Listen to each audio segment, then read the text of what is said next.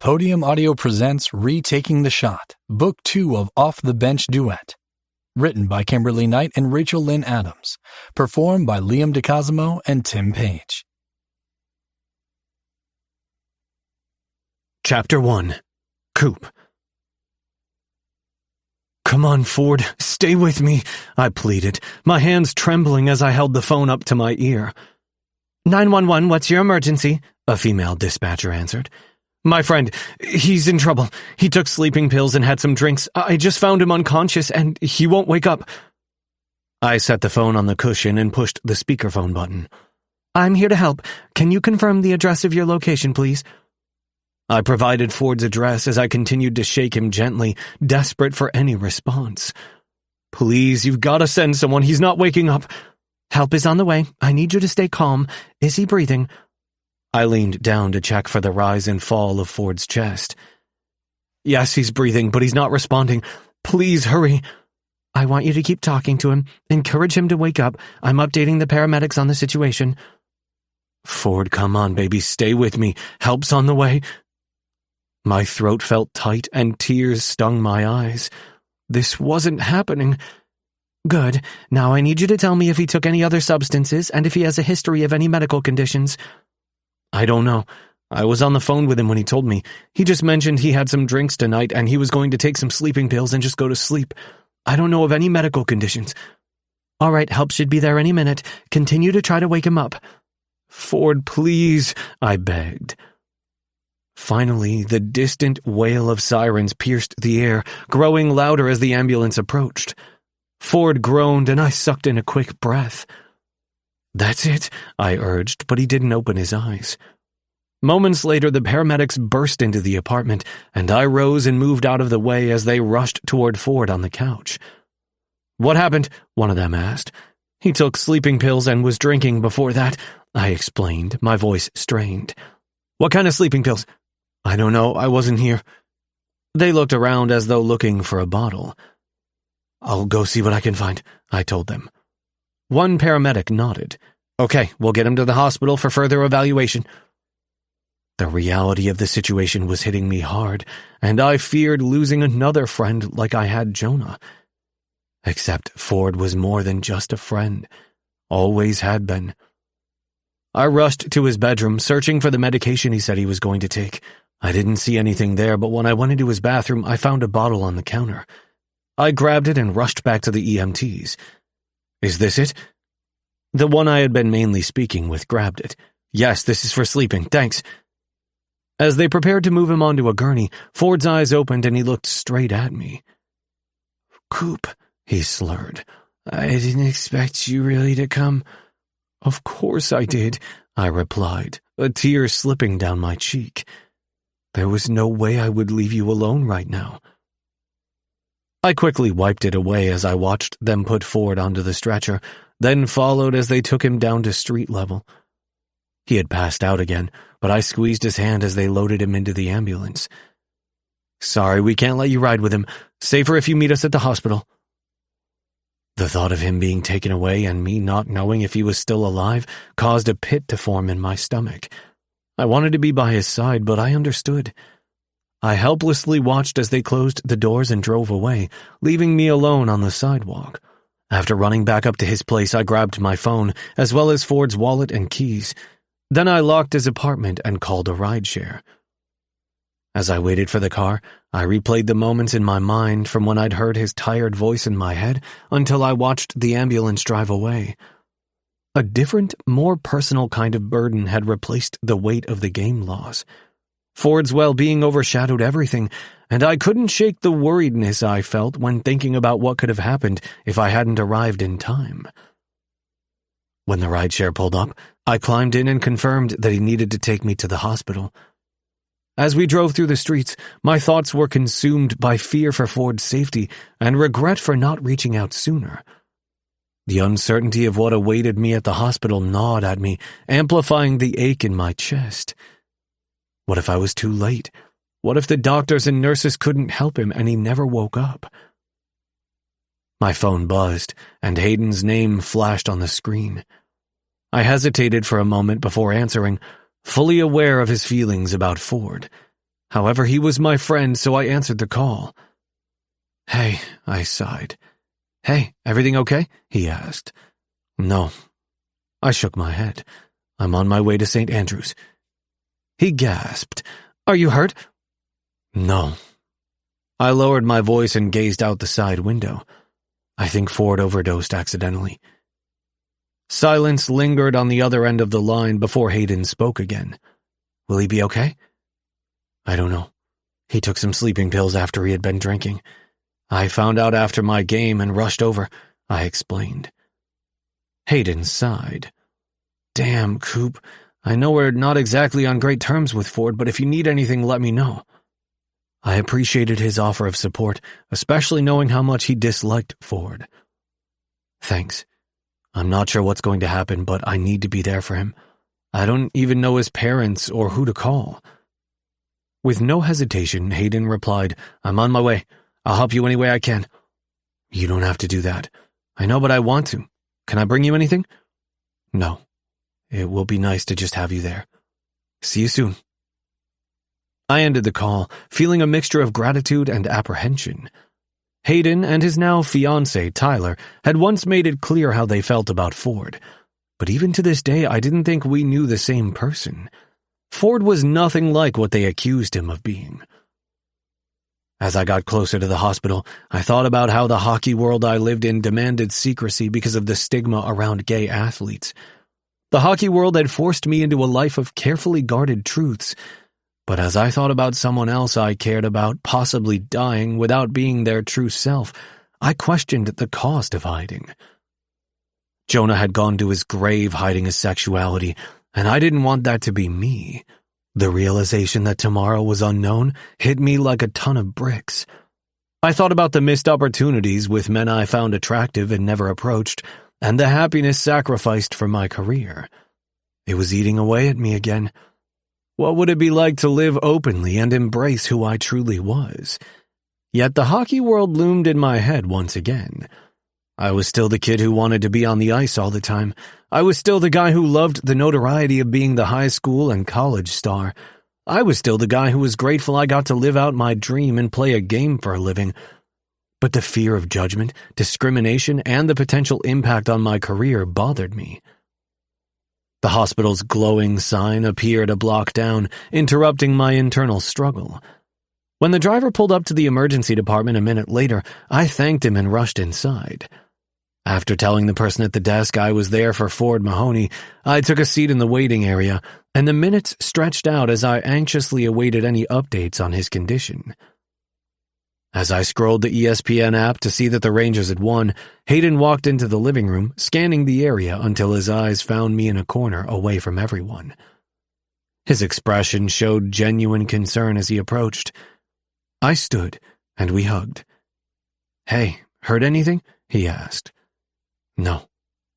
I shook my head. We took a seat, and he said, "I had no idea you were seeing Ford again."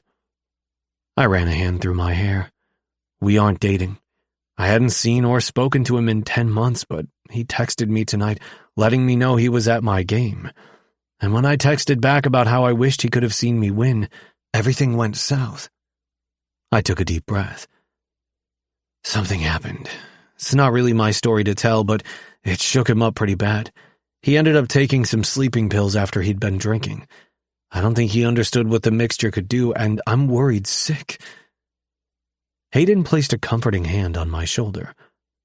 "Coop, I'm sorry you're going through this. It sounds like Ford is in a really dark place right now." I sighed. "Yeah, and it's not just Ford. This whole thing has made me realize that living in the closet, not being true to who I am, is eating away at me again. I can't keep hiding, Hayden. I'm scared, but I can't live like this anymore. It's never easy to confront your own truth, but you shouldn't have to sacrifice your happiness for the expectations of others. You know it's not that simple." "I know. It ate at Jonah, too." "Exactly. I want to come out. I want to be happy, but I'm terrified of how my teammates and fans will react." He squeezed my shoulder reassuringly. "You deserve to live the life you want, and trust me, the people who matter will support you." "Yeah, I hope so." As we continued to wait, the gravity of the situation with Ford mixed with my own personal revelations. Finally, a nurse in blue scrubs entered the waiting room, scanning the room until her eyes landed on me. I stood and Hayden followed suit. "Emmett Cooper?" I nodded, my heart pounding in anticipation. "Yes, that's me. How's Ford?" "He's stable now, but he needs rest." Relief washed over me, and I managed a shaky exhale. Hayden offered a supportive squeeze of my shoulder again. "Can I see him?" "Of course, but only for a few minutes. He needs rest, and we're monitoring his condition closely." "I'll let you go check on him," Hayden said. "Call me tomorrow or something?" "Yeah." I started to walk with the nurse, but stopped and turned to Hayden. "Shit, my truck is at the arena. Any chance you can get it and bring it here?" "Of course." I fished out my keys from the pocket of my suit pants and handed them to him. "Thank you." "Not a problem." I didn't hesitate to hug my friend. "And thank you for coming. Always." Chapter 2. Ford. The details of what had happened at my apartment were still fuzzy. However, I knew the combination of alcohol and sleeping pills had fucked me up, and somehow Coop had swooped in to save me. Once I was finally awake and able to speak coherently, a mental health clinician visited me in my room. She introduced herself as Vanessa and asked me questions about whether my actions had been intentional or accidental. I assured her I didn't have any plans to harm myself and that taking medication after drinking had been a dumb mistake on my part after a stressful situation. And that was true. The second I had seen Tim, all the memories of how he'd hurt me and everything I had endured afterward had come rushing back. It had been all I could focus on, and I had wanted nothing more than to quiet the dark noise in my head. So, when I'd remembered I had some sleeping pills, I had taken a few without thinking about the repercussions of mixing them with the vodka I had downed the minute I'd gotten home. Vanessa scribbled something down on her notepad and glanced up at me. "While I understand tonight was an accident, I would like to recommend that you reach out to the mental health department to set up a follow-up appointment. A therapist can work with you on ways to handle stress in a healthier manner." I met her gaze. "I think that's probably a good idea." She nodded and smiled. "Great. I'll leave these with you." She handed over a couple of pamphlets. "There are some resources you might find useful. And remember, reaching out for help is a sign of strength. It's important to take care of yourself." Her words lingered in the room after she left. The idea of working through all my trauma terrified me, but I clearly needed to talk to someone. Despite having spent the last several years trying to bury those memories, my recent public run-in with Tim had sent me spiraling, so I clearly hadn't done a great job of keeping it from affecting me. Even so, I wasn't sure I was ready to dig deep and confront my demons head-on. A few minutes later, just as I felt my eyelids get heavy, a nurse pushed the curtain aside and stepped in. "How are you feeling?" she asked as she checked my vitals. I shrugged. "I'm fine, but I feel like I could sleep for a week." She gave me a sympathetic look. "That's to be expected. The fluids help, but you've been through a lot tonight." "Yeah. Any idea on when I'll be able to go home?" She typed something on the computer. "The doctor is consulting with the clinician who spoke with you. If they both determine it's safe for you to leave, then we'll get your discharge orders together. But while you wait, would you like me to bring your visitor in?" My eyes widened. "My visitor?" "Yes, the receptionist called the nurse's station to let us know when Emmett Cooper was here waiting for an update on your condition. He's the one who brought your stuff." She pointed to the clear plastic bag holding my wallet and keys.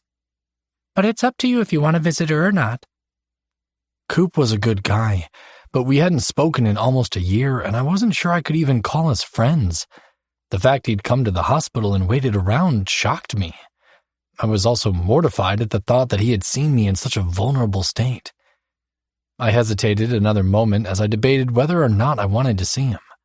The last time we had been together, he'd broken my heart again and told me we had no chance to be together, and we went our separate ways. But could I really turn him away? Sure," I stammered. "He can come in." She smiled and left the room. A few minutes later, Coop peeked around the curtain, his eyes filled with worry. The sight of him standing only a few feet away brought back so many memories, both good and painful. We had shared so much during our one summer together, but ultimately, my screw-up and the fact I had kept it a secret had been what tore us apart. He approached the side of my bed slowly, his dark brown hair slightly tousled as though he'd been running his fingers through it while he waited. "How are you feeling?" he asked, genuine concern lacing his tone. "Physically, I'll be okay," I replied, my voice barely above a whisper. But mentally, I didn't have to say anything else. Coop was the only person who knew why I had reacted the way I had. He nodded and took a seat in the chair next to my bed. "I'm sorry, Ford. I can't imagine how horrible that must have been for you." We sat in silence for a few minutes because I didn't know what else to say about what had transpired, and I doubted he did either. But eventually, he spoke. "So, you had a date tonight?" I turned my head to look at him. "Yeah." "And you came to my hockey game?" I couldn't tell what he was trying to imply with that statement, so I shrugged. It was his idea. "Well, how'd you like it?" "The game or the date?" I couldn't help but ask. He raised a brow. "The game?" "It was a lot of fun. Definitely different from watching it on TV. I dropped my gaze and looked at the suit he was wearing. "Did you come straight to my place from the arena?" Yeah. My forehead wrinkled in confusion. "Why?" "I was worried about you." He looked at me as though he didn't understand why I even had to ask. The curtain that closed off my area was suddenly pushed back, interrupting our conversation, and the nurse from earlier walked to the other side of my bed. "Looks like you can go home," she said. "Really?" "Yes, sir." She began to disconnect me from the various monitors. "But first, I must confirm you have a ride home." Her gaze flicked between me and Coop. "I can order a ride," I responded. "Don't be silly. I can drive you home," Coop stated. "Hayden should be back with my truck any minute." It felt as though I had stopped breathing. "Hayden's here?" Coop ran a hand over his hair. He was. He called me when I was on my way over.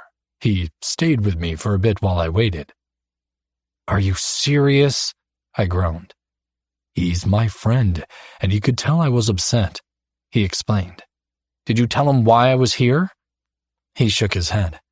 "I mentioned why I went to your apartment, but didn't tell him why you were upset." Jesus, Coop, he already thinks I'm an asshole. Now he probably thinks I'm pathetic too. Hayden knew I had almost died. He would tell Tyler, or already had, and the thought made me want to vomit even though I was certain nothing was left in my stomach. He reached his hand toward me, but I pulled away. "He doesn't think you're pathetic. He actually seemed concerned." "Well, I'm sure that was all for you. He doesn't care what happens to me." I knew I sounded like a petulant child, but it was hard enough knowing Coop had seen me at my lowest, and now Hayden and Tyler knew about it too. "Maybe we can talk about it later," Coop suggested, looking at the nurse who seemed uncomfortable. "I'll wait outside and text you once he comes back with my truck." "Whatever," I muttered. 20 minutes later, Coop had his truck, and I was wheeled down to meet him in the pickup zone. When we approached his F-150, he rushed over and opened the passenger door for me, and I reluctantly climbed in. Once I was buckled in, he rounded the front of his vehicle and got into the driver's seat. The tension between us was obvious, and the only sound filling the cab was the soft hum of his engine. When we finally arrived at my apartment complex, I sighed in relief. "Coop," I broke the silence. He turned toward me. "Yeah?" "Thank you for coming tonight, and I'm sorry for freaking out about Hayden." "You don't need to apologize. If I'd been thinking clearly, I wouldn't have agreed to let him come. I understand why that would make you uncomfortable." I gave him a small smile. "I appreciate that. I really shouldn't have made a big deal about it. You were there for me when I needed you tonight, and that means a lot." He reached out his hand again as he had in the hospital room, but instead of pulling away this time, I let him squeeze mine. I have practice tomorrow, but I can stay with you tonight, so you don't have to be alone. A huge part of me wanted to take him up on his offer, but I knew that wouldn't be a good idea. There was too much history between us, and after everything that had happened in the last several hours, I had no more energy to deal with the emotions Emmett Cooper brought out in me. The words of the mental health clinician ran through my head. It's important to take care of yourself. That was what I needed to do, and I couldn't do that if I was also trying to deal with my feelings for Coop. I placed my other hand on top of his. You don't need to worry about me. I think I need some time alone to process everything that happened. Are you sure? I want to make sure you're all right. Coop's eyes bored into mine, searching for any hint of hesitation. I kept my gaze steady, not wanting him to see the turmoil churning inside of me. Yes, I'm sure. He sighed softly. All right, if that's what you think is best, just promise me you'll take care of yourself. I promise. Good. His grip on my hand tightened before releasing it. I'll call you tomorrow to check in. You don't have to do that. You have hockey to focus on. I pushed the door open and slid out of the truck. I'll call tomorrow, he said again, and I didn't think I could convince him not to.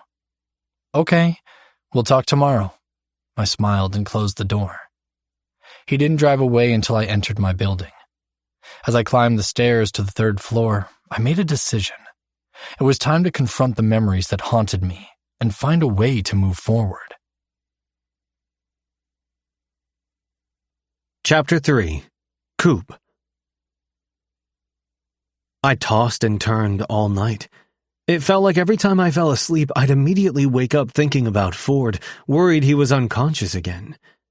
Each time I reached for my phone to call him, but then thought better of it. Or I would open my texts, type out a message to him, and then not send it. The doctors had cleared him, so I had to keep telling myself that he was okay. Plus, he all but told me not to call him. When my alarm went off, I felt as though I'd only gotten a few hours of sleep, if that. Luckily, all I had was practice for the day, and afterward I could come home and crash. While making myself an egg white omelet with red bell pepper and Parmesan cheese, I could no longer stop myself from checking on Ford. Me.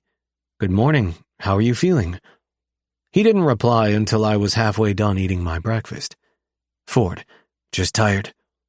Me. I'm about to head to practice, but if you need anything, please let me know. Ford. I'll be fine. Me. You probably will be, but that doesn't mean I'm not still worried. Ford. There's no need to worry. All is good. Me. Okay, but maybe I can bring you dinner later? The dots on the screen danced and then stopped. They danced again and then nothing. I stared at my phone waiting for a reply, but nothing came. So I finished my food and then dressed for practice. Right when I was about to leave, a text came through. Ford, I already have plans. My shoulders sagged as I read those 4 words, and I wasn't sure if it was because I felt rejected or that I thought maybe he had another date. Hell, maybe it was both. Me. Okay, have a good day then. Ford, you too. I slid my phone into my pocket and then grabbed my things and headed to practice. Usually I loved the feeling of the ice beneath my skates. Practice always had a way of temporarily blocking out the chaos of the outside world, but today was different because my personal life had barged onto the ice with me. As the captain of the team, I typically set the tempo, but my rhythm was off. My movements lacked their usual grace, my shots missed their mark, and the puck seemed to mock my every attempt to score. Butcher skated up beside me. Coop, everything all right? I mustered a smile the best I could. Just a rough night after the game last night. Nothing to worry about. You sure? Of course. Okay, well maybe you need to get laid or something. I shook my head and rolled my eyes. Getting laid was the last thing on my mind. Sexton skated over and joined the conversation. You're usually killing it, Coop. What's going on? I sighed, deciding to let them in. Some personal stuff, guys. Just had a long night. Nystrom chimed in as he and Arlov joined us. We're a team, Coop. If you need anything, we're here for you. A grateful smile tugged at my lips. "Maybe taking a break would help, Captain," Arlov suggested. "We can handle the rest of the practice. You've always had our backs. Let us have yours for a change." I nodded and skated to watch from the boards. My teammates rallied together and practice continued without me. It was a strange feeling to relinquish control, but I found a sense of relief knowing that in my toughest times they had stepped up without prying. But as practice went on, I realized I needed to immerse myself in the game that I loved and use it as a distraction. It was the only way I could escape the thoughts of Ford, so I took the ice again and lost myself in play after play. Once our drills wrapped up, the team skated off the ice, our faces red from the exertion. The locker room door swung open and we filed in, the familiar scent of sweat and equipment filling the air. I thought I was hiding that my mind was a mess, but it must have been written across my face still, because Butcher was the first to speak, his concern clear. "Coop, seriously, if there's anything you need to talk about, we're here." I nodded, appreciating the sentiment. "Thanks, Butch. Just dealing with some personal stuff. I'll get through it." Sexton, Nystrom, and Arlov echoed their support, offering words of encouragement as they tore off their gear. It felt good to have my teammates looking out for me. Once we were all dressed, Butcher suggested, "How about we grab some lunch and maybe a drink? My treat." The chance to unwind and shift the focus away from my troubles sounded appealing. We agreed, and the team headed to our haunt of choice, the Whispering Flask. Over lobster rolls and Guinness, my mood changed. Jokes and laughter flowed, momentarily pushing aside the shadows that lingered in my mind, and I briefly wondered how they'd react if I told them I was gay. Would it change things between us? Or would they not even bat an eye because, in the grand scheme of things, my sexuality didn't affect them? I'd been friends with them for a few years. That had to mean something, right? Hell, we even went on vacations together, had Friendsgiving with each other each year. These guys were more than teammates. They were my friends, and as we laughed together like we did most times we were together, the weight on my shoulders began to lift. Butcher leaned in with a mischievous glint in his eye. "All right, guys, here's one for you. Why don't hockey players make good criminals?" We exchanged puzzled glances as Butcher paused for effect, letting the anticipation build. "Because they always get caught in a penalty box." He burst into laughter, slapping the table with his hand. We erupted in a mix of laughter and groans. Sexton just shook his head. "Butch, that's so bad it's good. Or maybe it's just bad." Butcher chuckled, unfazed by the critique. "Hey, you can't deny it if it got a laugh out of Coop, and that's all that matters, right?" He was right. I was laughing at his ridiculous ass. I took a deep breath, contemplating whether now was the right time to come out to them. I had to do it. Had to finally pull the Band-Aid off and just tell them. I was tired of hiding. I cleared my throat. "All right, I've got one for you," I began, feeling nervousness bubbling within me. "Coop has a joke? I don't believe it," Butcher teased. I grimaced slightly. "It's actually not a joke." "Well, lay it on us," Arlov said, before taking a sip of his beer. I swallowed hard and looked down at the stout beer in front of me. I'm gay." Nothing was said for a few seconds, and I looked up to meet their stares. Butcher was the first to react, his grin widening. "Is that it? Man, you had me worried. I thought you were going to tell us you were retiring after the season or something." It was the last year on my contract with the Bruins, but I wasn't sure if I was going to retire or not. I had mentioned it to Hayden not that long ago, but things were different now. I had wanted to retire so I could finally live my truth. But the summer with Ford and my time with Baylor gave me hope I could be out while I still played the game I loved. Sexton playfully nudged Butcher. "Come on, Butch, let the man have his moment. Coop, thanks for trusting us with that. Means a lot." Nystrom raised his glass. "To Coop, for being brave enough to share." Arlov nodded in agreement. "We're teammates, but more importantly, we are friends. Your personal life doesn't change that." As the glasses clinked together in a toast, I felt a mixture of emotions, relief, acceptance, and a newfound connection with my friends. "Is that why you've been so down today?" Sexton asked. "Did you break up with your boyfriend or something?" "No." I shook my head. "Nothing like that." "Fighting with a lover, then?" Butcher pressed with a smirk. I stared at him for a second and realized he was fucking with me. It felt as though their teasing was a way for them to tell me they were truly okay with my sexuality, and that made my heart happy. No lover to fight with. You should check out this new dating app, Nystrom suggested. What new dating app? Butcher asked as I shook my head. I didn't want to join a dating app.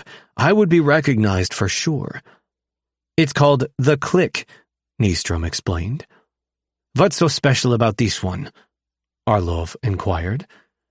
Because it's anonymous. They match people based on their preferences and interests instead of someone picking you because of your looks, Nystrom answered. They don't know it's you unless you tell them, and that can be either on the app or when or if you meet up. Are you on it? I asked him. Yeah, for a few weeks now. It launched not that long ago. But it's for straight people? I questioned. Nystrom shook his head. No, you select your sexual preference and the gender identities you are interested in matching with. Butcher and Sexton were already on their phones. Are you two signing up? I asked them. Hell yeah, Butcher said. Finding chicks to hook up with is great and all, but sometimes I wished they liked me from me and not because I'm a hockey player.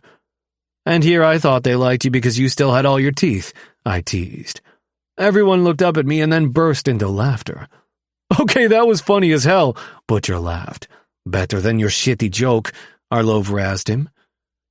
While the guys downloaded the app, I did the same. I had no clue what I should use for a username, and as I looked around the restaurant, I got an idea. I settled on Stick Whisperer 95. Chapter 4. Ford. My phone ringing woke me, and I considered not answering until I saw it was my mom. Hey, Mom, I greeted, my voice groggy.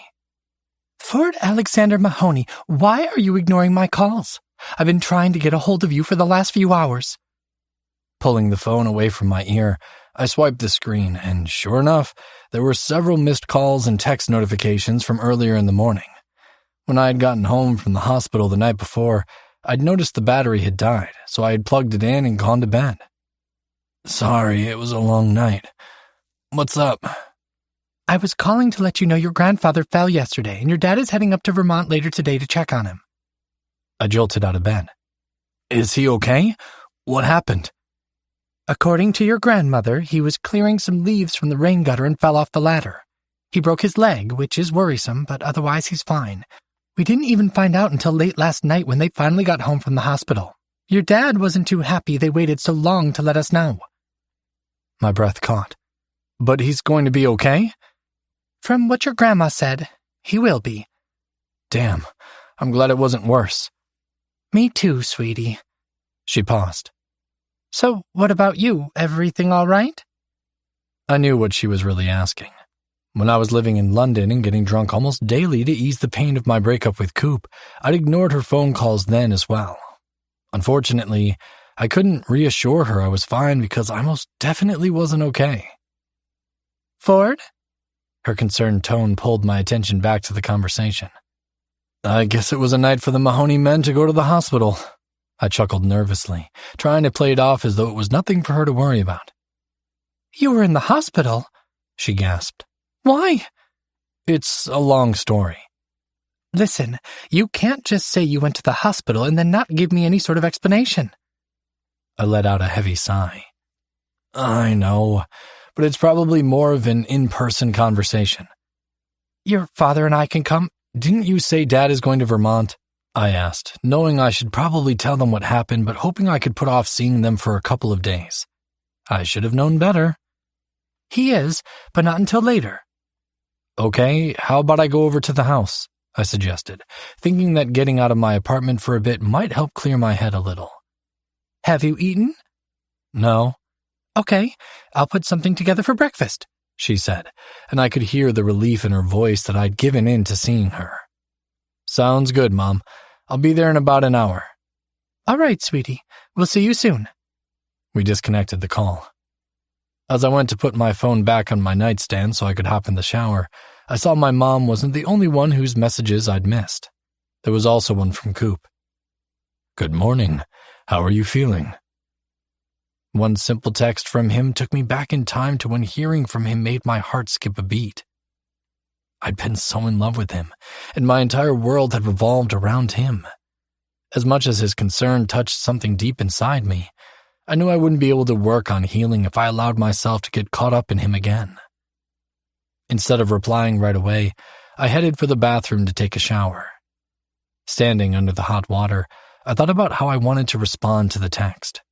Part of me wanted to pour my heart out to him since he seemed interested in my well-being, but I was still embarrassed by how he'd found me the night before.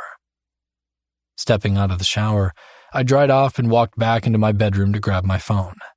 I settled on sending him a truthful but brief answer to his question. Just tired. Coop, I'm about to head to practice, but if you need anything, please let me know. The thing about Coop that made him both wonderful and frustrating was his kind heart. Here I was trying to blow him off, but he was still concerned about me. Me, I'll be fine. Coop, you probably will be, but that doesn't mean I'm not still worried. Frustrating, but so damn lovable. Me, no need to worry, all is good. Coop, okay, but maybe I can bring you dinner later? Fucking hell, he was really testing me and he didn't even know it. I typed out several responses, deleting each of them. When I couldn't decide what I wanted to say, I put the phone down and got dressed. After making myself a cup of coffee, I sent my boss an email since I knew he checked it on the weekends. Next, I went online to schedule an appointment with a therapist. Luckily, they were able to fit me in on Monday. Once those tasks were done, I finally responded to Coop. I was tempted to take him up on his offer to bring dinner over because I wanted to see him, but I was still embarrassed about everything. I already have plans. The second I hit send, I regretted my answer, but I knew it was better this way. At least, that's what I told myself. Coop, okay, have a good day then. It was impossible to read tone through text, but the way he worded his message made me feel as though he was disappointed by my answer. Me, you too. An hour later, I walked up to my parents' front door. Before I could enter, it swung open and my mom pulled me into her warm embrace. Mom, I can't breathe, I teased. She pulled back a little, keeping her hands on my shoulders and looked me over. Well, it doesn't look like you broke anything. Come inside and have some breakfast. We can talk while we eat. I followed her to the small table in the kitchen and took a seat while she grabbed me a plate. Mom rarely fussed over me, so I knew she was worried. Dad rounded the corner a minute later and gave me a small smile. I heard you pulled a grandpa and didn't tell us you were in the hospital while you were there. Yeah, I really am sorry. There was a lot going on, and by the time I got home, I crashed. So what happened last night? Mom asked, setting a plate of scrambled eggs and bacon on the table in front of me before sitting in the chair next to mine. I took a breath. You remember when I told you about what happened to me in high school? Mom sucked in a breath while my father frowned and said, Of course we do. That's not something a parent would forget. Well, last night I ran into the person who... How did I finish that sentence? The thought of saying the person who raped me made me feel like I was going to puke. I swallowed hard, trying to find the right words. The person who hurt me. Their expressions shifted from concern about what had landed me in the hospital to anger in the blink of an eye. What? Does he still live around here? Dad bellowed. I shrugged. I guess so. I mean, his parents still do, so it's possible he was just home visiting. I'm not sure. Mom tilted her head to the side. How do you know where his parents live? Fuck. I didn't mean to let that part slip, but there was no turning back now. Because you see them all the time, I whispered. Who? My father clipped. I knew his anger was directed at the situation and not at me, but I was still nervous about how they'd take the information I was about to share with them. It was Tim, I confessed, pushing around the eggs on my plate. Do you mean Timothy and Michelle's son is the one who did those horrible things? Mom questioned. I nodded, still not able to meet their gaze. Are you fucking kidding me? Dad shouted as he pushed back from the table. It was rare for my dad to use language like that, and for a second, I feared he would storm down the street and confront the Smiths. I glanced up. I know they're your best friends. That's why I didn't want to say anything when I first told you. Their friendship is the least of our concerns right now. Dad ran a hand down his face. What does this all have to do with you ending up in the hospital last night? For the next few minutes, I gave them all the details I could remember from the night before, including that a friend had come over to check on me and had called 911. When I looked up, my mom had tears running down her face, much like she had all those months ago when they confronted me about my drinking. Mom grabbed my hand. And you promise you weren't trying to hurt yourself last night? I squeezed her fingers gently. I promise. I really did just want to go to sleep. I wasn't thinking about the fact I'd been drinking. Well, Dad took a deep breath and glanced at my mom before switching his gaze to me. We have to do something. We can't let Tim get away with what he's done. What do you mean? I asked, already feeling a sense of dread creeping up inside of me. You should go to the police, Mom replied. Between the fear of reliving the trauma I'd endured and people finding out what had happened to me, going to the police was the last thing I wanted to do. Besides, even though I had a copy of the video, it didn't show Tim's face and only showed the consensual parts of the night.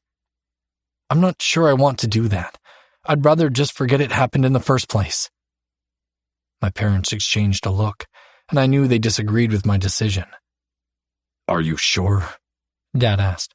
You have our support no matter what, but I hate that he won't pay for the pain he's caused you.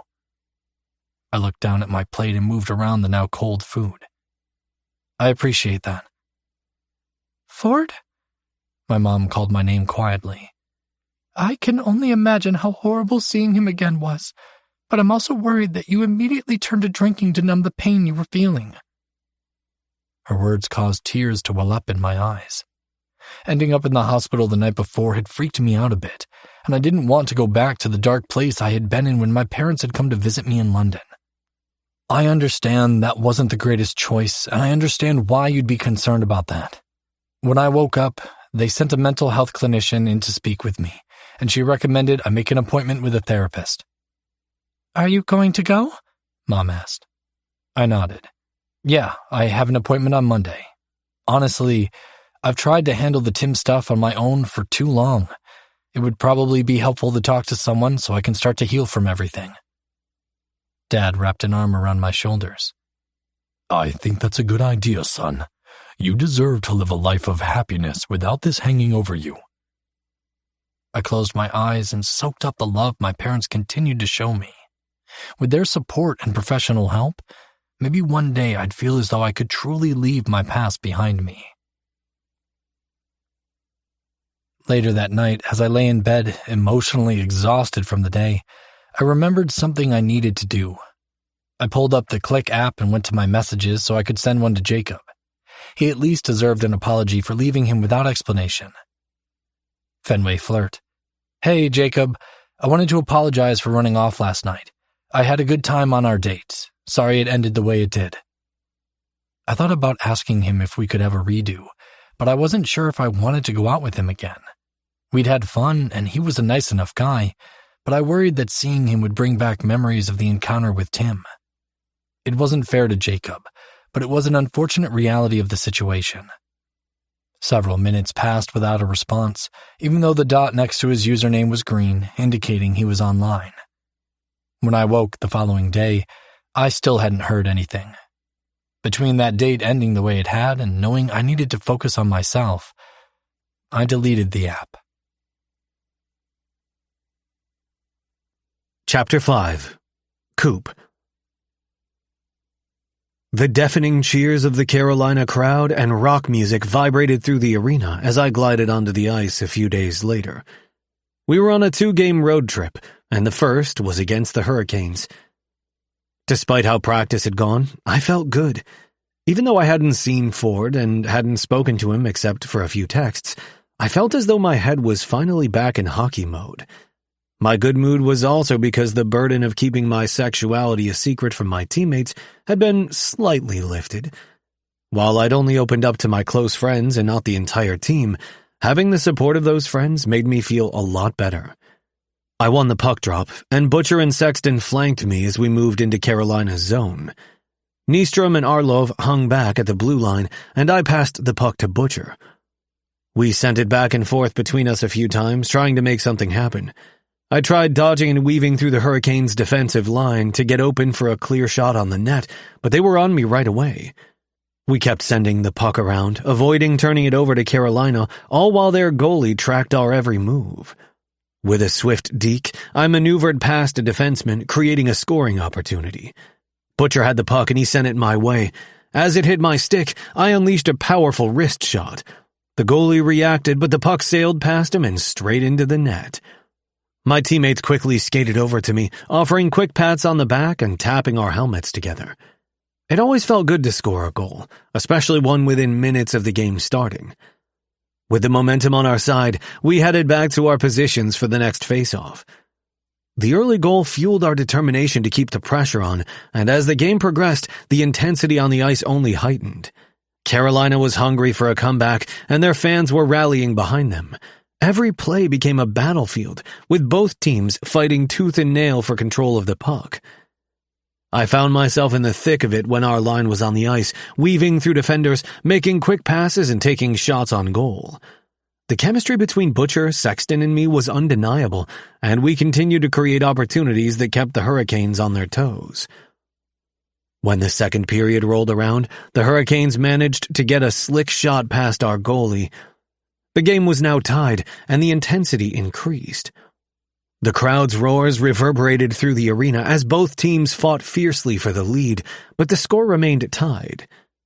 With minutes left in the third, the tension reached its peak. The score was still tied, and both teams were pushing their limits. As the clock ticked down, I could feel the pressure of the game resting on our shoulders.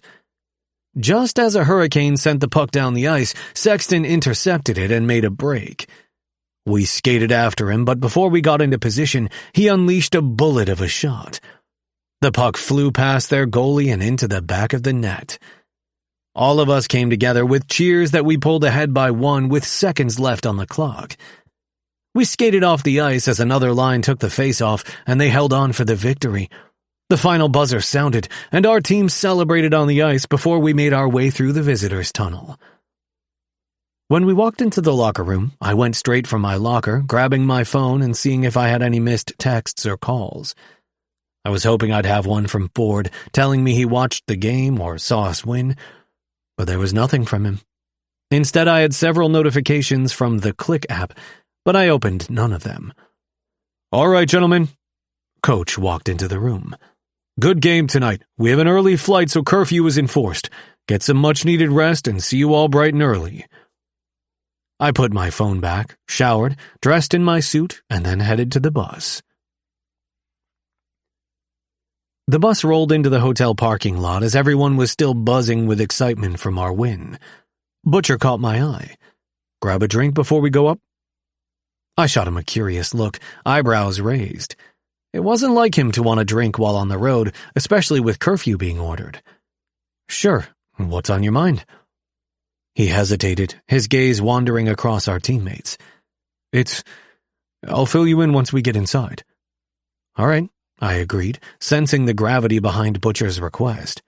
He was always joking and laughing, so this was unlike him, and I was a bit worried. We filed out of the bus, and once inside, the team all stood at the elevators as they waited to go up to their rooms. Butcher and I made our way to the lobby bar, its dim lights giving the area an elegant feel.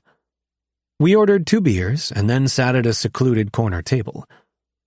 "So what's up?" I asked, and took a sip of the pale ale. Butcher rubbed the back of his neck, and I cocked my head to the side slightly. He was definitely not acting like himself. "You're kinda scaring me," I admitted. "Sorry, I don't know why I'm so nervous. If you can do it, so can I." I lifted a brow.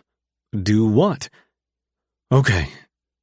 He looked around as though to make sure we were alone, and then back at me. "I'm bi." I balked slightly, but then said, "Dude, why are you nervous to tell me of all people that?" "Because I'm the one who is always joking and having a good time. We don't normally have serious conversations, and when you came out, I made a joke about it because I'm that guy." I nodded, understanding what he had just revealed. "Butch, you don't have to be that guy all the time. We're teammates, but we're also friends. I appreciate how understanding you were when I came out to you and the other guys, but I'm assuming by you telling me privately that you're also into guys, you want it to be kept between us?" "Yeah, I've always been hush-hush about me getting with a guy, but I guess I'm also telling you because I want you to know you're not alone." "Thanks, man. And you're not alone either. Do you have any plans to come out?" He shook his head. "No, I'm not looking for a serious relationship. If I happen to start one before I retire, then maybe I'll reconsider." His words played in my head as I took another sip of my beer. I never thought about coming out when I dated Ford or Baylor. It was always my plan to keep that part of myself hidden, even though I wasn't truly happy about it. But maybe it was time for me to accept I was gay and I played professional hockey. "By the way," I added, grinning, "I like that we had this serious conversation." Butcher chuckled genuinely. "Yeah, but let's not make it a habit. I've got a reputation to protect." The tension broken, we both laughed and continued chatting until we finished our beers and went to our rooms before we were caught out past curfew. A few days later, we were back in Boston for a 3-game homestand. I hadn't heard from Ford, and while I was sad about it, I understood. If he had never texted me that night... No, I wasn't going to think about that. He had texted me, and maybe it wasn't a sign we should try dating again. Maybe I was simply supposed to save him. And I did. There was no telling what would have happened if he'd fallen asleep from the pills and drifted off. The thought turned my stomach. As I was getting into my truck after practice, my phone buzzed with a text from Hayden. "Free for lunch?" I replied, "Yeah." "Now?" Hayden, "Yeah, you want to meet at Sandwiches and More?" Me, "On my way." 15 minutes later, I found a parking spot in a garage down the street from the sandwich shop. Hopping out of my truck, I made my way to the entrance, and once inside, I spotted Hayden at a small table for 2. "Hey, I just ordered," he stated. I patted him on the shoulder and then went to the counter and ordered a hot pastrami sandwich and a bowl of vegetable soup. After paying, I returned to the table and slid into the chair across from him. Perfect timing. I just got done with practice and was about to head home for lunch. "Is that a ritual?"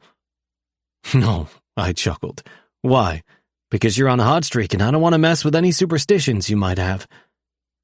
I grinned, knowing he was talking about how I'd scored a goal in each of the last 3 games.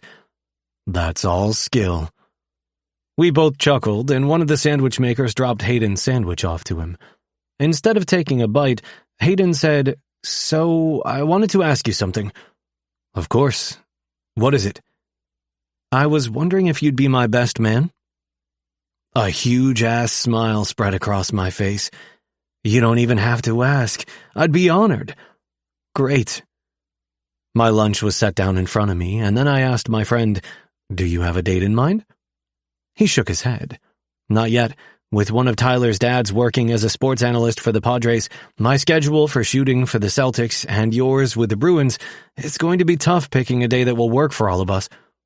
Whatever day it is, I'll make it work on my end." "Thanks. I appreciate that. But there is something else." "Okay." I took a bite of my sandwich. "I'm not sure it will be a good idea for you to bring Ford." I stopped chewing, the food still in my mouth. "Bring Ford? As your date?" I swallowed my bite. "There's no reason for me to bring Ford." "Really?" He took a bite of his turkey sandwich. "You're not back together?" I shook my head. "No, I haven't seen him since he was in the hospital." "Oh, I thought for sure you two were going to start dating again." I set my sandwich down and tried to keep my cool. Before, I had a lot of apprehension when it came to Ford and how he had wronged Hayden and Tyler, but that was over and done with. Hayden hadn't been fired, Tyler had moved on, and I was certain Ford hadn't used me to try to get Tyler back. But before I could say anything, Hayden continued. "I know I can't tell you who you can and can't date. It's just that my wedding—" I held up my hand. I get it, but he and I aren't dating again. We weren't dating, but that didn't mean I didn't miss him, and even though I hadn't heard from Ford in several days, I sent him a text later that night when all I was doing was thinking about him. Me. Hey, just checking on you. Are you doing okay? To my surprise, he responded, Yeah, how are you? Me. Good, just keeping busy with hockey. Ford. I've been watching. Him admitting he had been watching my games put a smile on my face. Me. Yeah, I'm on a 3-game goal streak. Ford. I know, the broadcasters tell us each game. I chuckled and replied, Maybe instead of listening to them, you should come to a game. I can get you tickets. Those little dots on the screen danced for a long time, and then finally his response came through. I'd like that. Might even get myself a Cooper jersey this time. Even though I didn't have jerseys I wore in games because they were team-issued, I had a few given to me over the years, and I didn't mind gifting him one. Me. I can just give you one. I'll even sign it. Ford. I'd like that too. A big smile spread across my face as I sent my next text. Me. Wanna come get it now? The damn dots danced again, and then finally he sent his one-word reply. Yes. Chapter 6. Ford. It had been almost an entire week since the night Coop had come to my rescue, and I couldn't stop thinking about him. It didn't help that he'd texted me multiple times over the past few days. Most of the time, I didn't respond. Not because I wanted to be rude or didn't appreciate that he was checking up on me, but because I was trying to protect my heart. Despite my best efforts, I found myself constantly replaying our entire relationship in my mind. Those weeks in Vermont were the happiest I'd ever known. The spark I had felt almost immediately after I met him had been undeniable, and I wished more than anything that I could go back in time and do things differently. I knew I needed to let go of those thoughts and focus on myself. How could I ever be a good partner if I didn't work on my issues? Thankfully, when I had called to make an appointment with a therapist, the receptionist was able to get me scheduled right away. I'd had my first appointment 3 days ago and had a good feeling things could turn around for me. It wouldn't be easy, but I knew it would be worth it. Lying on the couch, I looked for something to watch on TV. Nothing piqued my interest, so I picked up my phone to check my social media. While scrolling, I came across numerous posts reminding people to get out and vote in the upcoming election. The father of my former fraternity brother, Fallon Donnelly, was running for president, and if the polling was to be believed, he was likely to win. Seeing that instantly had me thinking about all the problems I'd caused in college. Maybe one day in the future, after I figured my shit out, I'd be able to make amends for those screw-ups as well. Just as I was about to set my phone down, a text from Coop popped up on the screen. Hey, just checking on you. Are you doing okay? I closed my eyes and debated whether or not I should respond. Before I knew what I was doing, my fingers were typing a response. Yeah, how are you? Coop. Good. Just keeping busy with hockey. Me. I've been watching. I'd caught all 3 games he'd played since he dropped me off at my apartment. I guess I could be considered a hockey fan now. Or maybe I was just an Emmett Cooper fan and wanted to torture myself by watching him skate across my TV. Coop. Yeah, I'm on a 3-game goal streak. Me. I know, the broadcasters tell us each game. Coop. Maybe instead of listening to them, you should come to a game. I can get you tickets. His text confused me. It almost sounded as though he wanted to see me again. But was it because he felt bad for me, or did he want to hang out as friends? I couldn't imagine he wanted to rekindle things between us. Our circumstances hadn't changed, and all the reasons he had for breaking up with me last year hadn't disappeared. Still, I wanted to take him up on his offer. I'd like that. Might even get myself a Cooper jersey this time. Coop. I can just give you one. I'll even sign it. I may have thought watching him on TV was torture, but chatting with him like this hurt even more. Still, I couldn't put a stop to it. Me. I'd like that too. Coop. Want to come get it now? My lungs must have stopped working because suddenly I couldn't breathe. Did I want to go to his apartment and see him even though I knew it wasn't a good idea?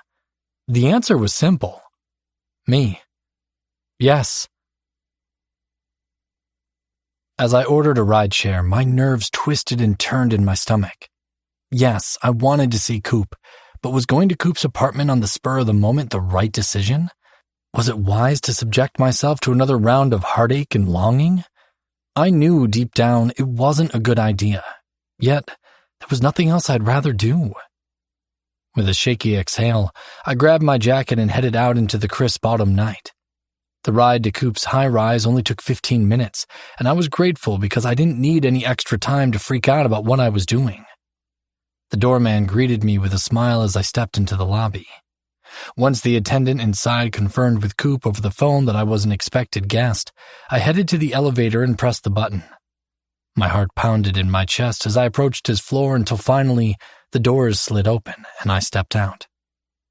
When I reached Coop's apartment, I hesitated for a moment, contemplating whether this was really what I wanted.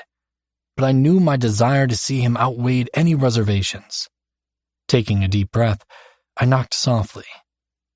Seconds later, the door swung open, and I had to take a second to appreciate the sight in front of me. There stood Coop, looking casual but still unbelievably hot. He was dressed in a fitted black t-shirt and gray sweatpants, his dark hair damp and messy as though he'd just stepped out of the shower. The sight of him took my breath away, reminding me of all the times we had shared, and all the love.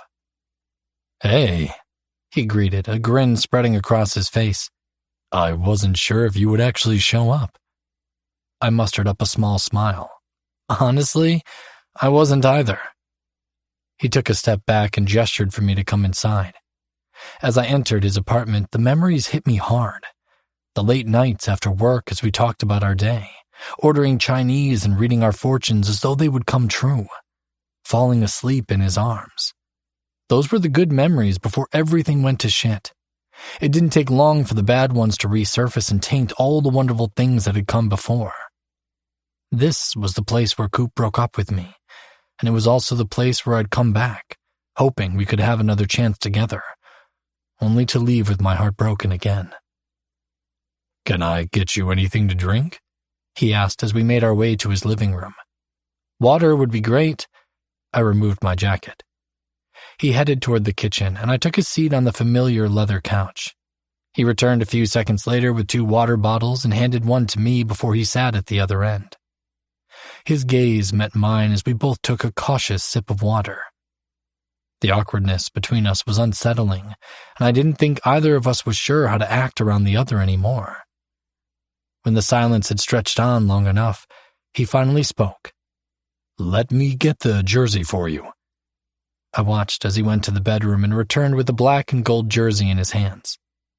"Thanks," I took it. "You're welcome." Coop sighed. "You may not believe me, but I've missed you." "I've missed you too," I admitted, wondering if he could hear the vulnerability in my voice. He moved closer, his arm resting on the cushions behind me. "I've been thinking about you a lot lately. I crashed my lips against his before he could say anything else. My heart couldn't handle listening to him talk about how he'd been thinking about me, but I needed one more moment with him. The minute our lips touched, all other thoughts left my head. His fingers roamed the curves of my back, over my sweater, but I wanted to feel his touch on my skin. Pulling away for a moment, I tugged my sweater over my head and Coop did the same with his t-shirt. We dove back in and kissed, our tongues tangled together as I guided him to lay flat on the couch. Deepening the kiss, I slowly slid my hand between us, cupping his hardened length beneath his sweats. "Ford," he breathed as I began kissing down his neck. "Yes?" I asked, but I already knew what he wanted because his hips bucked up and his erection strained against my hand. "I need you." My lips trailed along his neck and down the length of his muscular body to the waistband of his sweats. His heated stare met mine as I tugged them down, freeing his bobbing erection. Darting my tongue forward, I lapped up the drop of pre-cum at the tip before circling the head of his dick with my tongue. He closed his eyes and moaned, "Damn, I've missed your mouth." His words urged me on, so I gripped his thighs and leaned forward, taking him as far as I could. His tip hit the back of my throat, causing my eyes to water, but I kept going. Coop's hands went to my hair and tugged gently for me to release him until I pulled off him with a pop and lifted an eyebrow. "As much as I love what you're doing, I want you inside of me. It's been too long." "Okay," I grinned. While I pushed off the couch and quickly kicked off my jeans and boxer briefs, Coop leaned over to dig around in the drawer of the end table and pulled out a condom and lube. He popped the top of the bottle of lube and poured a generous amount into his palm. I took a step closer to him, and he wrapped his hand around my hard cock. One touch from him had my hips thrusting into his fist. Before I could embarrass myself by coming from just his hand, I covered my fingers with the slippery lube and began circling them around his hole. He spread his legs to give me better access, and I eased a finger inside of him, feeling him tighten around my digit. Sliding another finger in, I scissored them to help loosen him for me. "You like that?" Coop moaned in response, and I couldn't wait any longer to have him. I grabbed the condom with my free hand and ripped open the foil packet with my teeth before tossing the wrapper aside. "Are you ready for me?" I rolled the latex down my shaft. "So ready," he murmured. Slowly, I pressed into him inch by inch, and his body relaxed enough to let me in. He hooked his legs around my hips, helping me push the rest of the way inside, and I leaned down to kiss him again as he squeezed the hell out of my dick. His hips moved in rhythm with mine, his cock hard and begging for attention. I leaned back but continued to thrust into him. With one hand I held onto his leg, and with the other I gripped his dick, pumping it in the same rhythm as I rocked into him. "Ford, I'm close. Keep doing that." He held onto the armrest behind him. Leaning forward, I captured his mouth with mine again so I wouldn't utter the words I had no business saying to him. His hand met mine between us, pumping his shaft along with me.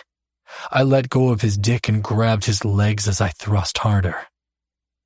"I'm coming," Coop groaned against my lips, his warm liquid spilling between us. A second later, my entire body tensed, and I shot my release into the condom. But I didn't stop kissing him.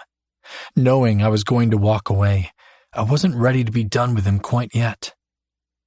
Once our breathing returned to normal, I lifted off of him. "I need to go clean up." After disposing of the condom in the bathroom, I grabbed my clothes from the floor and began to dress. "You're leaving?" Coop asked, propping himself up on an elbow. "Yeah." It was killing me to walk away, but I had no choice. He narrowed his eyes. "So was this some sort of payback for last Christmas when I said we couldn't be together?" "Of course not, but nothing has changed." "Yes, it has," he implored. "I don't care anymore what people think. I want to be with you." Tears pricked at the corners of my eyes. "Coop, you deserve someone who can fully give themselves to you, and I'm just not there yet. I have a lot of stuff to work through. Maybe one day I'll be that person, but I can't be right now." "Ford." He reached for my hand, but I pulled away. "I'm sorry," I said, then rushed out of his apartment without the jersey he'd given me. Once again, I was leaving Coop with my heart in a million pieces. Chapter 7. Coop.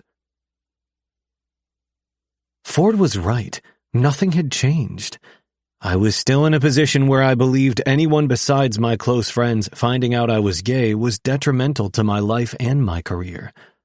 But as I thought about Butcher being bi, Baylor being gay, and also Jonah not coming out, I wondered if more pro athletes were living in the closet. Maybe there were. and in the end, my coming out would have little impact on my career. I wasn't naive enough to believe there wouldn't be any issues, because I knew there were guys in the league who wouldn't be okay with my sexuality. Fucking sucked, but I was tired. Tired of hiding. After Ford left my place, I got up to lock the door, only to realize the jersey I'd given him was still on the back of the couch. Was this really the end? Was it time for us to finally move on and stop going back and forth, which only led to heartache? Even though I realized I could have a secret relationship while continuing to play hockey because I'd done so with Baylor, I also had to respect Ford's wishes, and it was clear he didn't want to be with me right now, and who knew if that would change. Maybe things would have been different if I hadn't been the one who had pushed him away when he was working in London. But things were different then, when thousands of miles and a fucking ocean gaped between us. Now only a 15-minute drive separated us. I guess some things had changed. Snatching the jersey, I returned to my bedroom and hung it up in the closet. I really thought we were going to make a go of things again, and I was sad to realize I was wrong. It was at that moment I vowed to myself that I was going to stop the cycle and be happy.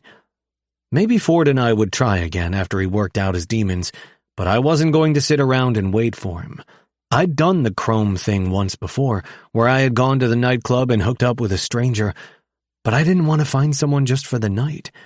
It felt shitty watching Ford leave after we fooled around, and I didn't want that. I wanted more. My phone chimed with a notification, and when I picked it up, it was as though the dating gods had looked down on me and smiled. I'd clicked with someone on the click. Crawling into bed, I propped myself up on my headboard and tapped the notification on the screen. It opened the app and went straight to the message I'd received. Make me come. Twinkle, twinkle, little star, let's have sex in my car. I stared at the message. Was this for real? Was this what people did on dating apps? I could have easily closed out of the app and ignored the message, but since it had just come through, I figured the person was online. So I responded, up above the world so high, I think I'd rather fucking die. I sent the middle finger emoji for effect. Make me come. That's a good one. I'm Travis, BTW. Stick Whisperer 95. Does that pickup line really work? Make me come. Nah, but it's a good icebreaker for this shit. Stick Whisperer 95. Ever thought of just saying hi? Make me come. What fun is that? If I were to see you in a bar, I'd say the same thing. Stick Whisperer 95. I'd punch you in the face. I actually wasn't much of a fighter. Not on the ice and never off of it, but this prick was rubbing me the wrong way. Plus, we were online and he didn't know who I was, and I had no desire to ever meet this asshole. Make me come. I'm so scared. Stick Whisperer 95. Fuck off. Make me come. Dude, lighten up, it's a dating app. I didn't respond to the guy. Instead, I closed out of the chat box and hesitated to open my other messages. What if they were all the same? It was easy to say whatever you wanted behind a screen, and I was almost positive Make Me Come, should have known from his name that he was a douche, wouldn't use that line in a bar unless he was wasted. But I decided to see what other messages I had. I went in order. Out and about. Picture of a wood deck. Sorry for the unsolicited deck pic, that was for someone else. Yeah, next. Fabulous flirt. I'm jealous of your heart because it's pumping inside of you and I'm not. What the actual fuck? Like every user on the click, I had no picture up on my profile. I didn't list a single thing about me except my age and a few hobbies, but everyone just wanted to get in my pants? Reluctantly, I kept going, but the next one seemed like it had potential. Looking for love 12. Would you rather have 3 cups of coffee a day or never drink coffee again? I decided to respond. It seemed like a harmless question, and given I'd already told the guy to fuck off, what was the worst that could happen? Stick Whisperer 95. I guess 3 cups a day. You? I got out of bed, set my phone on the nightstand, and took a quick shower before crawling back under the covers for the night. As I lay there, I thought about Ford and how he'd left. We could be cuddling together, falling asleep in each other's arms as we had before, and yet my bed was empty. The longer I lay there, the sadder I got. Before I could question it, I grabbed my phone and sent him a text. "Me, you forgot the jersey." To my surprise, he responded right away. "Ford, I'm sorry, I didn't think you'd still want me to have it." Me, "I don't mind giving you a jersey, I have plenty, but do you even still want one with my name on it?" Those pesky dots hopped on the screen, and finally, after several minutes, he replied, "You'll always be my favorite player." His response didn't quite answer my question, so I straight up asked, "Is this really the end?" A few seconds later, his reply came through. "For now." I didn't bother to text back. Instead, I put my phone down, and at some point, I fell asleep. My phone dinged with a notification, and I rolled over, still half asleep, to check to see what it was.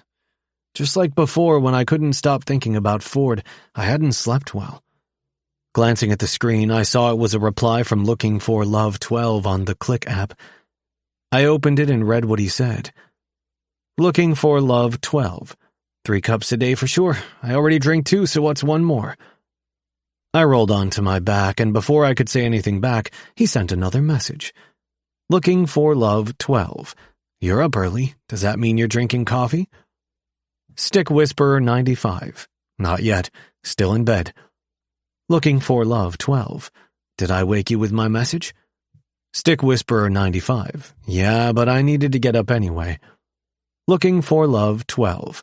Sorry about that. I get up this early for work. I wanted to ask what he did, but then that would lead to him asking me.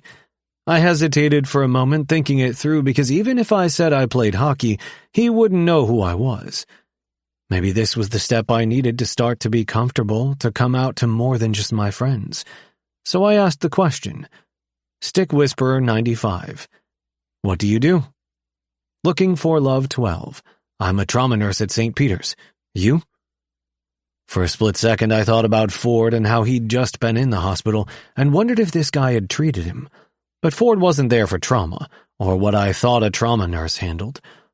Did they do surgeries and tend to people with gunshots and car accidents, stuff like that? But I didn't want to lie either, given my history with Ford lying to me in the past. Stick Whisperer 95. I play hockey. Several minutes passed as I waited to see if he would reply. I got out of bed, slipped on my pajama pants, and went to the bathroom to relieve myself. By the time I went to the kitchen to start a cup of coffee, he finally responded. Looking for Love 12. Am I talking to a Bruins player? I turned and leaned against the counter as I replied. Stick Whisperer 95. I didn't say that. Looking for Love 12. Fair enough, I have to get to work now. Have a great day, and if you by chance have a game tonight, good luck. Stick Whisperer 95. Have a great day as well.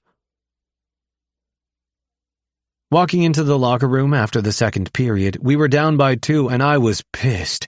Throughout the 2 periods, Toronto had been delivering cheap shots and coming after us hard. I got it. We were first in our division and they were 4th, but the way they were playing wasn't the way to go. I'm saying it now, if Volkov slashes me one more time, I'm dropping my gloves, Butcher bellowed as he took a seat in front of his locker. Everyone nodded, and I was in full agreement. Toronto's captain was being a dick, too, and I wouldn't mind going toe-to-toe with Harrison. In fact, we were in our arena, and even though I wasn't much of a fighter, I was going to pump my guys up. Once back on the ice, we got into position for the puck drop.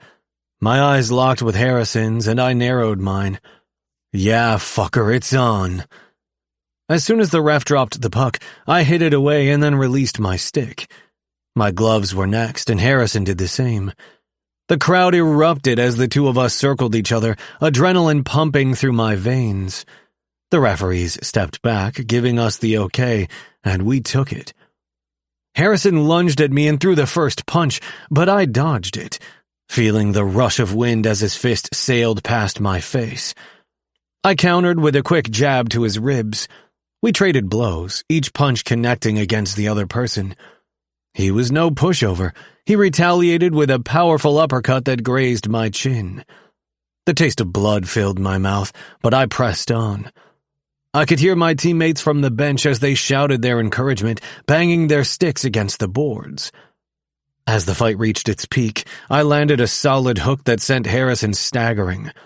He fell to the ice, and I didn't hesitate as I lurched and threw my fist at his face again, delivering my final blow. A referee stepped in, signaling the end of the fight. I stood up, panting, and I could taste the blood on my lip, but I was victorious. Before I skated to the penalty box, Butcher clapped me on the shoulder. "That's how you do it, Captain." As I watched from the box, it seemed my fight had the desired effect and motivated my teammates because they scored less than 2 minutes into the 5-minute penalty. Once I was back on the ice, I wasted no time, and within seconds, I scored the tying goal. Minutes later, I could still feel the adrenaline from the fight. As the seconds ticked down, I found Sexton as he was open and sent him the puck. He took the shot, and the sound of the goal horn was music to my ears. Once I was back in the locker room after doing the post-game interviews and stuff, I was still riding a high. It wasn't just from the win or even from my fight. I felt different, more alive even, and maybe that was why once the thought entered my mind, I went with it. "Guys," I spoke, "before everyone goes, I have something to say." My teammates turned to me and I waved for the coaches and other staff to gather around too. "You good, Coop?" Butcher asked. I bobbed my head with a small smile. "Yeah, it's time." His eyes widened in understanding, and I looked at my other close friends. They nodded their understanding as well. Taking a deep breath, I said, "I'm not sure if you all have noticed, but there have been moments when I appeared distracted and not acting like myself. Times I was too caught up in the things running through my head that I couldn't focus on hockey.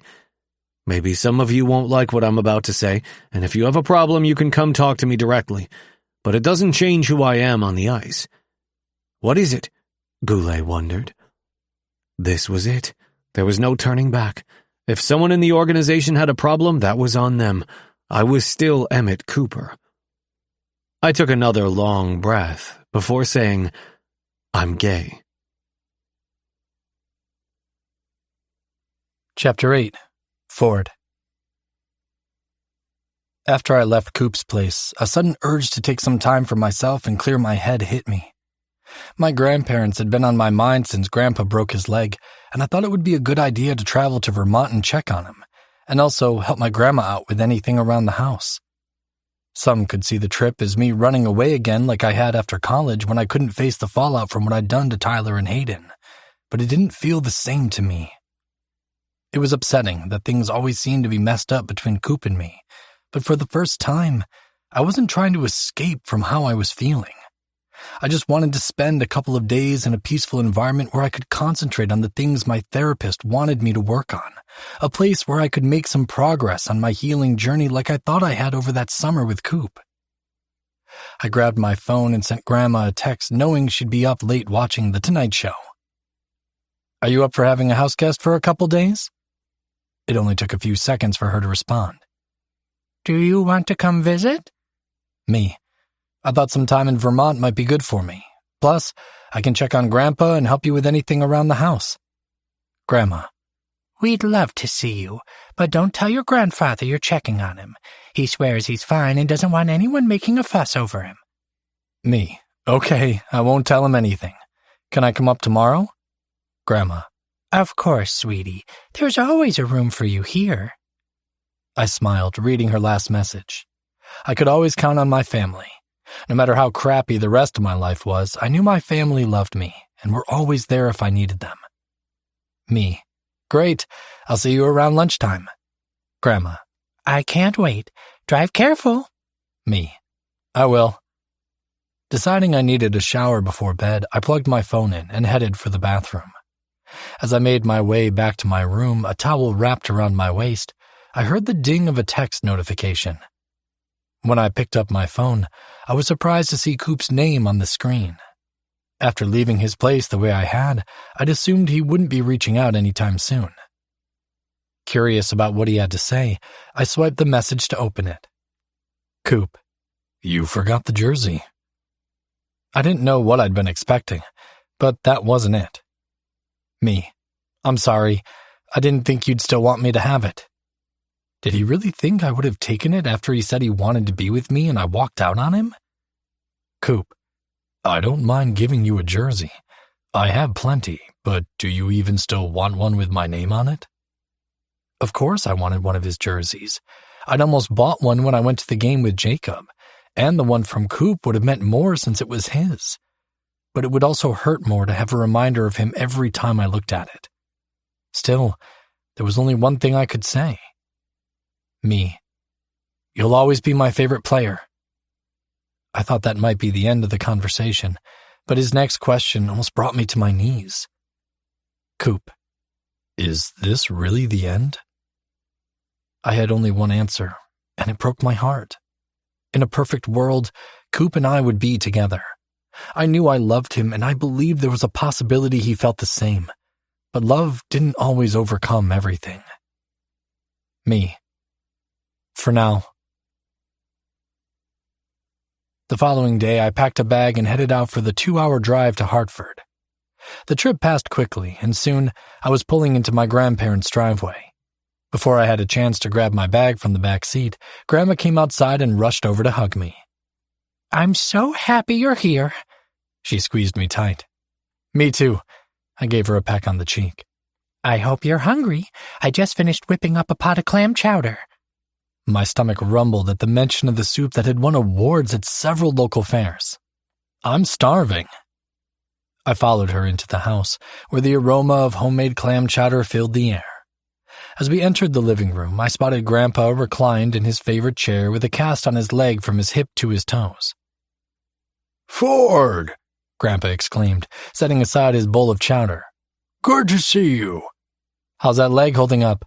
I asked as I embraced him. Grandpa chuckled. It looks worse than it is. Grandma rolled her eyes. It's broken in 3 places, Larry. How much worse could it be? It's just a flesh wound, he teased. I've had worse injuries. I'm sure you'll be good as new in a couple of weeks, I smiled. My grandmother went to the kitchen and reemerged a few seconds later with a steaming bowl of chowder for me. I grabbed the TV tray and quickly set it up before taking the bowl from her hands. Thank you, I said. It smells delicious. Lifting a spoonful to my lips, I closed my eyes and savored the first taste. The creamy broth was rich and flavorful, with chunks of tender clams and diced potatoes. It reminded me of the times I spent at their home when they lived in Boston, and it brought back memories of a time when things didn't seem so hard. After lunch, I helped Grandma with a few things around the house while Grandpa watched some World War II movie in the living room. Later that evening, I offered to go into town and pick up a pizza for dinner. The moment I stepped into Mario's, I heard someone call my name. Turning, I spotted Coop's friend JP and his wife, Chrissy. I'd met them during the summer that Coop and I were together. JP came over and shook my hand. Hey, when did you get back into town? I smiled at him and his wife. Today, actually. I'm just visiting my grandparents for the weekend. That's sweet, Chrissy said, and then stepped away to break up an argument between their kids. You talked to Coop lately? JP asked. I shrugged. A couple of times. Yeah, I don't get to talk to him much during the season, but I watch all his games on TV. Are you watching tonight? That's the plan. Pizza and hockey with the grandparents. Well, it was good seeing you. If you're here next summer, you've got an open invitation to our 4th of July party, but I demand a cornhole rematch. I chuckled. You've got a deal. I grabbed the pizza from the pickup counter and headed for my car. When I returned to the house, I could hear the familiar sound of the hockey game on TV. I dished up a couple of slices for each of us and then settled in to watch the game. Toward the end of the second period, Toronto was leading the Bruins by 2. I glanced over at my grandparents who were engrossed in the game.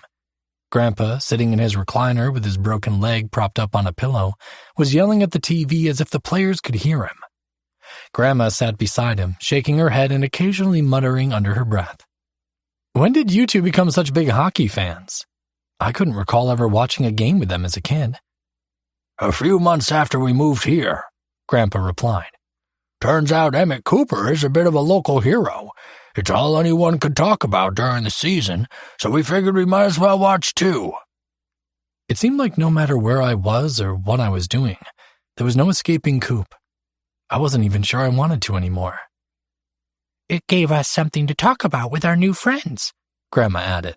Besides, some of those players are hotties. Grandma, I gasped teasingly. Those guys are young enough to be your grandsons. But that doesn't mean I can't appreciate their good looks, she winked. During intermission, I got each of us a refill for our drinks and grabbed the container of home-baked cookies. While my grandma's clam chowder was award-winning, her cookies were to die for. Maybe I could sweet-talk her into sending some home with me when I left. The game had barely started again when Coop and one of the Toronto players began throwing punches. It was only my second season of watching hockey, but I knew it was rare for Coop to get involved in any of the fights between players. In fact, I couldn't remember ever seeing him lose his temper. Even the night we broke up when he was pissed at me, he didn't look aggressive like this. The person on the ice wasn't the Emmett Cooper I knew. A few minutes later, as he skated toward the penalty box, the camera got a shot of blood dripping from his lip. Grandma covered her mouth and whispered, "Oh my goodness." "Looks like Cooper got the better of that Harrison guy," Grandpa said. "I'm sure everyone's going to be talking about this one tomorrow." I wanted to add something to the conversation, but I couldn't pull my attention away from the screen. It was the second time I'd seen Coop get hurt during a game, but at least it didn't appear as though he had any injuries beyond the split lip. Still, I didn't enjoy seeing him like that, and a part of me wondered if our conversation the night before had anything to do with his anger tonight. Chapter 9. Coop.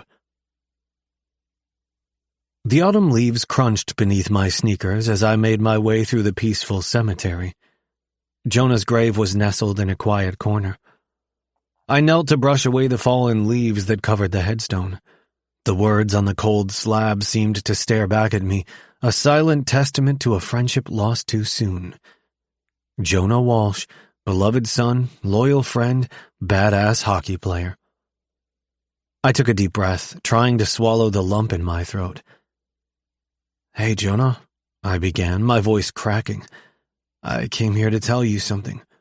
Something I wish I could have told you while you were still here."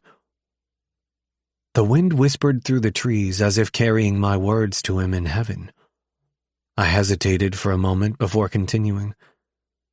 "I finally did it. I told the guys on the team that I'm gay." A bittersweet smile crossed my face as I imagined Jonah's reaction. After he got over the shock because I hadn't told him sooner, he would have flashed that playful grin of his and thrown an arm around my shoulder, proud and supportive. But he couldn't do that now. Instead, I traced the letters of his name with my fingers. "I wish you could have been there," I confessed. "The guys were so accepting, so understanding. No judgment, no prejudice. It made me realize maybe you didn't have to carry that secret with you to your grave. Maybe you could have been free, just like me." Tears blurred my vision, and I wiped them away with the brush of my fingers. "I'm sorry, Jonah," I said softly. "I'm sorry I never told you when you were alive. I should have trusted our friendship enough to share that part of me with you. I was always so scared of losing hockey that I just kept it to myself, not wanting to tell anyone. But the last few years, I haven't wanted to live in the closet anymore, and even though I've had my difficulties with relationships, I think I'm finally working toward being happy. To being out." I stood there for what felt like an eternity, the weight of my unspoken truth and Jonah's absence pressing down on me. The wind rustled the leaves, a gentle reminder that life went on even when a part of it was missing. As I stood to leave, I whispered my goodbye. "Rest in peace, Jonah. I hope wherever you are, you're at peace." It started to become a nightly thing, whether I was on the road or not. I would pull up the Click app and start chatting with people, and that was exactly what I did once I got settled into my hotel room for the night. We were in California and facing the Kings the next night. Looking for Love 12. "Hey there, how's it going?" Stick Whisperer 95. "Hey, good, you?" Looking for love 12. Same here, just checking my messages and saw you were online. Stick Whisperer 95. Just checking my messages too. Looking for love 12. Anything good? Stick Whisperer 95. Not sure. What you got? Looking for love 12. Well, let's see. What are your interests? Anything you're passionate about? Stick Whisperer 95. I enjoy the outdoors. Maybe some late-night stargazing. How about you? Looking for love 12. Nice. Besides saving lives, I'm into photography. Love capturing moments. Also a bit of a foodie. Always on the hunt for the best tacos in town. Stick Whisperer 95. Ah, a nurse, a foodie, and a photographer. Sounds like a great combo. Favorite taco spot so far? Looking for love 12. Can't disclose my secret taco haven just yet. What about you? Any favorite hidden gems? Stick Whisperer 95. Well, let's just say I have a thing for cozy, hole-in-the-wall bars. The quieter, the better. Looking for love 12. Something special about those kinds of places. By the way, I gotta ask, what's the most impulsive thing you've ever done? Stick Whisperer 95. Spontaneity is the spice of life, right? Once booked a last-minute flight to the Bahamas. Ended up having an unforgettable vacation. I instantly remembered the trip Baylor and I had taken after last season. I hadn't spoken to him since he got traded to the Rangers. I missed him, but with the stuff with Ford being front and center, I hadn't thought to reach out. It wasn't because I didn't care for Baylor. I did. But what I felt for Ford was unlike anything else, and I'd be lying if I said I didn't still love him. After all, I had wanted to give us another shot. Looking for love 12. That sounds amazing. I'm all about seizing the moment, too. Ever been on an unplanned road trip? Stick Whisperer 95. Haven't had the pleasure of just getting on the open road and driving. You? Looking for love 12. I did last summer. Drove from Boston to Austin and over to LA, then up to Seattle before heading back to the East Coast. Did a little circle of the USA with my ex. Sorry to mention the ex. Stick Whisperer 95. No worries. We all have them, right? Looking for love 12. For sure. So what's your idea of a perfect day? Stick Whisperer 95. Let's see. A perfect day. Probably chilling with my friends, eating good food, drinking some beer, and relaxing. Hopefully with my man by my side. How about you? Looking for love 12. Sounds amazing. For me, it's all about laughter, good food, a good cup of coffee, and a sunset walk. Simple pleasures, you know? Stick Whisperer 95. Sounds like we both have the same perfect day in mind. Anyway, I gotta get some sleep. It's been cool chatting with you again. Chat later? Looking for love 12. I'm up for it. Until then, take care. Stick Whisperer 95. You too.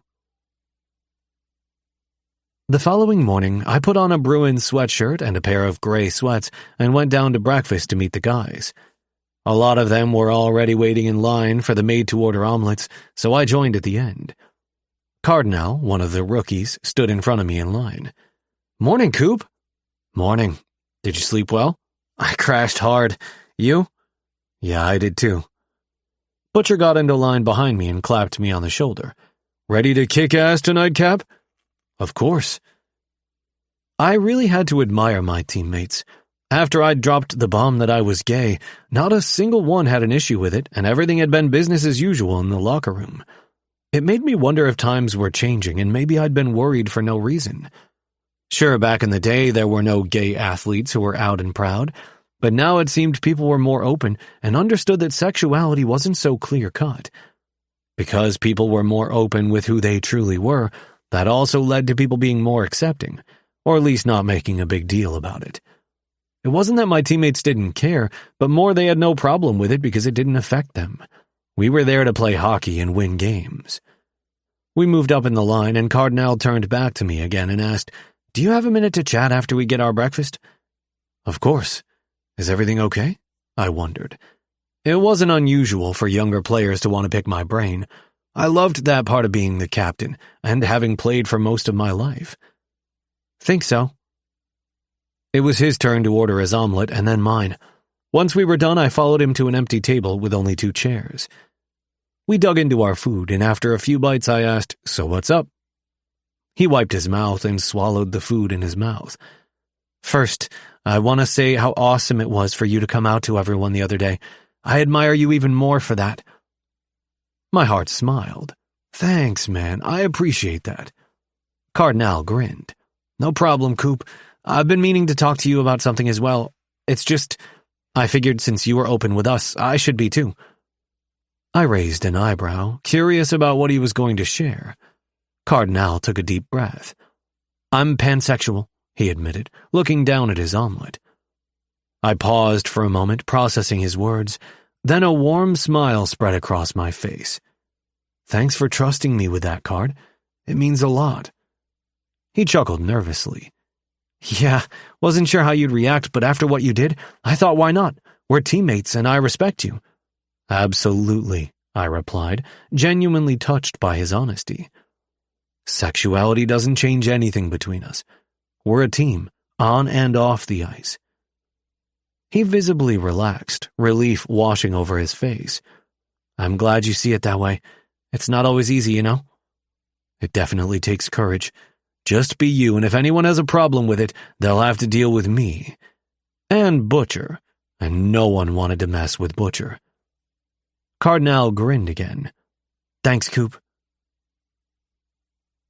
After we ate, I went back to my room to relax until it was time to head to the arena.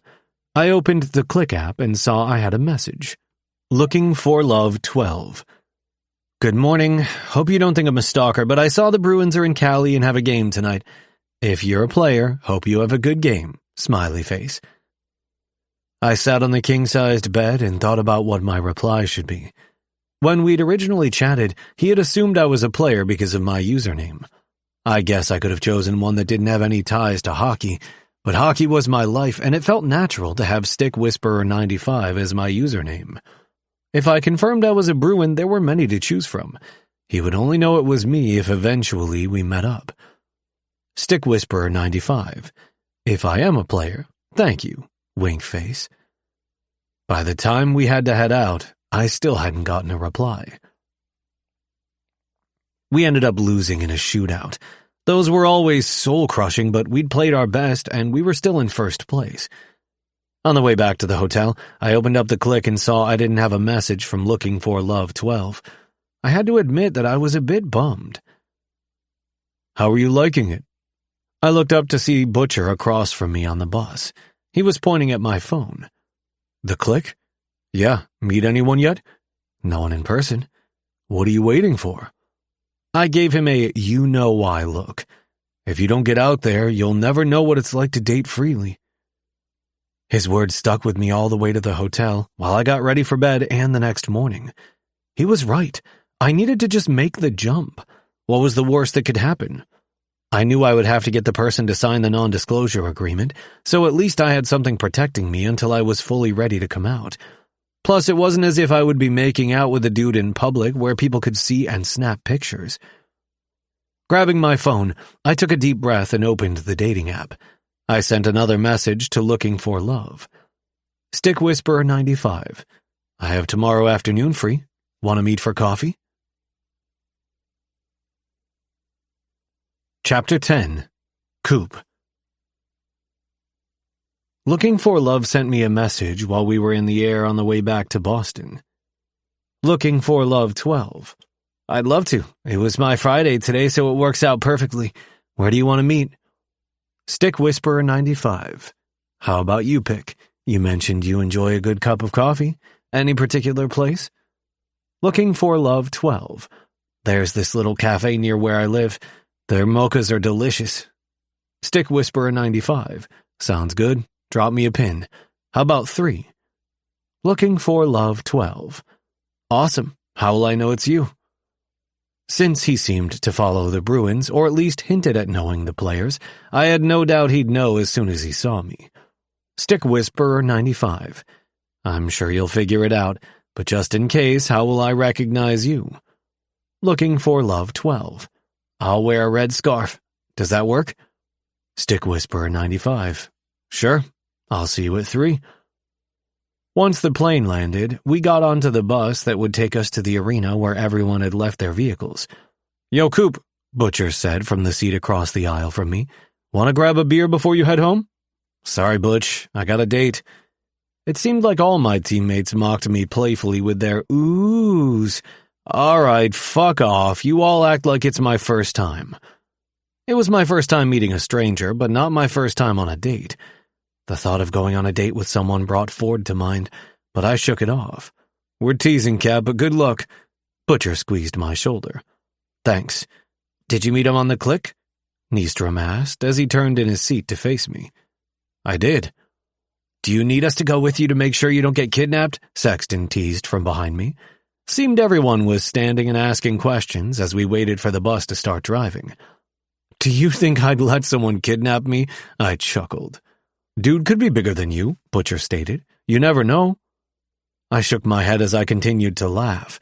"How about I text you the location of where I'm meeting him, and if I don't make it to morning skate tomorrow, you report me missing?"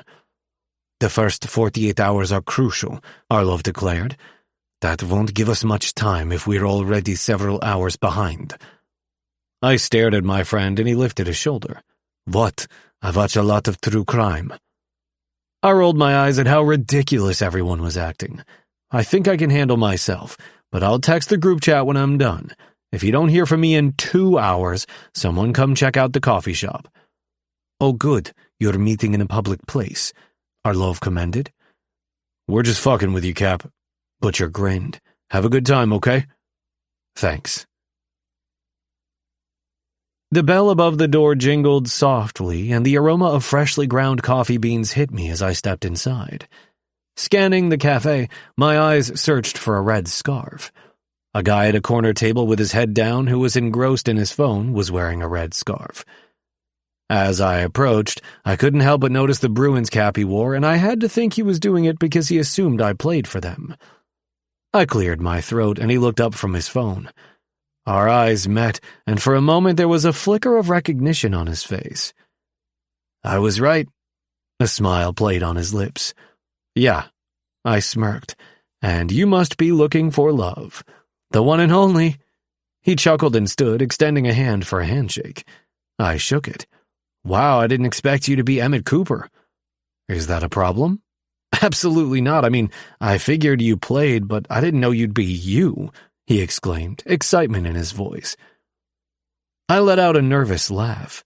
I figured he'd recognize me, but something wasn't sitting right with me. I couldn't pinpoint it, and the NDA I had in my back pocket was screaming at me to get this guy to sign it immediately. But I didn't reach for it because we were just having coffee, and what was the harm in that? "Surprise?" I chuckled. "So a mocha, huh?" He nodded. "With whole milk, please." I went to the counter to order. As I returned to the table with our coffees, I couldn't shake the feeling that something about this guy was off. He sat there. His smile seemed a bit too wide, his eyes holding mine a fraction longer than necessary. He appeared harmless, but my instincts were buzzing with unease. "Thanks for the coffee," he said. "I'm Tim, by the way." We made small talk about hockey, the weather, and the city, but there was an undertone in his words that sent shivers down my spine. As the conversation continued, he reached into his bag and pulled out a neatly folded Bruins jersey. "I thought maybe you'd want to sign this for me," he said, pushing it across the table toward me. "I brought it just in case." I forced a smile, taking the Cooper jersey and signing it, but the whole time I couldn't shake the feeling that I was being watched too closely. Tim's gaze lingered on my every move, and his questions became increasingly probing. "So, Coop, what's your routine like? Where do you live exactly?" he asked casually, as if we were still discussing the weather. I raised an eyebrow, suddenly feeling defensive. "Why do you want to know?" He chuckled nervously, backtracking. "Oh, just curious, I'm a big fan. Wanted to get to know the man behind the game." I nodded, though my guard was up. The guy's strange curiosity felt more like an invasion of privacy. I glanced around, wondering if anyone else in the cafe was noticing the strange encounter. "I'm in Boston, of course." "Oh, duh, I need to hit the little boy's room. I'll be back." I stood abruptly and made my way to the restroom in the back. As soon as I was behind the locked door, I sent Butcher a text. Dude, you were right. I might be murdered tonight. Things aren't going good. This guy is giving me the creeps. What do I do? Butcher replied right away. Just say you gotta leave. Me. What if he follows me? He's asking where I live. Butcher. Shit, I'm on my way. I was so happy I'd given Butcher the location. Sure, I didn't really think I'd be kidnapped, but I also hadn't considered the possibility that this guy would follow me home. Now I was worried he would. After I used the toilet and washed my hands, I returned to where Tim was sitting. Sorry about that. No problem at all. Almost got worried you were going to ditch me. He gave a forced laugh, but his eyes gleamed with an unsettling intensity. I could feel the tension in the air as I slid back into my chair, trying to come up with an excuse to cut our date short. The date I'd set. I should have known better, or at least given meeting a stranger more time, but I thought we had a good connection online. Maybe we would if I wasn't the Emmett Cooper. As I fumbled with my phone pretending to check the time, a familiar voice boomed from the entrance of the coffee shop. Coop! I didn't know you'd be here. I turned to see Butcher striding toward our table, a look of mock surprise on his face. I couldn't have been more relieved. Tim looked up, confusion written all over his face. Austin Butcher? He asked, eyeing Butcher. I can't believe it. Butcher extended his hand toward Tim, a grin plastered on his face. Nice to meet you. Tim didn't hesitate for a moment before shaking Butcher's hand with a huge smile. Tim, nice to meet you too. Coop, buddy, glad I ran into you. Did you get the text? We have an emergency team meeting, Butcher said, gesturing toward the door. I just came for a quick cup of joe on my way. Tim looked puzzled. A team meeting? Didn't you just come from being on the road? Yeah, you know how it is in the hockey world. Fast-paced and unpredictable, I added, trying to sound apologetic. Butcher put a hand on my shoulder, steering me toward the exit. You know what? I'll grab a cup of coffee at the arena. Nice meeting you, Tim. I'll message you, I said to Tim, knowing that it was a lie. Or maybe it wasn't, but I wouldn't be meeting him again. I would let him down easily because I wasn't an asshole. All right, thanks again for the coffee, he said. As Butcher and I stepped out into the cool breeze, Butcher whispered, What the hell is going on? He was asking weird questions, man. I've got a bad feeling about him. I kept my voice low. Butcher glanced back through the coffee shop window. Let's get you out of here. We'll figure out the details later. We quickened our pace down the bustling street, leaving Tim and the unsettling encounter behind us. Butcher hailed a cab and we jumped in, a sense of relief washing over me as we sped away from the coffee shop. Thanks for that, I sighed, leaning back in the seat. No problem, that's what friends are for. I'm just glad you didn't end up on Dateline. Or the first 48, I chuckled, remembering what Arlov had said. I know, right? Fucking hell. How'd you get there so fast anyway? Butcher looked over at me and grinned. I had to make sure you were safe. I was just down the street at a bar. I smiled and shook my head. Thanks, man. I appreciate that. Always, my friend. As the cab drove toward my place, I took out my phone and deleted my profile on the app. Tim could think I was an asshole, but online dating wasn't for me. Chapter 11. Ford. What are your plans tonight? I asked, leaning against the opening of Kaylee's cubicle. She spun around in her office chair. I don't know. I want to go out, but I don't want to deal with stupid guys hitting on me all night. Kaylee and her boyfriend she'd started dating after we both transferred back to the Boston office had broken up after she'd met his family at Thanksgiving. He'd claimed things were moving too fast, even though he'd been the one to invite her to his parents' house. He was a dick, but telling her that hadn't made it any easier for her to move on. We should go to Chrome, I suggested. None of the guys there are likely to hit on you. That's a gay club, right? I nodded. Have you been there before? I shook my head. Not yet, but I've wanted to check it out. Sounds like a date then. Maybe you'll find someone to take you home, she teased. Though Kaylee and I had hooked up off and on while we lived in London, we were strictly friends. I considered her my best friend, and while I shared a lot with her, she didn't know about my history with Coop or that I was still hung up on him. In the 2 months since I'd last seen him, I'd attended several therapy sessions and believed I was finally healing from the things in my past. I even felt ready to start dating again. The only problem was, whenever I thought about my ideal person, I could only envision Coop. He was the one person who I ever felt truly understood me and cared about me. It wasn't just that he had likely saved my life, but in the little things too. Like the way he checked in with me during the day while I was at work, or ordered dinner for us after he knew I had a long day. I wanted more than anything to be the partner that a guy like him deserved. Let's not get too crazy, I laughed. Fine, but I'm always willing to be your wingwoman. Yeah, I know. Now, what time do you want me to pick you up? I'm sure you're going to go home and change first. Kaylee was obsessed with fashion and never missed an opportunity to dress up. You know me so well. Besides, we don't want to be lame and get to the club too early. Of course not, I playfully mocked. She rolled her eyes. Meet me at my place at 10. See you then, I replied and headed back to my desk. After I left the office a little after 6:30, I stopped by my favorite hamburger joint and picked up my dinner to go. At my apartment, I settled onto the couch, burger in hand, and turned on the TV. Usually, I watched the Bruins game. Despite my complicated relationship with Coop, I'd actually become a hockey fan, and there was no way I'd cheer for another team. However, the Bruins weren't playing, so I flipped to the Celtics game instead. Basketball wasn't my favorite, but my dad had season tickets, so I occasionally went to games with him. The game was just getting ready to start, and the commentators began talking about what they expected as the Celtics faced the Pistons and the players came onto the court. The teams were evenly matched, and at the end of the first half, the Celtics were leading by 6. When the game resumed, 2 players collided under the net and crashed into the area blocked off for the photographers. The camera panned to a group of people sprawled out on the floor just in time to see Morse, the Celtics center, offer a hand to help one of the photogs up. My jaw dropped when I recognized who it was. Hayden Foster. What were the chances?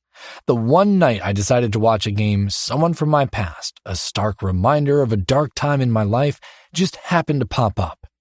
It almost felt as though someone was testing me because during my last therapy session, my therapist and I had talked about taking responsibility for my past actions and the pain I caused others as an important step in my healing journey. Was the universe sending me a sign that I needed to reach out to Tyler and finally attempt to make amends? I wanted to do that, but the fear he would automatically reject any attempt on my part had me hesitating to take the next step. Once I was over the shock of seeing Professor Foster on my screen, I checked the time. I had just enough to shower and get ready for my night out. As I dried off, I contemplated what to wear. I'd looked up the club online and saw it had a sophisticated vibe, so I didn't want to look too casual. I rummaged through my closet and settled on a purple button-up shirt and fitted dark gray jeans. I paired the outfit with my Oxford shoes, grabbed my black overcoat, and headed out the door. When I got to Kaylee's apartment, she stepped out, looking like $1,000,000 in her slinky black dress and heels. How do I look? She asked, twirling in front of me. Absolutely stunning. I gave her a peck on the cheek. Aw, thanks, babe. You clean up nicely, too. She nudged my shoulder playfully. We ordered a ride share and headed outside to wait for our driver. Aren't you going to be cold? Maybe you should grab a coat, I suggested, since it was December and freezing out. She rolled her eyes. I didn't go to all this work of getting ready to hide this under a jacket. I'm sure it will be warm inside the club. Fine, but don't beg for my coat when you're freezing your ass off, I teased. Our ride pulled up, and then we were on our way to Chrome. As we entered the club, pulsing with music and flashing lights, Kaylee's eyes widened in excitement. Good choice. This place is awesome, she commented as we walked toward the bar. We ordered our drinks, a martini for her and a Coke for me. You still aren't drinking? It's been like 2 months. The first time she noticed I wasn't drinking, I'd made up an excuse about some detox I was doing. It wasn't a total lie, but I didn't explain why I'd given it up. I shook my head. I figured since I've gone this long, I might as well keep it up.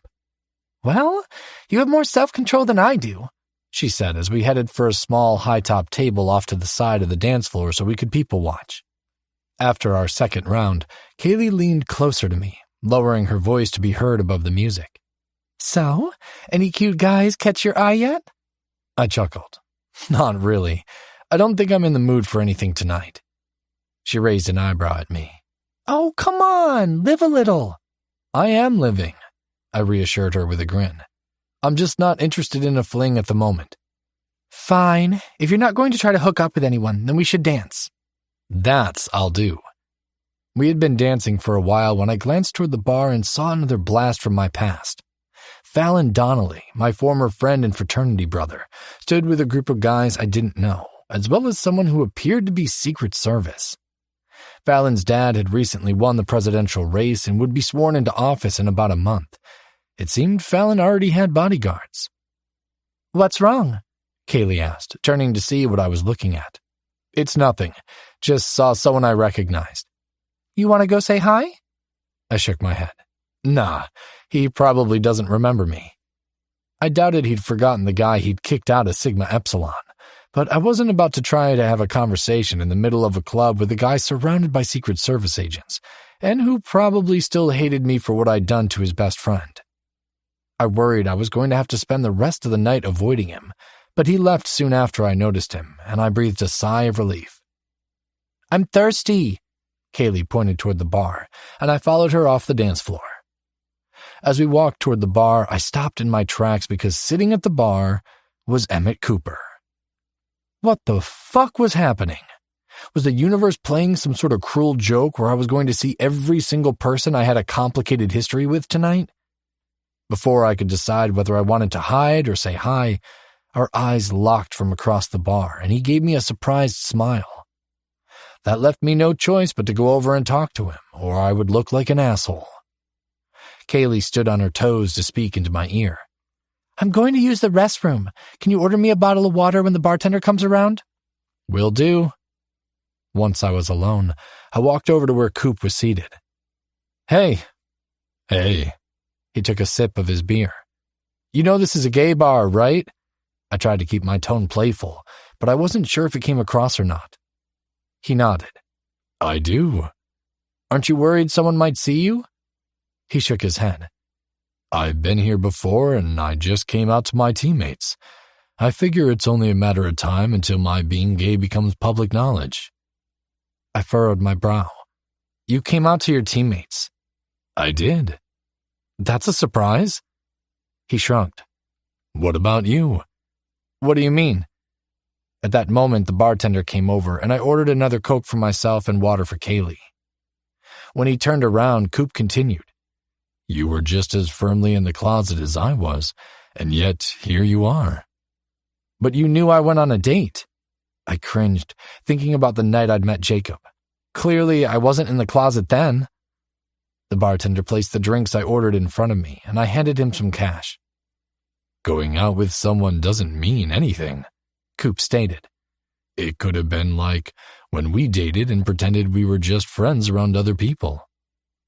The conversation was already hitting on topics I wasn't sure I was ready for. Thankfully, Kaylee returned before it could get even more awkward. I'm not interrupting something, am I? She asked. Not really. She kind of was, but I didn't want to be rude to her. Kaylee, this is Emmett Cooper. Coop, this is Kaylee, my coworker and best friend. He extended his hand to her. Nice to meet you, Kaylee. She shook his hand, her eyes sparkling with curiosity. Likewise, Coop. So, did you two just meet? No, we've known each other for a while now, Coop replied. Kaylee looked at me and tilted her head. It's a long story, I chuckled. Before she could ask any other questions, my phone started buzzing in my pocket. Pulling it out, I saw my mom's name on the screen, which instantly put me on high alert. It was after 11, so it wasn't likely she was calling just to chat. I need to take this outside, I told them, and rushed out of the club and into the cool night as I answered the call. Mom, what's going on? I asked, and I could feel the panic rising since it was so late. Her voice trembled. Your grandma just called. Your grandfather. They think he's had a heart attack. My world suddenly tilted. How bad is it? Is he going to be okay? She blew out a breath. I don't know.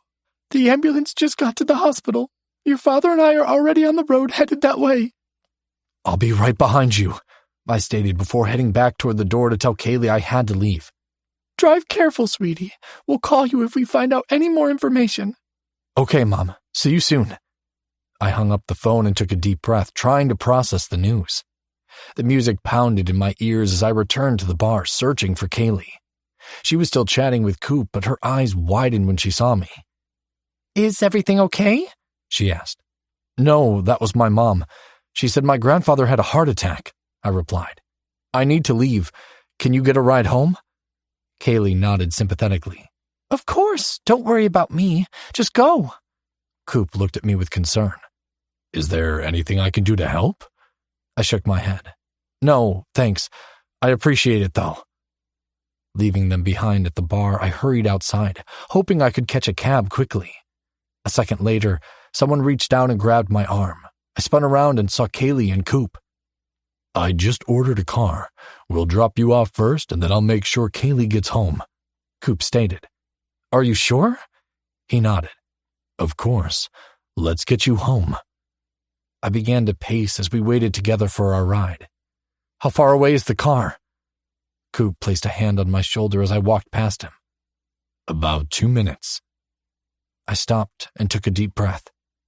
If anything happens to him... I let the words trail off because I couldn't even think of that possibility. He gave my shoulder a squeeze. I'm so sorry. I know how much your grandfather means to you. Once our ride pulled up and the three of us climbed into the back seat, my leg bounced up and down, causing Coop to glance at me. Take a deep breath, Ford, he said soothingly. You'll be on the road in no time. I managed a weak smile, appreciating his help. As we drove through the city streets, my mind raced with worry for my grandfather. Kaylee reached out and squeezed my hand. Whatever you need, I'm here for you, she said softly. Thanks. I gave her a small smile. I jumped out of the vehicle when we pulled up in front of my building. Thanks, you guys, I called out and shut the door behind me. Call me later, Kaylee shouted from the window. I waved to them and then ran up the 3 flights of stairs to my apartment. Rushing around, I filled the duffel bag with some clothes and toiletries. Once I had everything together, I sent my mom a text. I'm getting ready to head out. Have you gotten an update? Instead of my mom sending a message back, my phone rang. Hey, I answered. We haven't heard anything other than the doctors are still tending to him. Her words didn't make me feel any better, and I rubbed a hand on my face. How much longer until you get there? A little more than an hour. Okay, I'm leaving now. Call me if you hear anything. I went to grab my keys, but they weren't on the table near my door.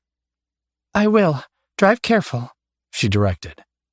We said goodbye, and then I started frantically looking for my keys, but it was as if they had vanished into thin air.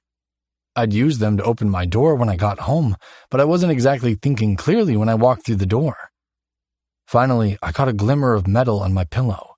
Without wasting another second, I snatched them up and hurried to the door. As I flung the door open, I jumped, not expecting someone to be on the other side. What are you doing here? I breathed.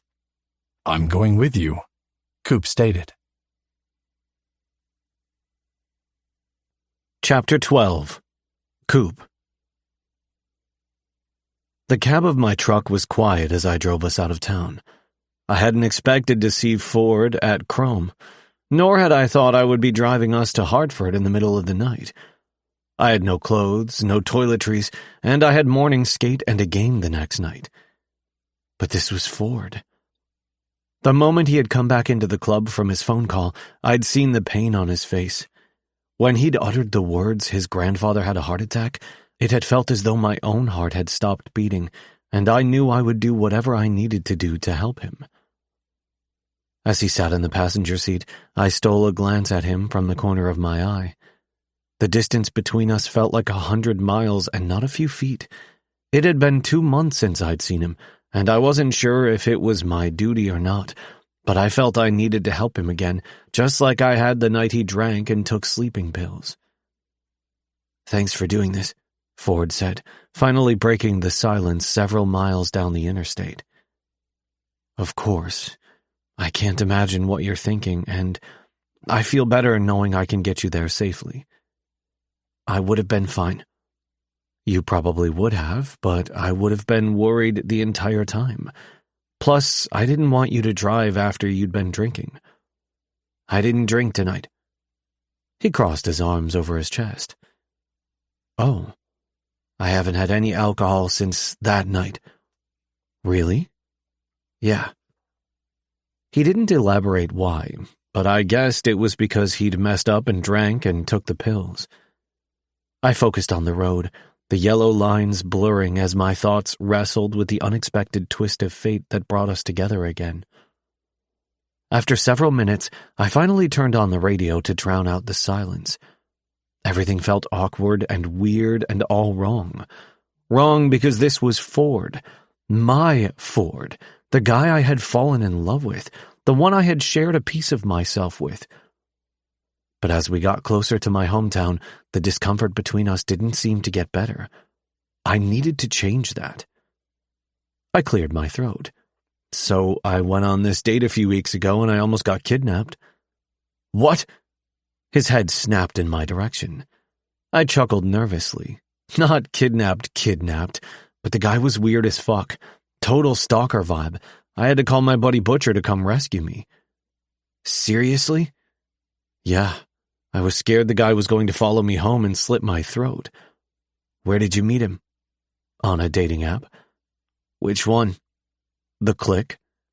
He snorted a laugh. I did the marketing for that app. Really?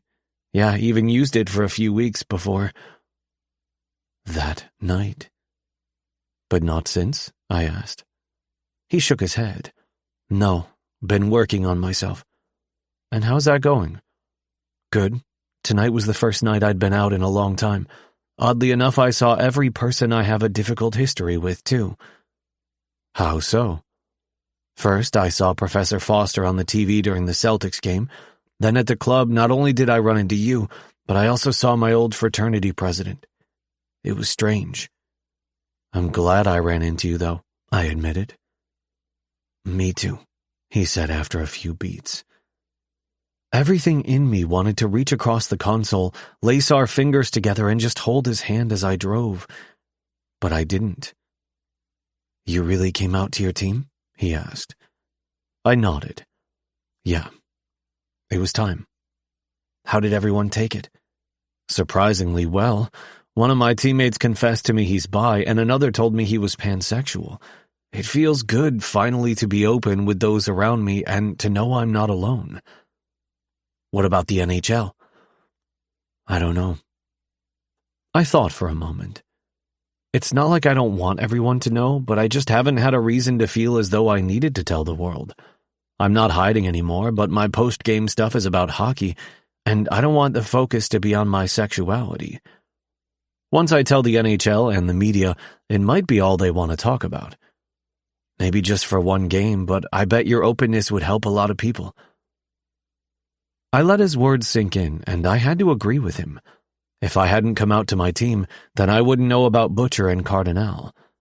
Surely more guys on other teams were afraid too, so maybe me coming out publicly would be some sort of inspiration for them to do the same. I cleared my throat. You're right, and it seems we're both ready to come out. Yeah. For a few minutes, we didn't say anything, while the radio just played in the background. But then as I said, Ford, look, Ford said, I know. You go, I urged. No, you. What I wanted to say wouldn't matter if he didn't feel the same, so he needed to say whatever it was he wanted to say. No, please go. All right. He paused. I know I pushed you away this time, and I let my own demons get the best of me. It wasn't about you. It was about me not wanting to drag you into my mess. I stole a quick glance at him. His eyes were fixed on the dashboard, avoiding my gaze. The vulnerability in his voice echoed the pain I had seen in his eyes back at Chrome. But I was already involved. I wanted to help you. I know, but I was embarrassed. I was also scared that if I let you in again, I'd end up hurting you more than I already have. But seeing you tonight, you driving me to Hartford when I had nowhere else to turn, it's all making me realize how much I need you." My heart pounded in my chest as the words sank in slowly. I pulled over to the side of the road, not trusting myself to have this conversation while driving. "I never stopped loving you, Ford," I admitted, my voice raw with honesty as I turned slightly toward him. "But I understand we both had things to work through." He met my stare. "I know. I've been doing a lot of soul searching, and I want to do better. For myself and for us." "For us?" I whispered. He nodded slowly.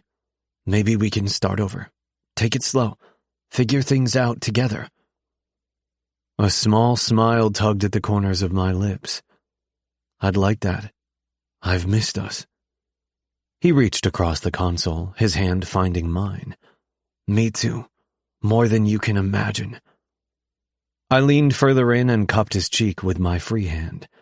As I ran my thumb across his skin, my gaze flicked to his lips and then his eyes. "I want to kiss you," I said. They were the same words he'd said to me in the parking lot of the Thirsty Cow the night we met. "Okay." He smiled. I closed the distance between us, and my lips brushed against his. A rush of warmth flooded my entire being at the initial contact. The heaviness of the past, the pain, and the distance between us melted away in that single moment. I deepened the kiss, while my fingers gently traced the contours of his cheek. When we pulled back, our foreheads rested against each other, and I could feel his warm breath against my skin. "I missed this," I whispered. "Me too." As I pulled onto the interstate again, I heard the song on the radio and smiled. Adam Lambert's "What Do You Want From Me" drifted through the speakers, and I had to chuckle to myself because it was perfect for us. I was certain neither of us would give up on the other. As we reached the outskirts of town, Ford got a text from his mom saying they were at the hospital with his grandpa, who was about to have emergency bypass surgery.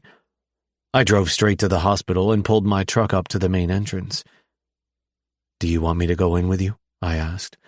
"No, don't you need to head back?" "I don't need to be back until the afternoon for the game."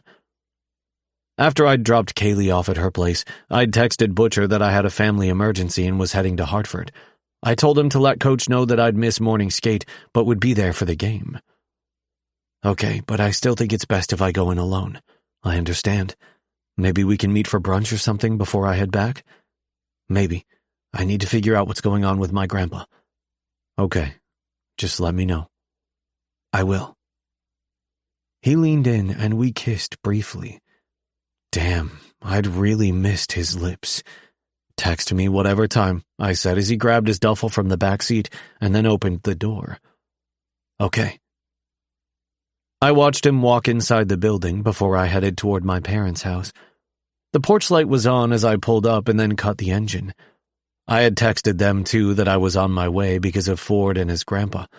Not having anything with me, I climbed out of the cab and headed to the front door. It swung open before I could use my key, and my mother stood before me. "What are you doing awake?" I asked her. "I couldn't sleep knowing you were on the road." "Ah." I stepped inside and she shut and locked the door behind us. "How's Ford's grandfather?" "He's waiting to have bypass surgery." "Oh, no." I nodded. "Yeah, hope he'll be okay." Mom rubbed my back. "Me too. Why don't you get some sleep?" "Yeah, I need a toothbrush too." "There's one in the hall closet upstairs." "Thanks." "Does this mean you two are back together?" she asked as I headed toward the stairs. I smiled, my heart feeling whole once again. "Yeah, we are." A few hours later, I woke to my phone pinging with a text message. When I grabbed it off the nightstand, I saw it was from Ford. "Grandpa is having surgery at 10. They said it can take 3 to 6 hours. If you want to do breakfast, I'm ready when you are. We're still at the hospital." I glanced at the time and saw it was just after 9:30. I got about 7 hours of sleep, and I'd wondered if Ford got any since he was still at the hospital. Me. Yeah, let me shower real quick and then I'll be on my way. Ford. Okay. I did just that and changed into a long-sleeved t-shirt and joggers I had in a drawer in my room. Thankfully, since I spent a few weeks in the summer each year at my folks' place, I had extra clothes. I also grabbed a Bruins baseball cap off my dresser and put it on backward before heading downstairs. My parents were in the kitchen drinking coffee. Heading to breakfast with Ford and then back to Boston. Thanks for letting me crash for the night. I kissed Mom's cheek and then squeezed my father's shoulder. Good luck tonight, Mom said. And no fighting. I chuckled. You know, I just did that the other game because the guys needed to get their heads out of their asses and win the game. Harrison had it coming, Dad stated. He knew what was up. I know, but I don't like you fighting. You need to keep that handsome smile of yours perfect. Mom patted my cheek. Fine, I'll let Butcher be the fighter tonight. I winked. But I really gotta go. Love you guys. Love you too, they both called out. Hopping into my truck, I sent a text to Ford that I was on my way and then cranked the engine. When I pulled up, he was waiting out front and he clambered into the cab. He looked absolutely exhausted. Get any sleep? I asked and headed toward a 24-hour diner.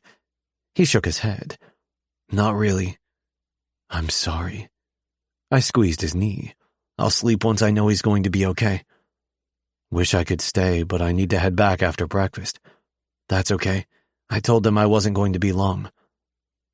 The diner was only a few blocks away, and after parking in a space, we climbed out of my truck. Rounding the hood, I reached my hand out for Ford to take. He looked down at it and then back to my eyes. Are you sure? He questioned. I nodded. Yep. He laced his fingers with mine and we walked toward the entrance. Just as I reached to open the door, it swung open, and I stepped back to make room for the exiting patron. Coop? JP balked. What are you... He trailed off, looking down at my hand in Ford's and then over to Ford.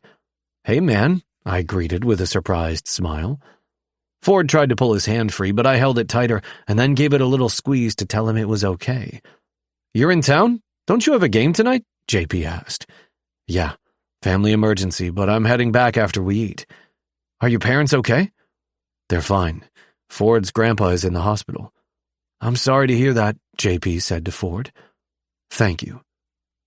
JP's eyes moved to our hands again, and then he said, I didn't realize you two were together.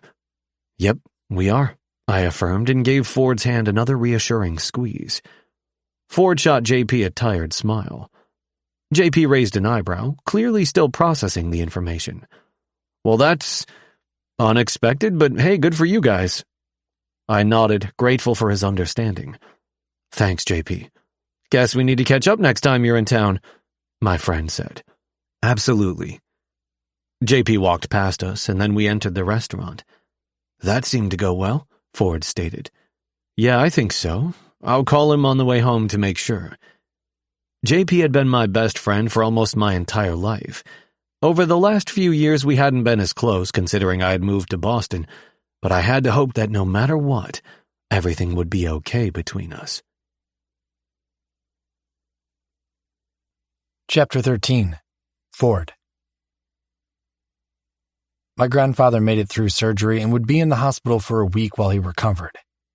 It turned out he'd been experiencing some issues for the past few months but was too stubborn to go to the doctor. He even admitted he'd been feeling dizzy before the fall when he'd broken his leg. He was extremely lucky the paramedics had gotten to him as quickly as they had. Now, his doctors were confident he'd make a full recovery. The day after his surgery, my mom and I spent the morning at the hospital before running some errands and going grocery shopping for my grandma. After talking things over with her, we all decided my mom and I would return to Boston while my dad stayed behind to help. It was a good thing since I had no other way back home. You ready to leave? Mom asked from the doorway of the guest bedroom at my grandparents' house. Yeah. I picked up my duffel bag and grabbed my phone and charger from the nightstand. We swung by the hospital to say goodbye to everyone before we got on the road. Since Grandpa was in the ICU, only one of us could be in his room at a time. I went first, and then Mom took her turn. While she was visiting Grandpa, I took the opportunity to text Coop. My mom and I are leaving soon. Do you want to get together tonight? It only took a few seconds for him to respond. Of course. Do you want to go out for dinner or eat at my place? Before I could text back, my mom came into view and said, All right, let's go. I hugged my grandma. I'll be back as soon as I can. That will be fine, sweetie. Once we were in the car, I pulled out my phone to text Coop back. Dinner in sounds good. Do you want me to pick something up on my way over? Coop. No, just come over as soon as you can and I'll take care of everything else. Me. You're the best, smiling face. What's got you smiling? I looked at my mom. I'm not smiling. Sweetie, you can't lie to your mother. She smirked. Fine, I huffed playfully, but the truth was I was excited to share this news with her. You remember me telling you about that guy I was seeing before I moved to London? She nodded. Well, we just got back together when he drove me up here on Friday. Oh, I'm happy for you. Thanks. I think things might work out this time. So, does that mean your dad and I will get to meet him? I snorted a laugh. Probably. However, we'll have to plan something around his schedule. He travels a lot for work. What does he do? She asked. He plays for the Bruins. Her eyes widened. The hockey team? I nodded. Yep. Sounds like I need to start watching hockey then. She smiled. It was early evening when my mom dropped me off at my apartment, and the minute I got inside, I texted Coop. I just got back to my place, grabbing a shower and then I'll be over. Coop. Hope it's a quick shower. Me. Someone seems a little eager to see me. Coop. I am. Now get your ass over here and bring a bag so you can stay the night. Me. You want me to spend the night? Coop. Yeah, but only if you want to.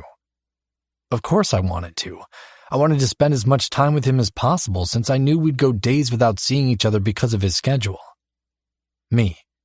I'll bring a bag, winking face. I grabbed a quick shower and repacked my duffel before making my way down to my car. Usually, I'd just order a rideshare so I didn't have to worry about guest parking being available at Coop's apartment building. However, I was still worried about my grandfather and wanted to make sure I could leave at a moment's notice if needed. 15 minutes later, I pulled into the underground garage and found a spot. Snatching my bag from the back seat, I hurried into the lobby, checked in with the attendant, and then headed up to Coop's place. The second I knocked on the door, it swung open and he pulled me inside.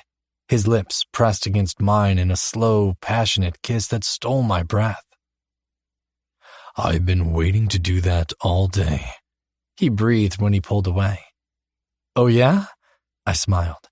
Is there anything else you've been wanting to do? Maybe.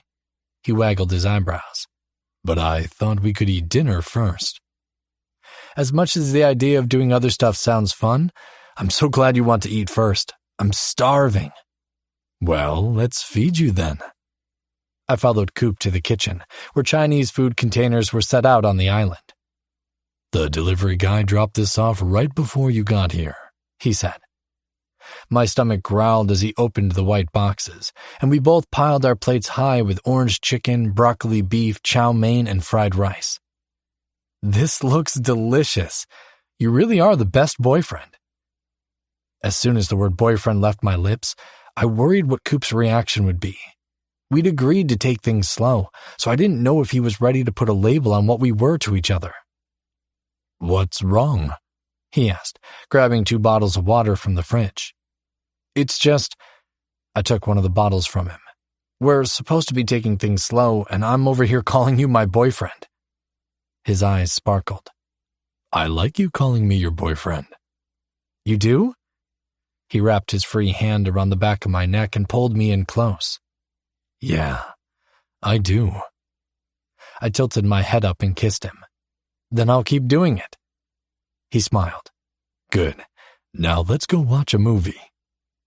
We carried our plates and drinks into the living room and settled on the couch. Coop turned on the TV and found an old 80s action movie to watch. After we ate, he took our plates to the kitchen and then came back so we could snuggle. He sat in the corner of the sectional and stretched his legs down one side, while I rested my head on his shoulder and stretched out on the other. A few minutes later, my eyes started getting heavy. When I couldn't keep them open any longer, I decided to close them for a few minutes. I had no idea how much time had passed when I felt Coop shaking my shoulder gently, and my eyes fluttered open. Hey, baby, why don't we go to bed? How long have I been asleep? I yawned. About an hour. I looked up at Coop. I'm so sorry. I didn't mean to crash like that. It's okay. You've had a crazy 48 hours. I'm not surprised you're exhausted. He stood and offered a hand to help me up. I just thought you might be more comfortable in my bed. We can head to your bed, but I think I just got my second wind. I winked. He laughed while pulling me down the hall. Thank God, because I plan on keeping you up for a while. The moment we entered his room, he crushed his lips against mine, and my second wind was in full swing as I devoured his kiss. We removed our clothes as we stumbled toward the bed. Coop pulled me on top of him as he fell to the bed, and I broke our kiss. Tonight, I want you to fuck me, I whispered against his lips. Coop blinked, then cocked his head as he stared up at me. Are you sure? I nodded. Yes, I trust you, and I need this. I need you. I desperately wanted to erase the memories of something terrible and replace them by allowing the person I love to have that part of me. Okay. I went back to kissing every inch of him until I reached his hard cock. I stroked him from base to tip a few times before leaning forward and taking him into my mouth. I love the way your mouth feels on me, but shouldn't I be the one getting you ready? He asked, but he didn't stop me as I took his full length in my mouth, bobbing up and down as his fingers went to my head, guiding me just how he liked it. When my fingers roamed to the sweet spot behind his balls, he grabbed my wrist. I popped my mouth off of him and looked up to meet his gaze. Not yet. You said you want me to fuck you, and I can't if you finish me off first. My pulse quickened. I really did want this with Coop, but a small part of me was nervous. I'll be gentle, he promised, as though he could read my mind. He rolled us over, so he was on top of me, straddling my hips, and grabbed the lube and a condom from the bedside table. Closing my eyes tightly, I tried to control my breathing. Everything was going to be fine. This was what I wanted, and I knew he would make it good for me. Ford. His commanding voice made my eyes fly open. I'm not going to do anything you don't want to do. I know. I pulled him to me and pressed a kiss to his soft lips. He started placing gentle kisses across my chest and stomach, and then down to my hard length. He licked the head of my cock before trailing his tongue down my shaft, and I shivered. Is this okay? He whispered. More than okay. As he worked his mouth up and down my length, one of his fingers circled my rim. My first instinct was to tense up and stop him, but it was as if my body knew better, and so I spread my legs further, letting myself relax. I didn't hear him pop open the lube, but felt the cool slickness as he pressed a finger inside of me, while his tongue continued sliding up and down my shaft as he worked my hole. My body melted into his. Every fear slipped away with his soothing touch. His eyes met mine, and I nodded, communicating without words. He slowly added another finger to stretch the tight ring of muscle. Please, I begged. He popped off my shaft, his intense gaze on mine. Are you ready? More than ready. Coop unwrapped the foil packet and slid it over his dick. He pulled his fingers from me, and I immediately missed his touch. He poured some more lube over my entrance before teasing me with his tip, circling just where I wanted him. Is this okay?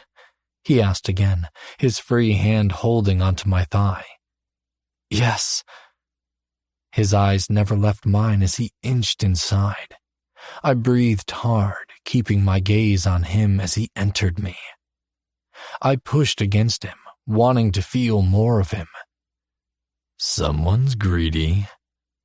"Only for you," I murmured, pulling him closer. He moved gradually, gentle at first, like he was holding back. For me. For us. But the more he moved, the more I needed. I grabbed his ass, urging him to move faster, harder, just where I needed him. He grinned and gripped my thighs. "You want more?" "Yes, please," I said with a grunt, rocking with him. As he thrust into me, I watched his eyes darken. Everything about him was so damn beautiful. Reaching down, I began to stroke my shaft between us, pumping fast to match the tempo he set. "That's it. Come with me, Ford," he groaned. It was all I needed to fly over the edge. Our eyes locked as warm spurts painted my stomach. He moaned alongside me before his movements stilled and he rolled to my side. We both lay there, our breathing in sync, but neither of us said anything until I took his hand and kissed each of his knuckles. "Thank you for that," I whispered. "You don't ever have to thank me for loving you." Chapter 14. Coop. Hot steam surrounded Ford as I opened the door and stepped inside the walk-in shower. I kissed the back of his neck, getting right up behind him where he stood with his chest in the spray of water. My dick stiffened slightly as I briefly thought about what we'd just done. Fuck, it was amazing. "Come to New York with me," I said, resting my chin on his shoulder. He turned his head slightly. "New York? We're leaving in the morning for New Jersey and then face the Islanders on New Year's Eve. You have back-to-back games?" "Yeah." I nodded. "We have them a few times during the season." "I don't know. What if something happens to my grandpa? I'm already so far away." "Hey." I spun him to face me. "He's in excellent hands. If, and I mean if, something happens, I'll get you on the first flight out of JFK or LaGuardia." "I don't know." He looked down at the wet tiled floor. I lifted his chin with my finger. "I want to ring in the new year with you." His gaze moved back to mine. "I'd like that too." "Then come. I'll get you a ticket to the game, and afterward you can come out with me and the guys." Ford's eyes widened. "You and the guys?" "Yeah. Butcher and them are going to some club after the game. And you want me to party with your teammates? It will be fun. Are you sure you want me there?" "I wouldn't ask if I wasn't." I draped my arms across his shoulders. Okay. "Okay?" I grinned. He nodded. "Yeah." I kissed his lips quickly. "Great. I'll book you a flight to JFK, and you can stay with me in my room. Do you think I can wear the Coop jersey you wanted to give me?" I chuckled. "Of course. I wouldn't have it any other way."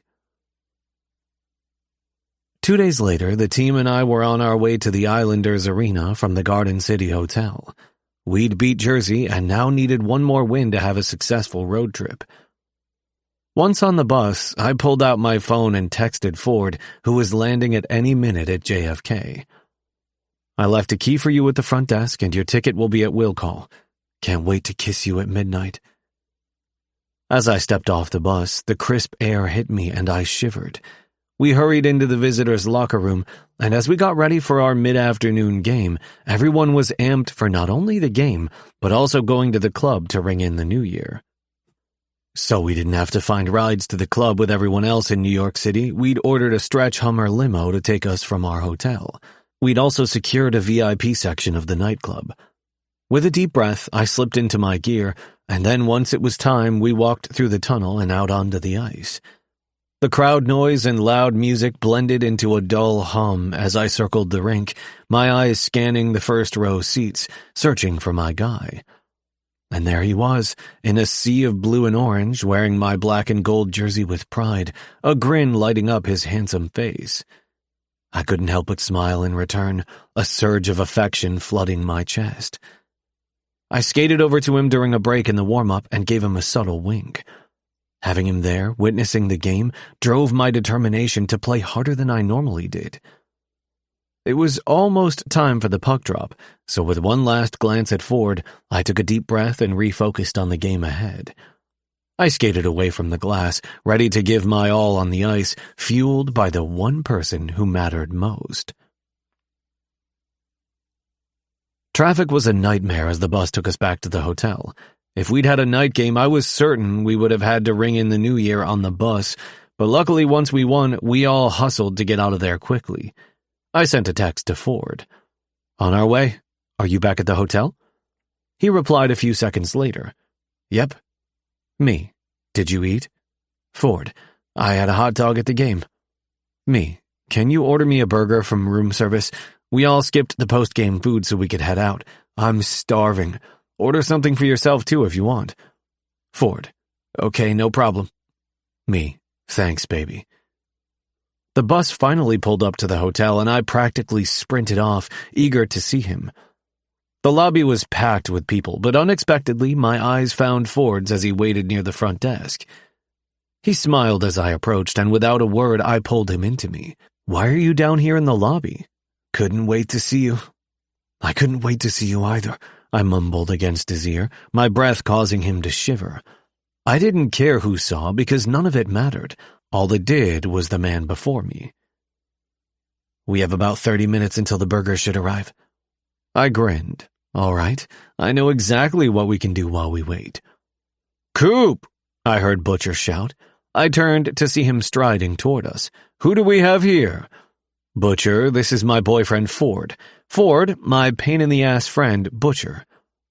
The two guys shook hands as Butcher said, "I'm not really a pain in the ass. This guy loves me." I chuckled, giving Butcher a playful shove, and teased, "Well, he's grown on me like a fungus." Butcher smirked. "Right, but you wouldn't score goals without me." I snorted a laugh. "Yeah, okay, keep telling yourself that." Butcher smiled wider. "I'm joking. We all know Coop is the best there is, but hey, I'm glad to meet you, Ford. I didn't know Coop was dating someone, but it makes me happy." Ford grinned. "Thank you, and it's nice to meet you too, Butcher." "We're gonna head up to our room," I announced, not wanting to be too public with our affection. "Catch you later." Butcher nodded, seeming to understand, and slapped me on the back. "All right, you two, don't do anything I wouldn't do." Ford and I shared a laugh as we made our way to the elevator. The doors opened immediately, and we stepped inside.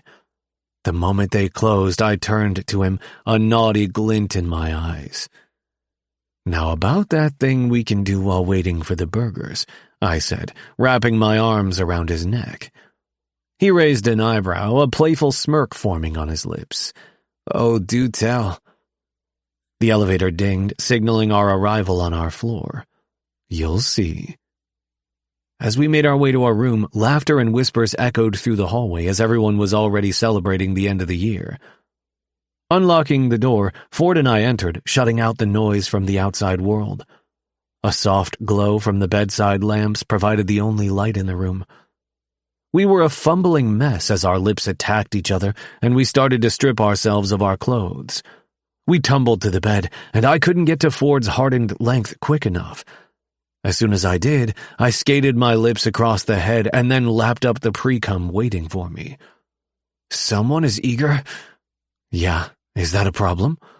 I met his gaze before sliding my lips over just the head while letting my tongue graze his shaft.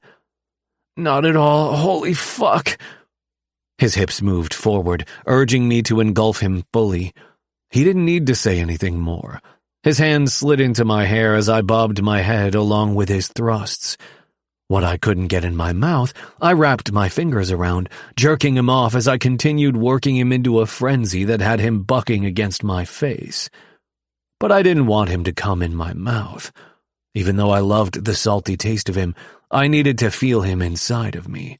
Popping off his dick, I quickly reached for my bag, rifling through it until I found the travel bottle of lube and condoms. Ford placed a small peck on my lips before grabbing the foil packet and little bottle. I rolled onto my back, lifted my legs, and waited for him to get me ready. Pouring the lube over his fingers, he circled my puckered entrance where I wanted him. fuck, I hissed and fisted my shaft, pumping slowly. A wicked smile crossed his handsome face before he hooked a finger inside of me, hitting the spot that made me weak in the knees. I gasped and gripped my shaft harder as he added another finger and slid them in and out, in and out. Groaning, my eyelids shut as I enjoyed the pleasure racing through me. It might have only been 2 days since I'd seen him, but I'd never missed anyone as much as him, and sleeping together was an added bonus. The sound of the lube cap opening again had me opening my eyes, and I watched as he slid on the condom and then slathered lube over his covered erection. My hand fell away from my dick as he slowly inched into me, and I relaxed to let him fill me to the hilt.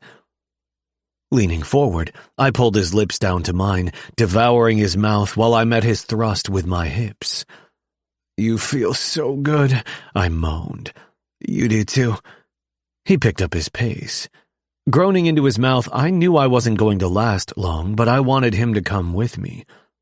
Wrapping my legs around his waist, I pulled him as close as we could be, rutting my cock against his abs and letting the remnants of my pre-cum glide between us. Nothing but the sound of our moans and the bed squeaking filled the room with each drive of his hips. He leaned back onto his knees as he stayed inside of me, and then his hand wrapped around my shaft, pumping in the same rhythm as his hips. Letting out a deep breath, I met his stare in the dim light of the room. He didn't need to say anything. It was as if we could have an entire conversation with no words as both of us moaned, my release spilling between us in hot spurts all over my stomach.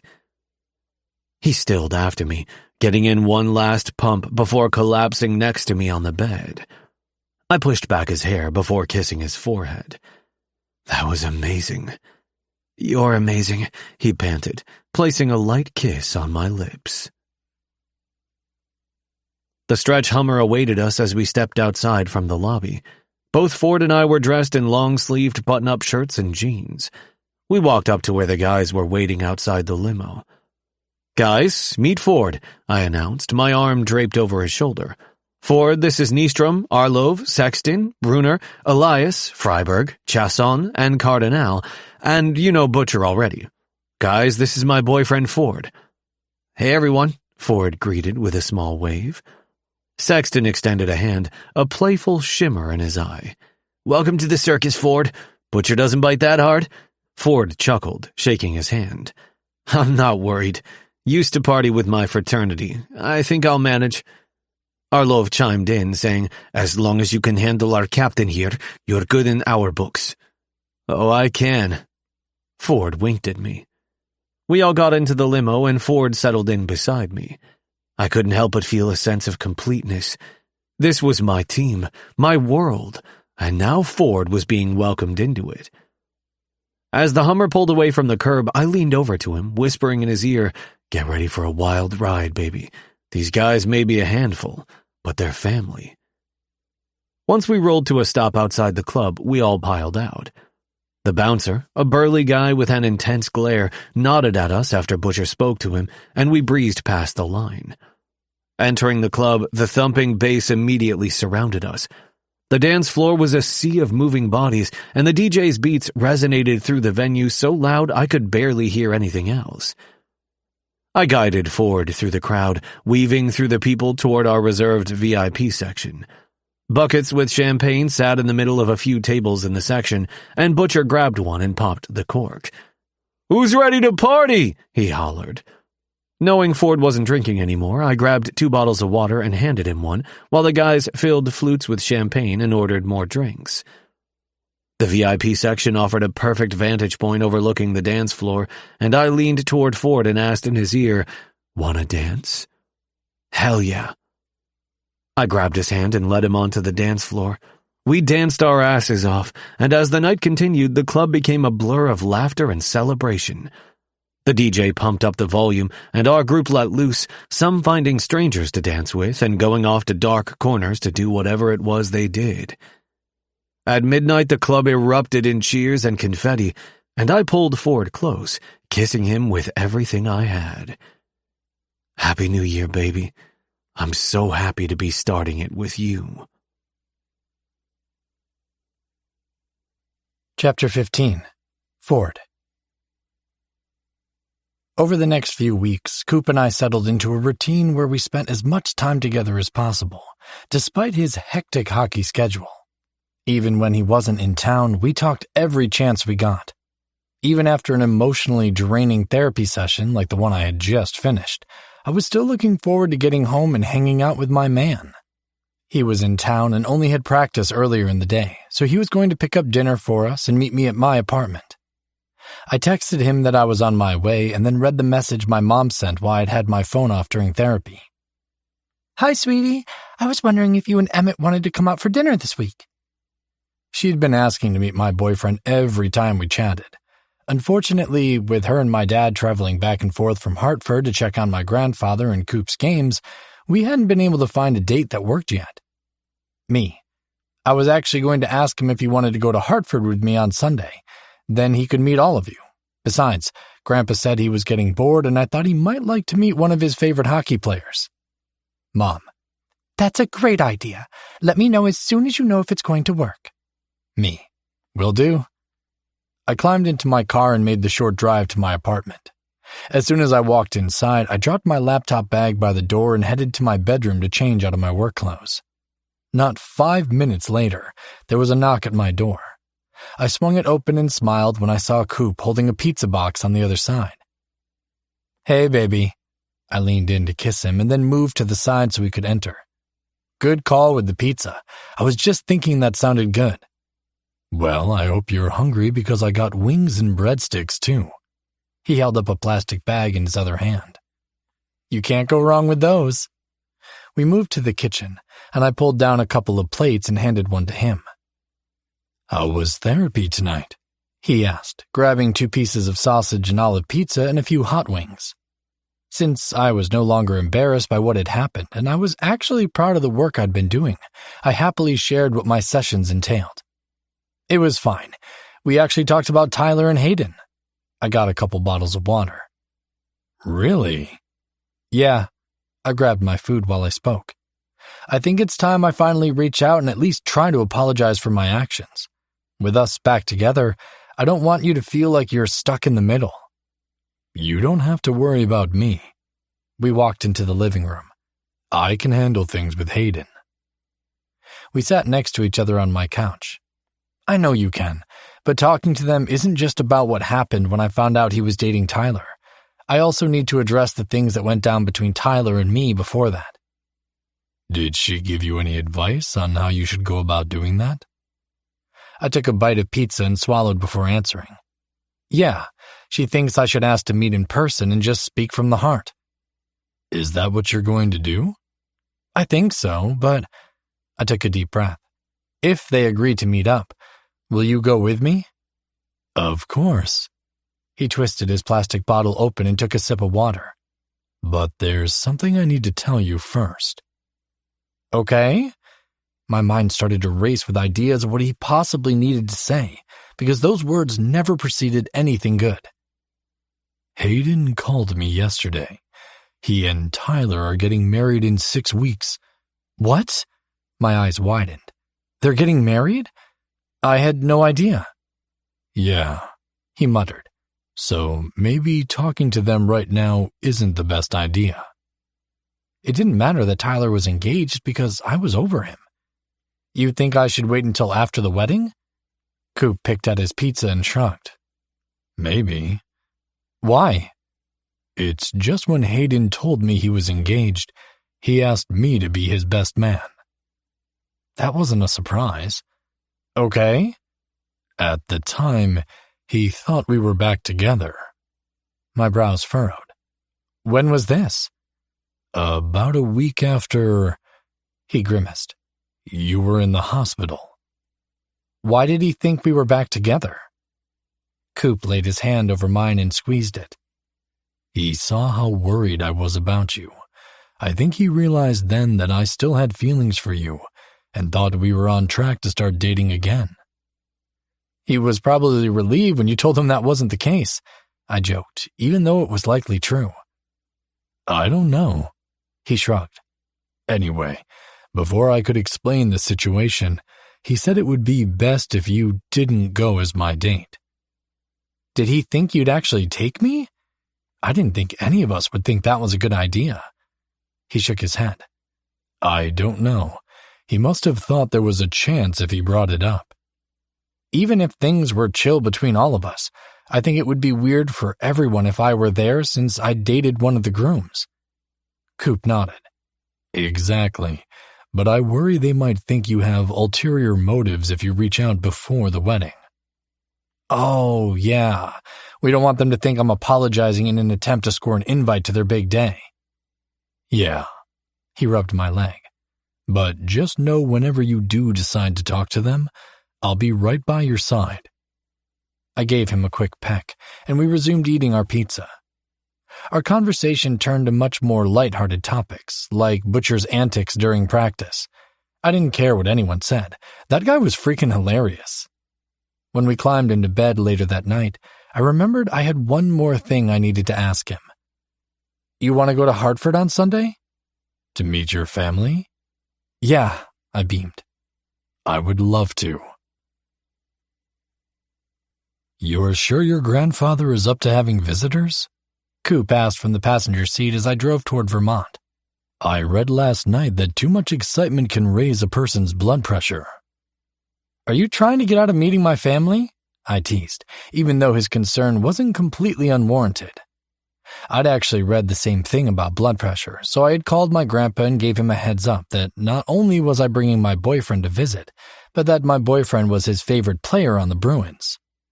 No, he shook his head and hesitated. But I am a little nervous. You have nothing to be nervous about. I took one hand off the steering wheel and laced my fingers with his. They're going to love you. How do you know? I'd never heard Coop sound so unsure of himself. It was sort of cute that he was worried what my family would think of him. Because I love you, and they know you make me happy. They'll love you for that reason alone. He turned to look at me. I love you too, baby. We arrived in Hartford around lunchtime and headed straight for my grandparents' house. We'd come up early since we were only staying for the day because I had work the next day and Coop was flying out for a 4-game road trip.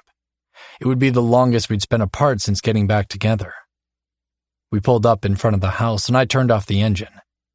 You ready? He nodded. As ready as I'll ever be. We both climbed out of the car and walked hand in hand to the front door. Knock, knock, I called out as I pushed the door open. We hadn't made it over the threshold before my mom came sprinting around the corner. Finally, you're here. She wrapped her arms around me in a giant hug. We said we'd be here at noon. We're 10 minutes early, I laughed. Oh, hush. She slapped my arm playfully and then smiled at the man standing next to me. You must be Emmett. I am. He returned her smile and stuck out a hand. It's a pleasure to meet you, Mrs. Mahoney. Mrs. Mahoney is sitting in the living room. You can call me Jill. Mom ignored his offer of a handshake and went straight in for a hug. Sorry, I should have warned you that she's a hugger. I patted my mom's shoulder. Come on, let the man breathe. My dad stepped forward next and introduced himself. Hi, Emmett. I'm Phil. It's nice to meet you finally. Unlike Mom, Dad settled for a handshake. Likewise, and please, call me Coop. We followed my parents into the living room where my grandparents each sat in a recliner. My grandma glanced up and grinned, but I could see the exhaustion in her features. Even with my parents' help, she'd been responsible for most of my grandfather's care since he'd been released from the hospital, and I couldn't imagine it had been easy on her. Hi, Grandma. I hugged her first since she was closest. How are you? I'm good. She kissed my cheek. Been looking forward to seeing you and meeting your man. Coop chuckled behind me and I grabbed his hand to pull him closer. Well, this is Coop. Coop, these are my grandparents, Eloise and Frank Mahoney. Grandpa stood and I watched him carefully as he walked over to Coop and shook his hand. It's nice to meet you. It was impossible to miss the enormous smile he was sporting from meeting the Emmett Cooper. You as well, sir, Coop replied. He watches all of your games, Grandma added. Your visit was all he could talk about this morning. I was just as excited to meet all of you. Ford speaks very highly of his family. Coop flashed me a grin.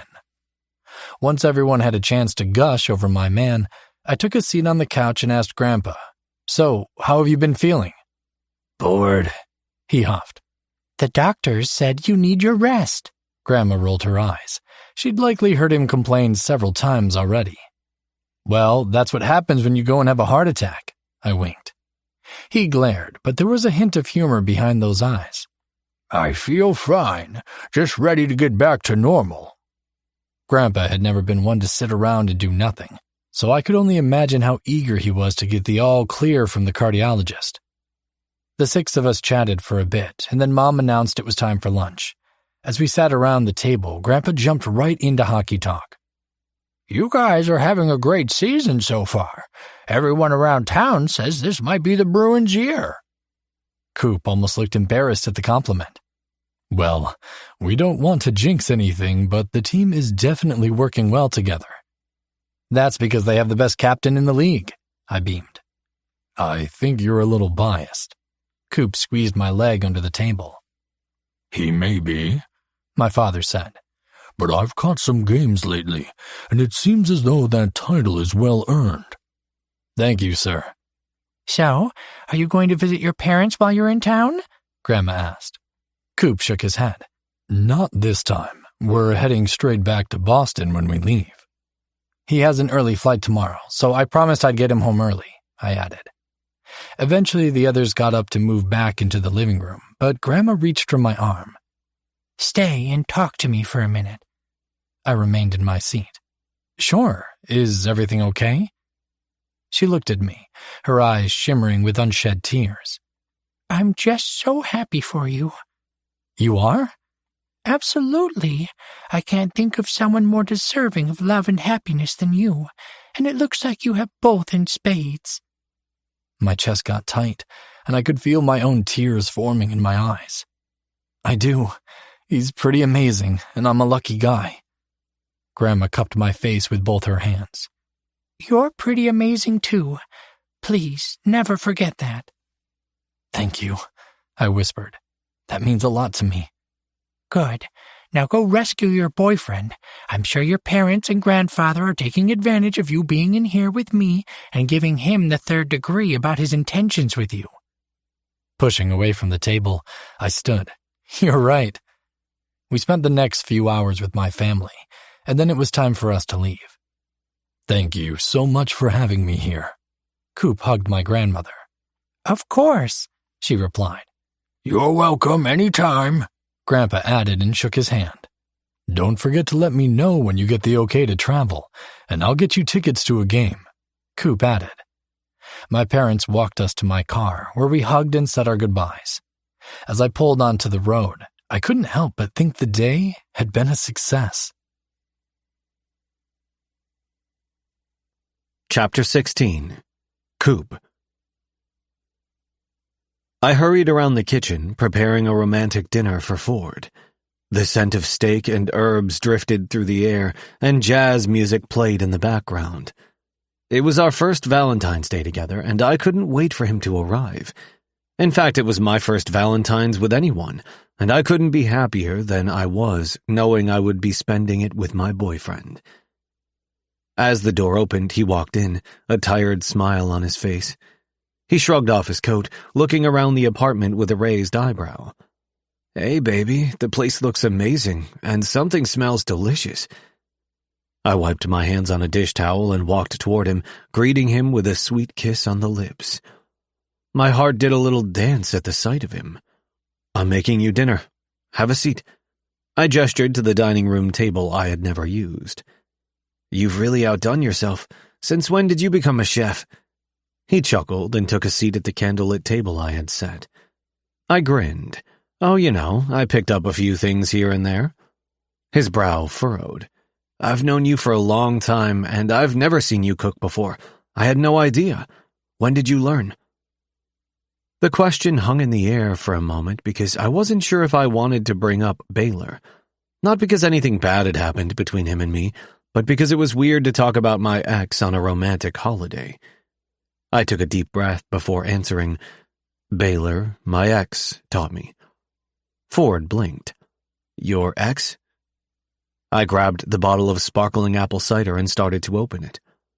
When you and I were broken up, I got close with our goalie. We dated for a while, but then he was traded to the Rangers. Ford's eyes softened. Oh, right, of course you dated other people. So he taught you how to cook? Yeah, but just a few things. I poured the juice into 2 flutes. Ford reached for his glass. Well, I'm grateful because it smells amazing. I smiled, glad he didn't seem bothered by the mention of Baylor. Well, I guess I owe him a thank you then. Ford decided to take a quick shower, so I went back to the kitchen to finish our dinner. As we dug into the steak and lobster dinner, Ford shared how his day was, and I couldn't help but get lost in the warmth of his eyes. I'm glad I had the night off, I admitted. Me too. He took a bite of steak. How do the tickets work for your game? What do you mean? Kaylee mentioned today that she'd like to go to a game sometime, and I was just wondering how we can get seats together. I'll make it happen. I took a sip of the sparkling cider. Are you sure? Of course. I can get a few tickets if you have more people. He shook his head. Nope, just Kaylee. Great, I'll get you 2 tickets for any game you want. Just let me know. Thanks. And you know she wants me to introduce her to your teammates. I chuckled around a bite of steak. Does she now? She wants me to set her up with Butcher. Well, I'm sure I can arrange for her to meet him. He opened his mouth as though he was going to speak, but closed it again. What's up? I asked. It's nothing. Actually, I don't know, you might think it's something. A little prick of worry hit me. Well, we won't know unless you say it. He took a deep breath. You were honest with me about Baylor, and I owe it to you to be honest as well. While I wasn't in a relationship with anyone, Kaylee and I used to hook up when we both worked in London. Oh. I hadn't expected that, even though I knew Ford was bi. The fact that he had hooked up with other people didn't bother me. I'd be a hypocrite if it did. Still, I had a couple of questions. How long ago was that? Almost a year. And you two have been able to remain friends? He nodded. Yeah, I was dealing with stuff, and she was looking to have a good time. It was strictly a friends with benefits situation. All right. Even though Baylor and I dated, we had started as friends with benefits too, and our relationship didn't have much time to turn into anything serious before he got traded. Are you still okay with me bringing her to your game? Of course. If you say you guys are just friends, then I believe you. Besides, I like Kaylee, and she's never acted like I was trying to steal her man. It's all good. He smiled. Okay. After finishing our meal, I cleared the dishes, leaving only the flickering candles on the table. When I returned to Ford, he stood and offered his hand with a sparkle in his eyes. How about we dance? I've always wanted a private dance with a private chef. I grinned, taking his hand. Is that so? Well, maybe just one chef. The jazz music provided the perfect rhythm for our impromptu dance. We swayed together and I pulled him closer, our hips moving in sync. As the song ended, he stepped back slightly, gazing into my eyes. You know, this has been the best Valentine's Day I have ever had. I blushed, feeling a warmth spreading through me. Me too, baby. I'm glad you enjoyed it. He leaned in and captured my lips in a tender kiss. When he pulled back slightly, his eyes locked with mine, and a soft smile graced his lips. You know, I'm deeply in love with you, more than I ever thought possible. A smile played on my lips. Yeah, and I've fallen for you in ways I never imagined too. I love you more every day. His lips brushed against mine again, igniting a fire within.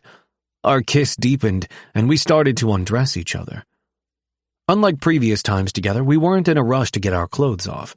Instead, it turned into a sensual striptease as I skated over each button of his shirt before slowly taking the whole thing off, letting it fall to the floor behind us. Ford ran his fingers down the length of my arms, and I closed my eyes, taking in the way his touch felt. His lips skimmed down my neck as he unbuttoned my shirt, then down my chest with each button he undid. His fingers worked a little quicker as he unfastened my belt and shimmied my pants and boxers down from my waist. His kisses continued along my stomach, and then he dropped to his knees in front of me. A wicked grin spread across his face as our eyes met, and he kissed the tip of my throbbing cock. I met his smile, cupping his cheek as he slowly slid his lips around my head and worked his tongue down my shaft. Moaning, I let my eyes flutter closed, relishing the feel of his warm mouth engulfing my cock. His fingers slid between us, massaging my balls with a gentle tug that had me moaning louder. He popped off my head and looked up at me. "Don't stop." He grinned, wrapping his lips around my shaft and taking me to the hilt. "Fuck," I panted, thrusting my hips slowly to meet his hot mouth. Pulling his head back, he slid off my cock and looked up at me with lust-filled wonder in his eyes. "My turn," I whispered. He slowly stood up as I took off my pants and then knelt. He made quick work of undoing his belt and dropping his pants, freeing his erection so it bobbed between us. Licking the leaking tip of his salty pre-cum, my tongue traveled the length of his erection before taking his entire length into my mouth. I choked slightly when he hit the back of my throat, causing Ford to groan. Sucking hard, I bobbed my head back and forth along his shaft, coating his thickness in my saliva. "Let's take this to the bedroom," I murmured, standing up and grabbing his hand. He kicked off his pants and followed me down the hallway. Once I pulled him down to the bed with me, our lips met again and our tongues devoured each other, all while our hands explored every inch of our bodies.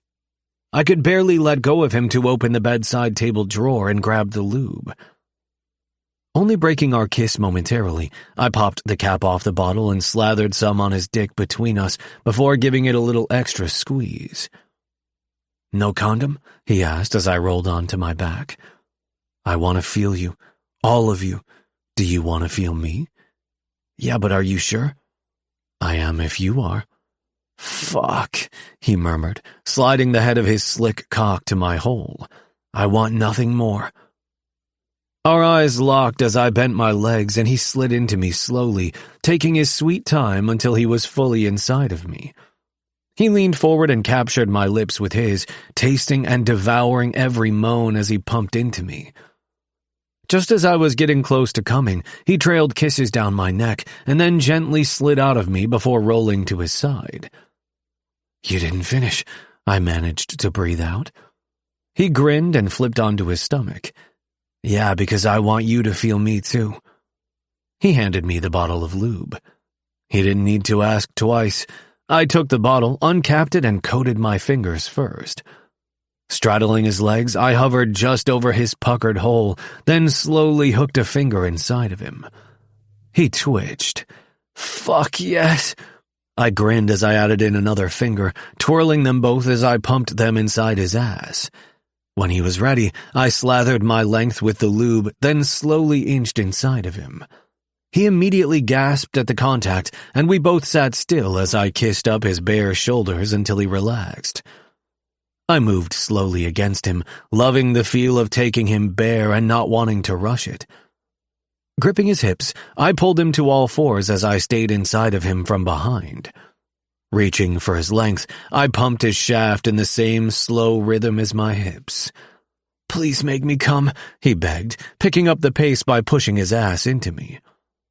His hand covered mine on his dick, and we pumped together as I thrust harder over and over. "I'm coming," he murmured as warm spurts ran over our joined hands. Turning his head, I took his lips with mine, devouring him in a scorching kiss as my orgasm took hold and I came inside of him, not stopping until his ass milked every last drop. We breathed together for a moment, then my dick slid out between us. "I love you so damn much," I whispered. "I love you too." The crisp February air stung my cheeks as Hayden and I stepped out of my truck the Sunday before his wedding. The driving range was surprisingly lively for a winter day. A few tea boxes were lined up under covered bays, which shielded people from the cold. The scent of freshly brewed coffee from the nearby snack bar wafted through the air, and the hum of conversation and the repeated sound of a club meeting a golf ball could be heard as we made our way to our assigned spot. As Hayden set up his tea, I went to the snack bar and got us a couple Irish coffees. Once back, I handed him his and raised the paper cups. "Here's to your last few days as a bachelor, my friend." "Thanks, man. I really appreciate you setting this up. Glad I could make something work." Hayden had asked for something chill for his bachelor party. He wasn't one to have many close friends since he spent a lot of time working. I didn't blame him. If it wasn't for my teammates, I wouldn't have many friends either. After we took a few turns, I lined up another shot. The golf club cut through the air as I swung, sending the ball soaring out onto the range.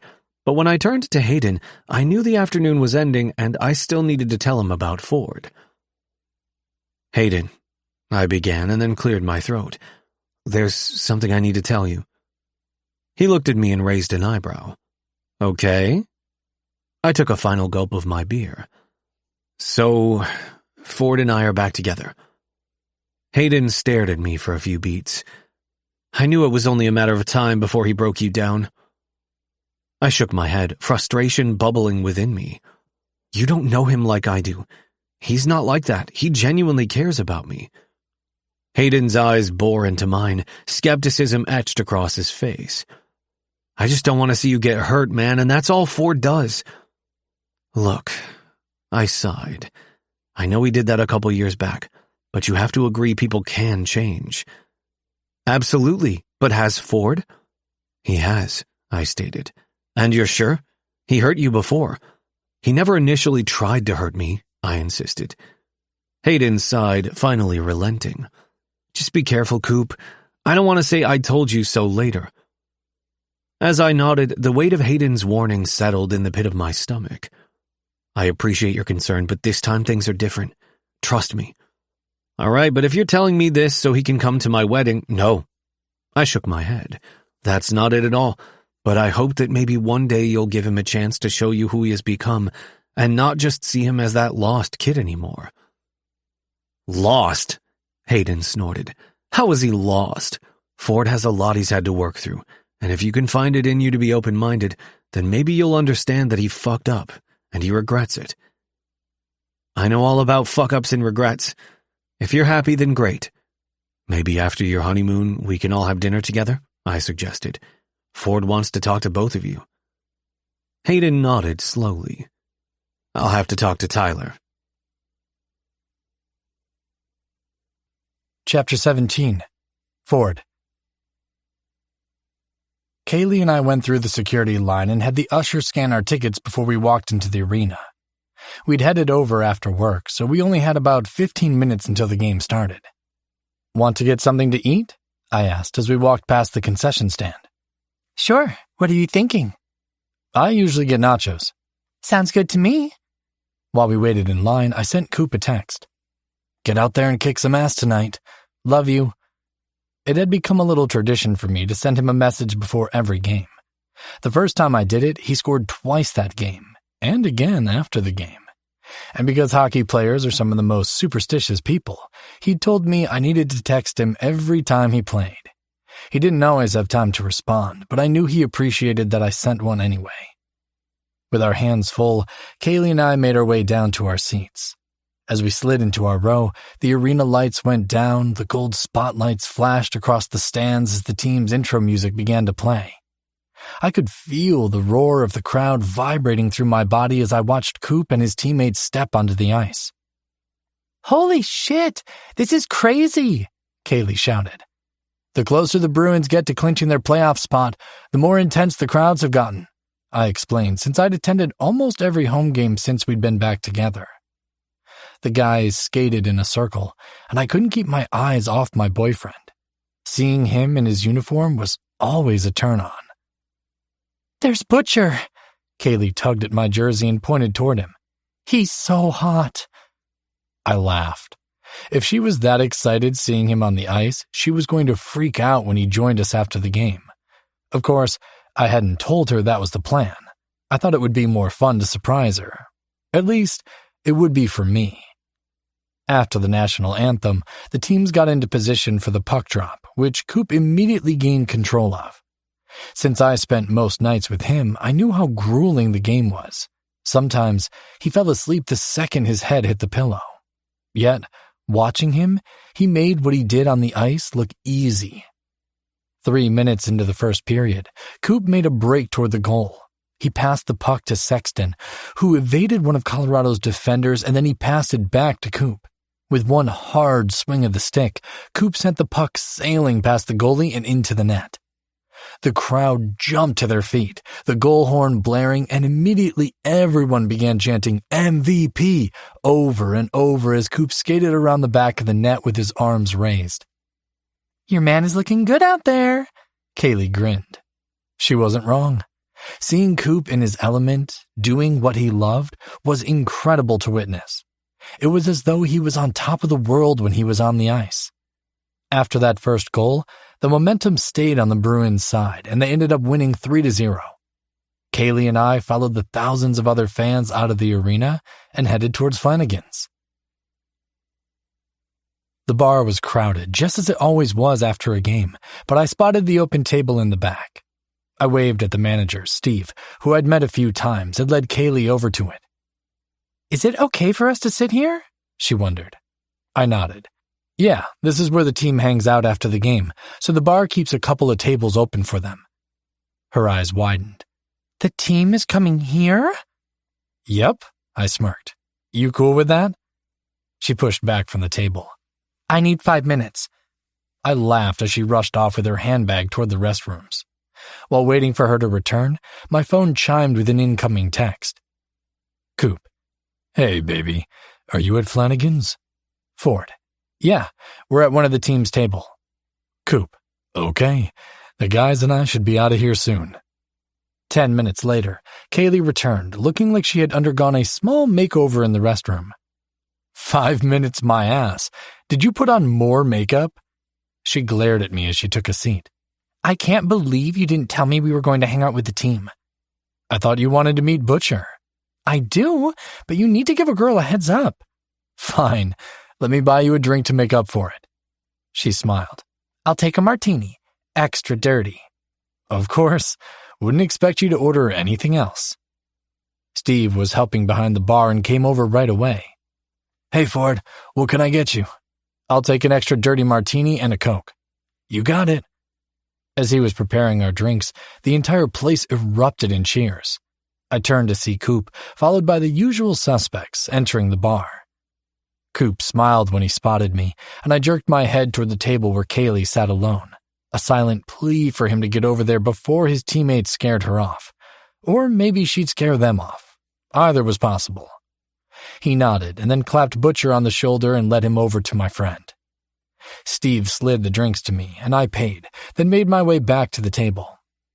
I stepped up behind Coop just in time to hear him say, Guys, this is Ford's best friend, Kaylee. Kaylee, these are my teammates, Butcher, Sexton, Nystrom, and Orlov. Kaylee's cheeks flushed crimson as she gave a small wave. Hi. Nice to meet you, Kaylee. Butcher smiled. Ford and Coop have told us a lot about you. Kaylee's jaw dropped. They have? Be nice. Coop nudged Butcher playfully. I promise, I just told them we were meeting up with one of Ford's friends tonight. Butcher just likes to fuck with people. Guilty. Butcher chuckled and pulled out a chair to sit beside Kaylee. Sexton took up her other side and asked, So, Kaylee, are you a hockey fan? She shook her head. I've never seen a game until tonight. While they continued to chat, I handed her the martini and then whispered in Coop's ear. Good game, baby. You looked great out there tonight. Thanks, he replied, wrapping his arm around my waist. I'm beginning to think you're my good luck charm. I've been playing better than ever since we got back together. Must be all the good sex you're having. I kept my voice low, making sure no one else could hear me. He chuckled. That has to be it. We sat across from Kaylee, who was laughing at something Butcher had said. He's probably wowing her with his never-ending list of dad jokes, Coop teased quietly. He could probably say anything and she'd be impressed. I leaned closer to him. She was pretty excited when I told her she was meeting some of your teammates. Yeah? I nodded. Well, after she got over the shock and yelled at me for not giving her a heads up. Coop raised a brow. I thought you were good with women. I used to be good with women. It's been a long time since I tried to impress one. He laughed, and then we joined in on the conversation with our friends. Hours passed until it was just the four of us left. Butcher leaned back in his chair and stretched his arms over his head. I should probably get going, he said with a yawn. Coop stood from his seat. Yeah, I should call it a night too. Are you two ready to go? He asked me and Kaylee. We both nodded and we headed outside to make the short walk to the arena where Coop's and Butcher's vehicles were parked. It was nice meeting you, Kaylee, Butcher said as he climbed into his SUV. You too? Kaylee grinned from ear to ear.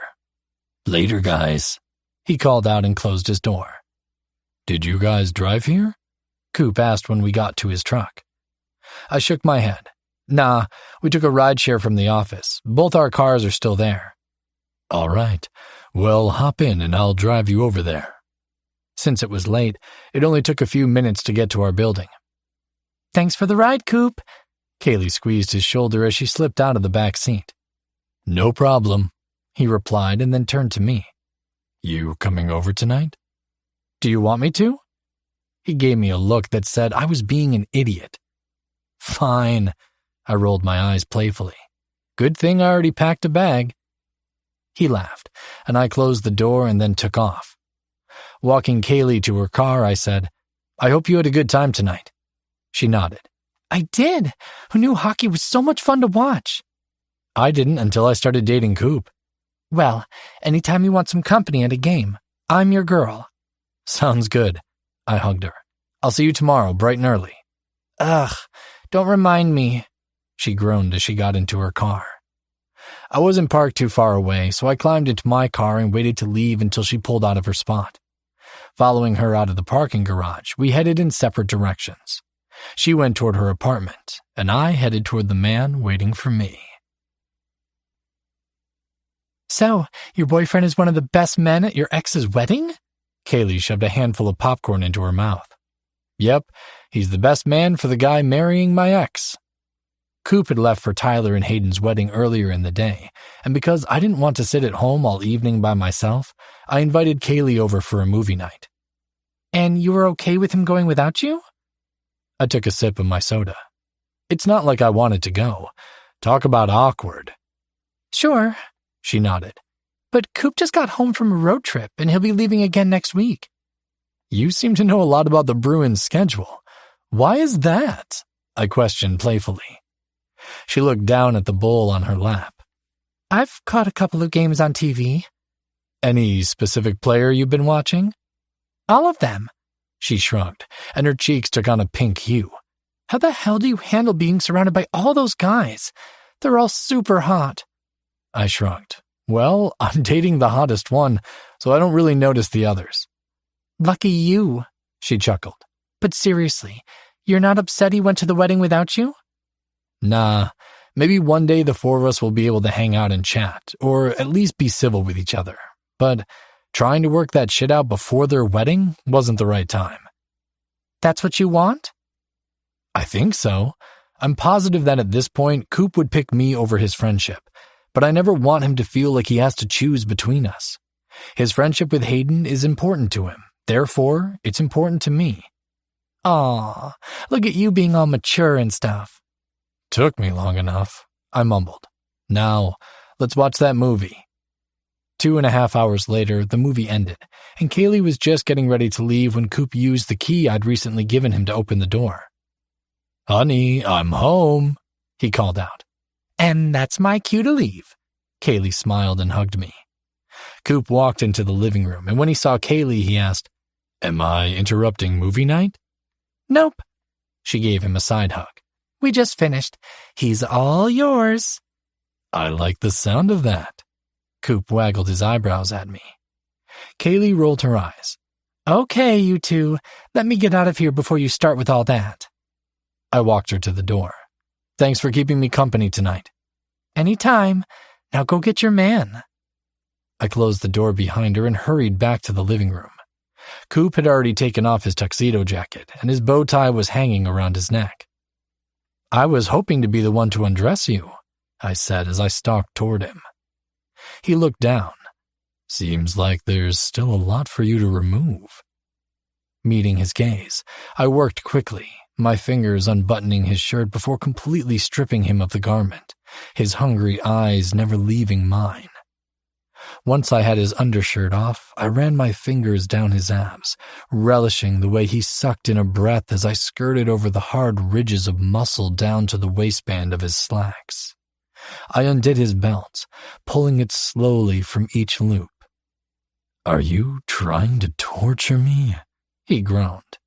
"Maybe a little," I smirked, dropping the belt before reaching for his zipper. I slid down his pants along with his boxers, crouching right at eye level with his dick. "Shouldn't you be getting naked too?" "I want to get a taste of you first." I licked his crown before engulfing it in my mouth. "Fuck," he breathed, thrusting his hips. Sucking his cock was one of my favorite things. Nothing made me feel quite like knowing I had the power to bring him so much pleasure. Not to mention, he looked hot as fuck when he came. But I wasn't going to finish him in my mouth. I wanted him to come while he was buried deep inside me. Pulling off his cock, I stood up and quickly undressed. Once I was free of my clothes, Coop crushed his lips against mine. His erection pressed against my stomach, begging for attention, so I guided him toward the couch as we stayed locked in our kiss. As soon as we fell together, our lips broke apart, and before I knew it, Coop was kneeling between my knees and wrapping his lips around my shaft. I loved his mouth, the feel of his cock, everything about him. Sucking in a deep breath, I gently pushed him away. "I'm going to come if you don't stop." He smiled. "I wouldn't mind, but I do have other plans for us." "Oh yeah? What's that?" He grabbed the lube we kept in various drawers around our apartments for moments like this. "Patience, baby." I huffed playfully, but I leaned back, making room for him between my legs. He prepped his cock with plenty of lube before sliding into me, but this time he didn't take it slow, filling me to the hilt immediately. I gasped at the fullness, then moaned as he started pumping faster, gripping onto my hips tightly. "Fuck, you feel so good, Coop," I moaned, leaning back and closing my eyes. Reaching forward, I started to stroke my own cock, squeezing it gently. "No," he growled. My eyes flew open, meeting his heated stare. "I'm going to fill you with my cum, then you're going to fill me." I'd never heard him utter hotter words, so I immediately obeyed, moving my hands to his waist and pulling him closer to me. His breathing quickened before his body stilled against me, and I felt his release spilling into me. Once his dick stopped twitching, he slid out and leaned back against the opposite side of the couch. Pushing his legs up, I bent down and licked his puckered hole before fucking him with my tongue. "I need you now," he gasped. I grabbed the lube and spread some on my cock, then pushed inside of him. Even though he'd just come, his dick began to harden again as I pounded into him, chasing my own release. "Fuck, Ford, I love you," he moaned. Hearing those words always sent me over the edge. I thrusted a few more times before coming inside of him. Finally, I collapsed on his sweaty chest, taking a few seconds to catch my breath before I was finally able to speak again. "I love you too, Coop." The next day, while we ate a late breakfast, Coop's phone rang. "It's Hayden," he stated. "Shouldn't they be on their honeymoon?" I wondered. "I have no idea." He slid his finger across the screen and then said, "Hey, what's up?" I watched as Coop's eyes widened. What? No, I left right after you. Holy shit. What? I whispered, curious to know what Hayden was saying. Damn, man. That's crazy. I hope he'll be okay. Yeah, let me know if you need anything from me. Okay, yeah, bye. What? I asked as soon as Coop hung up. He shook his head slightly as though he couldn't believe what he'd heard. Fallon was shot last night after I left. Chapter 18. Coop. About 3 months later. I could barely hear myself think as I stood in the face-off circle in our arena. The crowd was going wild because not only was it a playoff game, it was Game 7 of the final round against the Rangers. Whoever won would be playing for the cup. I gripped my stick tighter, eyes locked on the ice in front of me. It was do or die. The referee dropped the puck and I attacked, winning the drop and sending it to Butcher. He charged in, slamming his body against the boards, creating chaos as he fought for the puck. Arlov snatched it and darted down the ice, weaving through defenders while I trailed behind, anticipating the pass. Sexton barreled in, throwing his body at the opposing winger to open up space. Arlov had threaded the needle with a pinpoint pass to me, and the puck danced on my blade. Nystrom streaked toward the net, trying to open a hole for a shot, but there wasn't one. We sent the puck around until Butcher and an opposing defenseman collided, leaving the puck free. I scooped it up, carving through the neutral zone. Every time I faced Baylor, I tried not to think it was him in front of the net, so I wound up for a blistering snapshot, but a quick poke check from a Rangers defenseman stole my thunder. The puck ricocheted, and we all scrambled for it. Arlov battled in the corner, trying to regain control. Bodies crashed, sticks lashed, but none of us could clear the puck. Finally, Butcher muscled his way in and got it free, then sent it over to Nystrom. He shot it at the net, and like the amazing goalie he was, Baylor made a stunning save.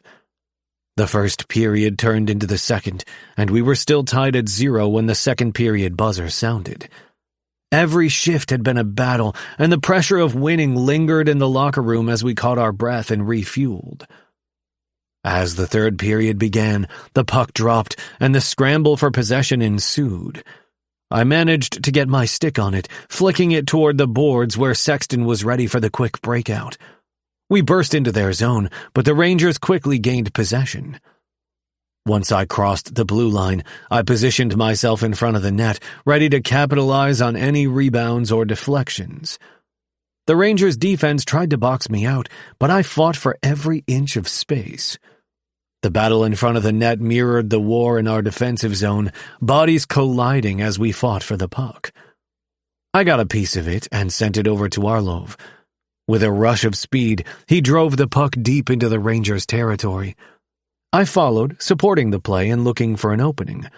The Rangers' defense tightened up, but we cycled the puck, trying to create a scoring opportunity. With a swift pass, I set up Nystrom for a shot, but Baylor made another spectacular save.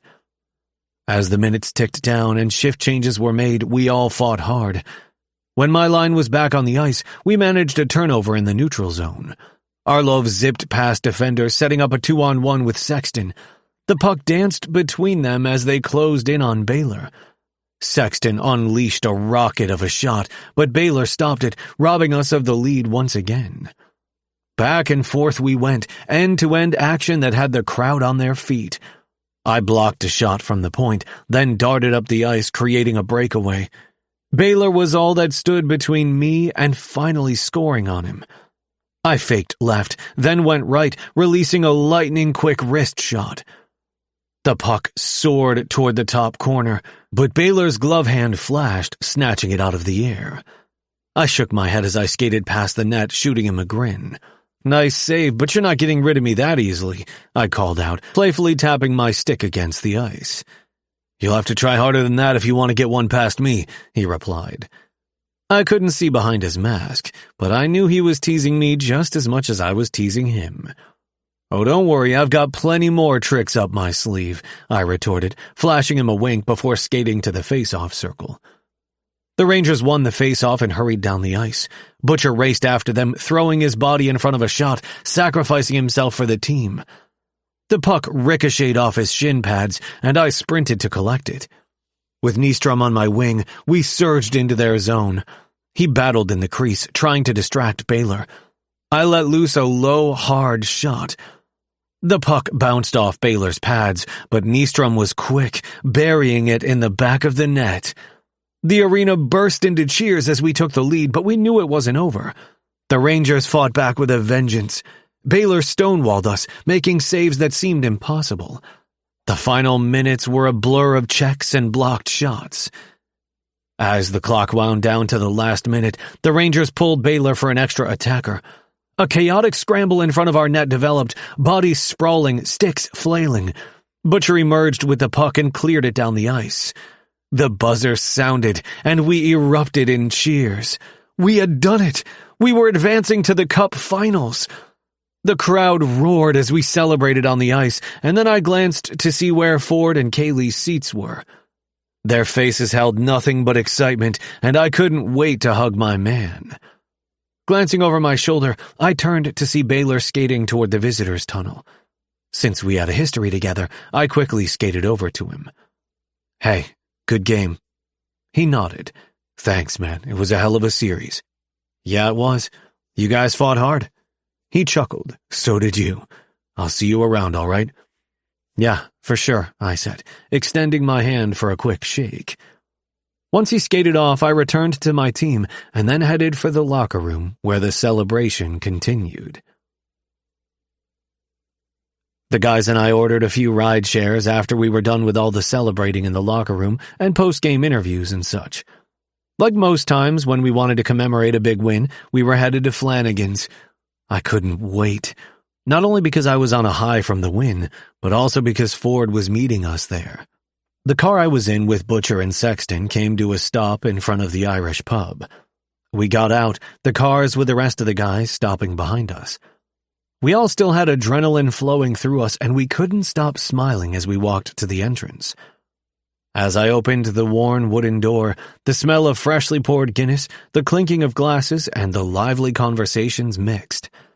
Butcher, Sexton, Arlov, Nystrom, Cardinal, and I moved further inside, and the entire place erupted in cheers. We exchanged high-fives and hugs with the patrons, and the energy in the air was infectious, but my focus wasn't on the fans. I scanned the room, searching for the one person who would make the victory even sweeter. Sitting at a corner table with Kaylee, Ford met my gaze, and a wide grin spread across his face. The world seemed to fade away as I rushed toward him. We collided, and I didn't care that we were in a room full of fans. I took his face in my hands and planted a quick kiss on his lips.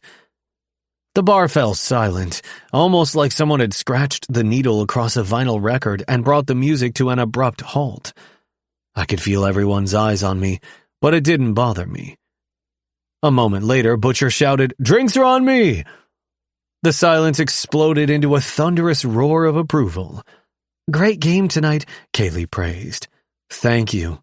I beamed and slid onto a stool next to Ford. "Glad we pulled it off." "Not gonna lie, I was nervous," Ford admitted. "Me too," I sighed.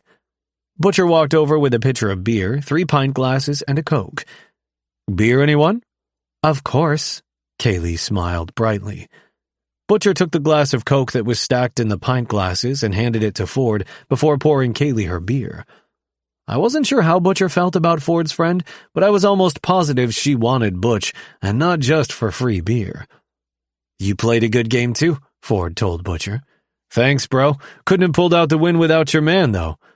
Butcher punched me playfully on the arm. I was given the assist on Nystrom's goal, but all of us were just happy he had made it past Baylor. "Yeah, I'm proud of him." Ford nudged my shoulder with his. I leaned over and whispered into his ear, "You want to go home?" He raised a brow. "We just got here," he said in a low tone. "Fine. 1 drink and then we leave." "All right, deal." I sipped my beer as Ford drank his Coke, and then he bent over and said, I think you might have set a record for the quickest post-game victory kiss in history." Well, when you're in love, timing is everything, I teased. I don't mind. You can kiss me anytime you want. I just might, I winked. After finishing our beers, I said to Butch, we're gonna head out. Already? He frowned. Yeah. I didn't elaborate as to why. Can you make sure Kaylee gets home okay? Of course. He winked at her and she blushed. We said our goodbyes and then stepped outside into the cool night. I parked in the alley, Ford stated. Hand in hand, we headed that way. As we got to the entrance to the back street, a voice called out from behind us. Hey, Ford! We both turned and immediately Ford went rigid. I could barely make out the guy's face until he took a few steps forward and stood under the streetlight. It was the guy I'd met on the click, and by the way Ford was reacting, he knew him too. Do you know him? I asked my boyfriend just to clarify. Ford nodded and then whispered, He's the one. The one? His eyes caught to mine and he explained, the one from high school. The earth swayed as his words hit me. Tim was the guy who had hurt Ford, the one who had caused so much pain in Ford's life that even telling me what had happened, all Ford could do was cry in my arms. Tim was also the one who had caused Ford to almost overdose on alcohol and pills. I instantly saw red. I didn't know you two knew each other. Tim grinned, and I felt my blood pressure rise. You're dating a hockey star now? Ford's grip on my hand tightened, and my heart raced. Tim's words had already pissed me off, and I had no idea what was about to happen because I was ready to snap. We're leaving, I stated, needing to get Ford out of there, needing to get myself out of there. Tim stepped forward to block our path, his eyes locked onto Ford's. Leaving so soon, Ford? I thought we could catch up. Ford's jaw clenched. I have nothing to say to you. But Tim wasn't ready to let go. He took another deliberate step forward, invading our personal space. Why are you acting like this? We used to be friends. I could see Ford struggling to maintain his self-control, and I was seconds away from tugging him away. But he had run before, and maybe it was time to end the matter once and for all. Friends? I retorted, my anger bubbling to the surface. You think what you did to him was something a friend would do? Tim's gaze shifted to me, a mocking grin playing on his lips. Emmett Cooper, this is getting interesting. Are you going to defend his honor? I took a step forward, my voice low and menacing. You have no idea who you're dealing with. Tim's laughter echoed in the alley. Let's see how tough you really are. Without warning, he swung a punch at Ford. Instinctively, I stepped in, blocking the hit so his fist collided with my chest. The impact stung, but I didn't hesitate to let loose, throwing punch after punch. Each blow was a burst of rage, an explosion of pent-up anger and protectiveness. My knuckles connected with Tim's face, his blood coating my hand with each blow. But Tim was no pushover. He retaliated, landing a solid punch on my jaw, the force reverberating through my skull. I staggered, shaking off the pain, and returned with relentless fury. The sound of grunts, punches, and the shuffling of feet echoed in the narrow space. Blood dripped from Tim's nose, painting the ground beneath us. I could taste the metallic tang of my own blood in my mouth, but I continued to hit him over and over. Suddenly, Butcher appeared and roared, "Enough!" He lunged forward, grabbing me by the arm and pulled me away from Tim. My fists clenched, ready for more, and I snarled, my chest heaving, "Let go, Butch." Butcher shook his head. "No, I don't know what this is about, but it's not like you." It was on the tip of my tongue to tell him why, but I didn't want to betray Ford. Instead, I shot a final glare at Tim, who stood there dripping with blood. Butcher turned to him. "You better disappear before things get worse for you." "Disappear?" Tim chuckled and wiped his bloody nose with the back of his hand. "Emmett Cooper just assaulted me. I'm calling the cops." Chapter 19. Ford. Seeing Tim in that alley had me frozen in place. I could hear what he and Coop were saying, but their words weren't registering in my brain. Next thing I knew, Tim took a swing at me, and I braced for the impact of his punch. Before he could make contact, Coop stepped in between us. At that point, it was on, and I felt useless standing there watching them trade blows. I'd only seen Coop fight once, and that was during a game with all of his gear and pads on. But there were no barriers in a back alley fight, and Coop was wailing on Tim. I knew I should try to stop the fight, but a part of me enjoyed watching Tim get his ass kicked, while the other part of me was frozen in place as I watched the fight unfold. I debated if I should intervene, but then Butcher came barreling toward us and shouted, "Enough!" Behind him, I saw Sexton shielding Kaylee from getting too close to the fists that were flying. Butcher stepped into the middle of the fight and grabbed Coop. "Let go, Butch!" Coop tried to break away. Butcher had size on his side and shook his head. "No, I don't know what this is about, but it's not like you." Coop was silent as he glared at Tim. I knew he didn't tell Butcher the truth about why he was fighting. Likely because he didn't want to blurt out my business in front of his teammate. Every single action he'd taken since we'd entered the alley had been done to protect me, and it made me want to go over to him, wrap my arms around his neck, and kiss him. As I stepped forward, Butcher turned to Tim. "You better disappear before things get worse for you." "Disappear?" Tim chuckled, and the sound of his voice had bile rising in my throat. "Emmett Cooper just assaulted me. I'm calling the cops." Kaylee wrapped her hand around my arm and asked, "Ford, what's going on?" I couldn't answer her because I needed to deal with Tim's threat. Keeping my eyes on him, I yelled, "Don't even think about making that call." He whipped his shirt over his head and held it to his nose. "Why the fuck not? He deserves to go to jail." Was he fucking kidding me? You threw the first punch. Coop was defending himself. Plus, the only person who deserves to see the inside of a jail cell is you. His eyes widened for a split second, but he quickly schooled his features. "Yeah? And why's that?" Although I was aware Kaylee, Butcher, and Sexton were going to hear what I was about to say, I no longer cared who found out. What Tim had done to me 8 years ago wasn't my fault, and it wasn't something I needed to be ashamed of. I was confident the three of them wouldn't think less of me when they learned why Coop was fighting this asshole. "Because back in high school, you got me drunk and raped me." I heard the collective gasps behind me, but I continued. "Then you sent around a video of me and told everyone I was having sex for money. I spent the last 2 years of high school being bullied and made fun of, all because you fucking raped me." I'd never said the word rape out loud before, and it felt freeing finally to use the correct terminology for Tim's horrible actions that night. "You fucking liar!" Tim shouted and rushed toward me. "No!" Coop roared, and Butcher struggled to hold him back. At the same time, Sexton stepped in and pulled Tim away from me. "It's not a lie if I've got proof." "You're lying," he seethed. "You don't have proof." "Am I?" I took a step closer to him. "Did you really think no one would ever send me that video?"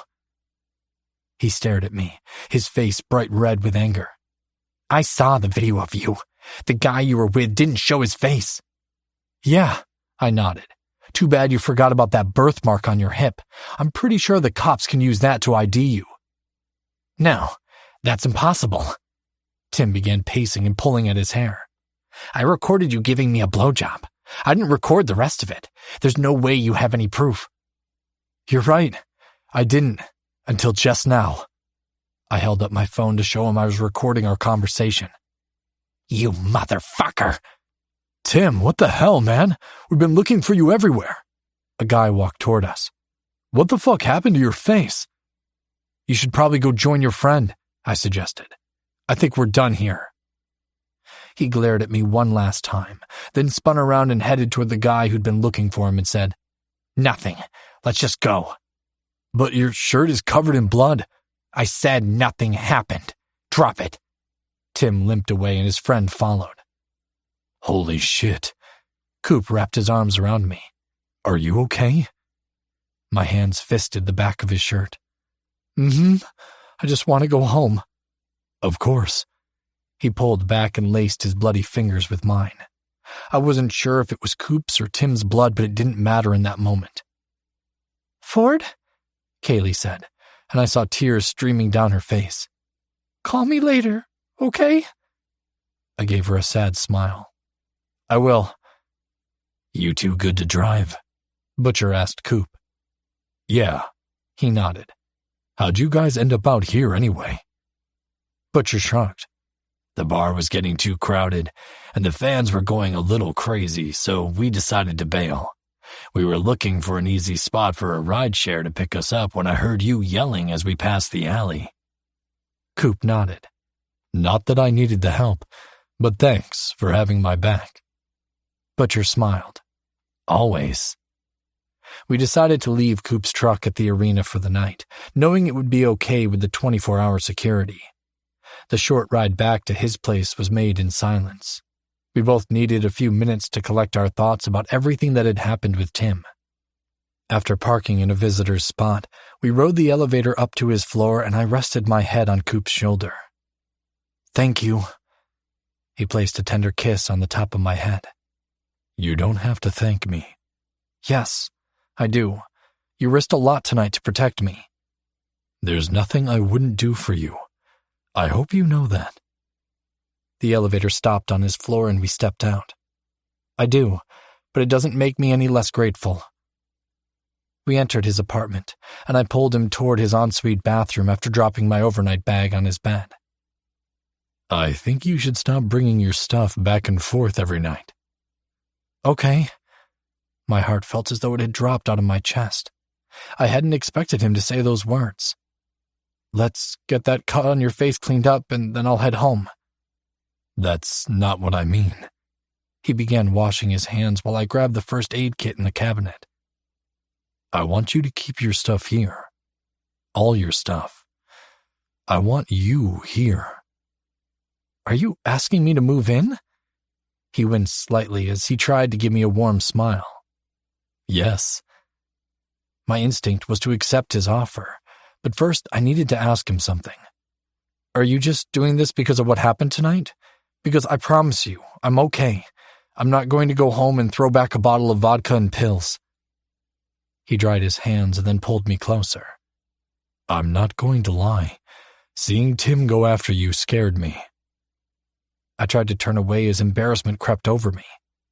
I should have done something, but he caught me by surprise. That's all. Coop cupped my face with his hand and gently turned my head to look at him. It's nothing to be ashamed of. I'm just telling you how it felt to see you in that situation. But that's not why I want you to live with me. It's not? No. He shook his head. It's because tonight, there was nothing I wouldn't have done to protect you. I don't care about my career or if I got into trouble. All I cared about was you. We've spent a lot of time apart.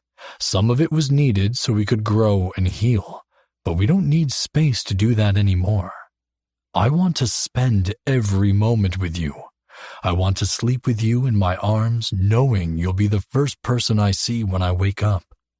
I love you so much. My eyes stung with unshed tears. I love you too, and I'd love to live with you. He crashed his lips against mine, but pulled back with a hiss. Let's get your lip cleaned up, and then I'll grab some ice for your knuckles. I dabbed at the cut on his lip with a washcloth. Are you hurt anywhere else? He shook his head. He got a couple of body shots in, but I've had worse on the ice. Are you sure? I noticed his knuckles were a little bruised, but not split open like I'd originally feared. You can take a shower and check for yourself. I think you just want me to get naked. He shrugged. Can you blame me? I lifted my shirt over my head. Nope, because I want you naked too. In the shower, Coop showed me one of the many benefits of living with him, and I returned the favor when we climbed into bed. Something from earlier kept replaying in my head as I lay in his arms, though. Can I ask you something? Sure. I looked up at him. Why'd Tim say he didn't know we knew each other? It seemed like he knew you too. He closed his eyes. You remember when I told you I went on a date with the guy who gave off some bad vibes? I shut up and gasped. The wannabe kidnapper was Tim? Coop grimaced.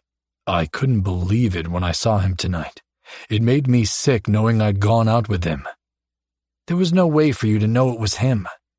The idea of Tim going on dates with unsuspecting people made an icy shiver run down my spine. What's to say he wouldn't hurt someone else? Maybe he already had.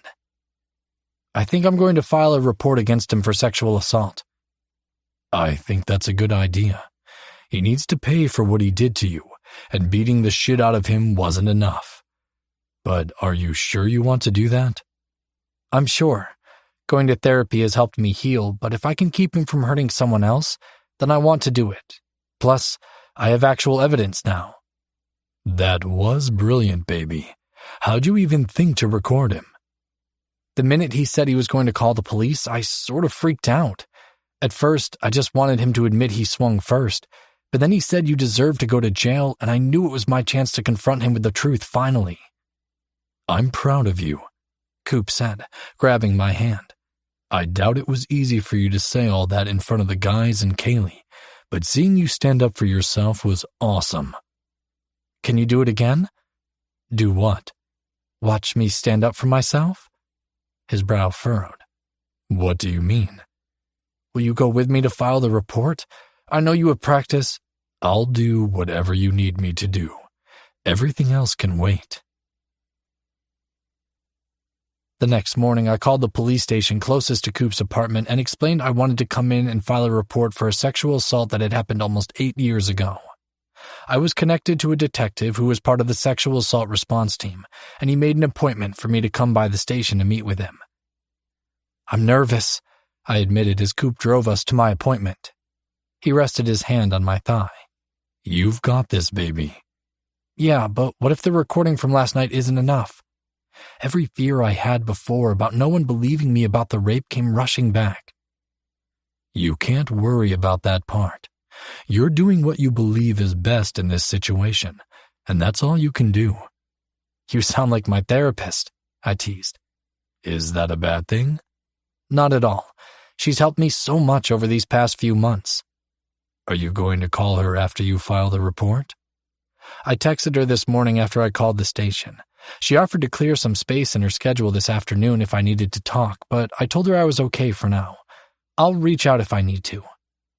We pulled into the parking lot, and I took a deep breath before getting out of his truck. You ready? Coop asked. I nodded. As ready as I'll ever be. He grabbed my hand, and we walked into the station together. A uniformed woman was sitting at the front desk, and when she saw us walk in, she offered a kind smile. Can I help you? Yeah. I'm here to meet with Detective Stafford. Can I get your name? Ford Mahoney, I replied. I'll let him know you're here. You can take a seat over there while you wait. She pointed to a row of plastic chairs lined up against the wall.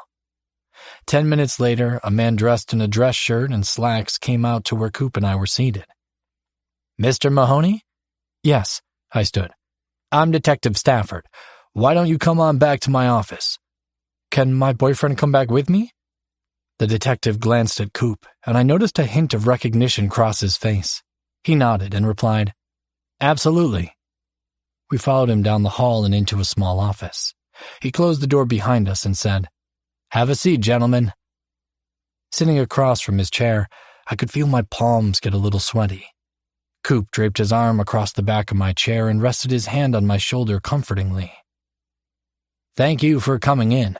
If you don't mind, I'd like to record our conversation to ensure I have all the details as we proceed with an investigation. Is that okay with you? I nodded. Sure. He placed a recording device on his desk and turned it on. Now, when we spoke on the phone, you said you wanted to report a sexual assault that happened 8 years ago? Yes, I confirmed. Okay. Why don't you start from the beginning and tell me everything you can remember? If I have any questions, I'll let you know. With a quick glance at Coop, who nodded in support, I told Detective Stafford everything, starting with what happened in high school up until the events of the night before, reiterating that Tim had started the confrontation since that was on the recording. By the time I was finished, I felt emotionally exhausted, but also like a weight I'd been carrying for so long had finally been lifted. I'll need a copy of the video you have, along with the recording you got last night. You can email them to me. He handed over his business card. Okay, I can do that now. I drafted an email and attached the 2 videos. And sent. Great. I'll be in contact soon with the next steps. He walked us to the door. Feel free to call me if you have any questions or remember anything you think might be important. Will do, I replied, and then Coop and I left. When we were back in my car, Coop looked at me and asked, "How are you feeling?" Great, actually. For the first time, it feels like Tim no longer has any power over me. I'm finally free. Chapter 20. Coop. My phone buzzed with a notification, waking me. I rolled away from Ford's warm body to see I had a text from Hayden lighting up the screen. Congrats on the win the other night. I have a free afternoon. Want to grab lunch? I hadn't seen Hayden since he and Tyler got married a few months ago. They'd had to deal with Tyler's best friend getting shot, then they went on their honeymoon, and we hadn't found a time to get together recently due to my schedule and Hayden's. I didn't think Ford would have an issue with me having lunch with my friend, and I didn't want to wake him to ask. Instead, I sent Hayden a reply. Yeah, sure, I'd love to. Where? Hayden, Riverstone Grill? Noon? Me. I'll be there. As I set my phone back on the nightstand, I caught a glimpse of my swollen knuckles. Surprisingly, they didn't look that bad, and only felt a little stiff and bruised when I clenched my hands. I could only imagine what Tim's face looked like because I didn't go easy on him. I wasn't much of a fighter, but that didn't mean I didn't have it in me, especially when it came to defending Ford. As I had told him the night of the fight, there was nothing I wouldn't do for him. Ford stirred and rolled over to face me. Good morning. I kissed his lips softly, trying not to wince since the cut on my lip wasn't healed. Morning.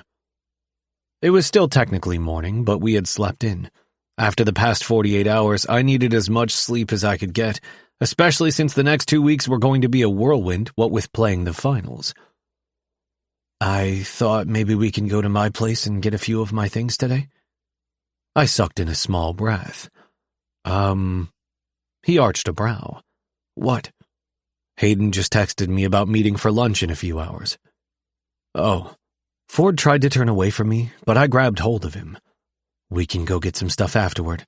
Lunch shouldn't be long. He probably just wants to meet up to congratulate me for making it to the finals. I understand. He sighed. It just feels weird, you know? Like I'm the dirty secret. I balked. Dirty secret? We sat up as he spoke, but he looked down at the sheets. You know, because I'm not welcome in that part of your life? I hated that he was right. If the situation was different and I was dating someone else, Hayden probably would have invited us to have lunch with him and Tyler. I hated that Ford felt like an outsider in my world when it came to Hayden. You're right. I blew out a breath. It's time that changes. Ford's gaze flicked up to mine. Really? I slid out of the bed. Yeah, I'm done playing nice about it. I get they were upset, but it's time they realize all of that is in the past. He rose onto his knees. What are you going to do?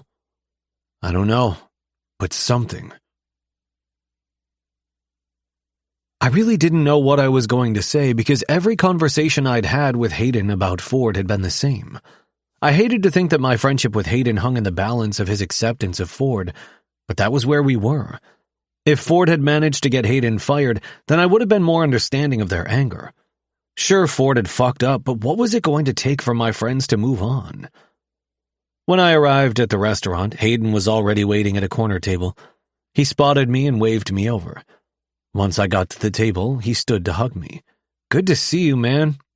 Hey, how are you? How's married life?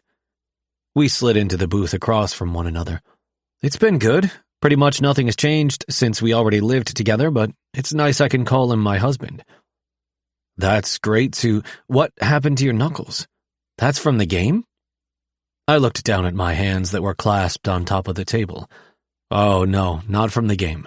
What the hell happened? Got into a fight after the game. Really? The waitress appeared and took our drink order. Once she was gone, I said to Hayden, so yeah, I got into a fight. With who? I didn't respond because I was trying to figure out how to tell Hayden what had happened without telling him why, but then he asked, is this about Ford? Yeah, but it's not what you think. What do you mean? There's so much about him you don't know. Hayden leaned back and sighed. So you're still together? Yeah. I nodded. He's moving in. Hayden's eyes widened. It's that serious? Yes, and like I said, there's so much that you and Tyler don't know. I'm not asking you to forgive Ford overnight, but he's trying, Hayden. He's really trying to make things right in his life. A flicker of doubt lit in Hayden's eyes, but I pressed on. I know it won't be easy, but I hope for my sake you'll try to move past all this once you hear him out. He sighed, running a hand through his hair in frustration. The waitress dropped off our drinks and left, giving us a few more minutes to decide what to order. I don't know, Coop, it's not just about me and Ford. It's about Tyler, too. I know, I breathed, which is why I think all four of us should sit down and talk. Let's hash everything out. No more secrets, no more grudges, just honesty. Hayden considered my words for a long moment. Finally, he nodded. Okay, I'll talk to Tyler and see if he's up for it, but no promises, all right? You said that last time, I reminded him. I know, and I did, but he wasn't ready. It's been over 2 years. He took a sip of his iced tea. I think he just never expected to have to see Ford again, let alone be married to the guy who's friends with the guy he's dating. The least he can do is hear Ford out. If he still feels that way afterward, I'll drop it forever. And what will happen between us? I don't know. I lifted his shoulder. I don't want to give you an ultimatum because I truly feel as though if you hear what Ford has to say, everything will work out. I'll be honest, I'm tired of having this conversation every time we meet. Me too. I'll get Tyler on board. Are you sure? Yeah. After we ate our lunch, Hayden left to go talk to Tyler. Just as I got back to my place and walked through the door, a text came through from Hayden. Since you're going to be busy these next few weeks, I talked Tyler into meeting up for dinner tonight if you're up for it. My gaze met Ford's as he sat on the couch. What? He asked. They're up for dinner tonight to talk. Ford sat up straighter. Really? Yeah, are you cool with that? I know you wanted to go get some stuff from your place. I sat next to him on the couch. Getting my stuff can wait. Okay, I'll text him back that we're in. Me. Absolutely. Where? The dots on the screen danced and stopped, danced and stopped. Hayden, we can come to your place if that's okay. They want to come here. Are you okay with that? Ford asked. I am if you are. Ford would be the one to do all the talking. If they come here, then they can leave whenever they want. They won't need to worry about kicking us out or something. Right, I sighed. Me, yes. See you at 6? Hayden, we'll be there. Ford kept pulling his phone out of his pocket and checking the time as it neared 6 o'clock. I'd ordered food from my favorite Mexican restaurant so we could have a taco bar if we made it to dinner. I knew the conversation needed to happen first, so I stuck everything in the oven to keep it warm after it arrived 5 minutes ago. Hey. I walked over to Ford and placed my hands on his shoulders and looked directly into his eyes. Everything is going to be okay. Whatever happens, you'll still have me. He gave me a small smile. I know, but still, I'm not used to telling people my story. You mean about Tim? Yeah. He nodded. I figured I needed to start at the beginning. Okay, but only if you're comfortable with it. I will be. I pressed my lips to his just as the intercom buzzed. They're here. With a deep breath from both of us, I went to the phone that was connected to the front desk of my building. Hello? Mr. Cooper, Mr. Hayden Foster, and Mr. Tyler Statler Foster are here to see you. Yes, please send them up. I hung up and turned to Ford. Ready? Yep. Ford sat back on the couch and I stood by the door, waiting to answer it when they rang. A few minutes later, the doorbell chimed, and I swung the door open with a smile on my face. "Welcome." Hayden grinned, but Tyler's gaze cut to where Ford was sitting behind me. "Come in." I gestured for them to enter. "Did you cook?" Hayden asked as he sniffed the air. "Have some Mexican food staying warm in the oven. This was dinner, right?" "I guess we'll see what happens." "Yeah, let's get this over with," Tyler stated and walked around us toward Ford. I shared a look with Ford, and then he stood and gestured to where he was sitting. "Please, both of you sit." Hayden and Tyler moved to the couch, and I went to stand next to Ford. I grabbed his hand and gave it a little squeeze. He shifted on his feet nervously, and then he began. "I know we have history together, and I owe both of you an apology for what happened before graduation. I'd like to explain—" "Nothing you can possibly say can justify why you did what you did, Ford," Tyler seethed. Hayden rubbed his knee and said to his husband, "Let's let him try, okay?" I wanted to offer Hayden and Tyler something to drink, but I was scared to leave the room since we'd jumped right into the talk. So I stayed next to Ford's side as he spoke, as he directed his words at Tyler. "You probably don't think about it or care, but I would like to tell you why I broke up with you." "All right," Tyler replied and crossed his arms. I saw Ford swallow, and he hesitated. I didn't know why he'd broken up with Tyler, and I wasn't sure why it mattered, but I let him keep going. "You see," he rubbed the back of his neck, "you'd just gotten your camera for your upcoming photojournalism class, and you said something along the lines of using it to take pictures of us in your bedroom." "Okay." Tyler and Hayden shared a confused look, but I finally understood where Ford was going with his reasoning. Ford took a deep breath. "When I was in high school, my best friend at the time filmed me without me knowing while he—" I grabbed Ford's hand and laced our fingers. "He got me drunk and we fooled around. I'd never done anything like that before, and I was curious. When he wanted more, I said no, except I drank so much that I passed out while we watched a movie. When I woke up, he was—" I squeezed his hand again, and he looked up at me with sad eyes. I knew it was hard for him, but he kept going. "He was raping me." All I could hear was the thumping of my heart in my ears as Tyler and Hayden let Ford's words sink in. I was instantly pissed and wanted to beat the shit out of Tim again. "He recorded us messing around and sent it to everyone at school." Ford took a deep breath.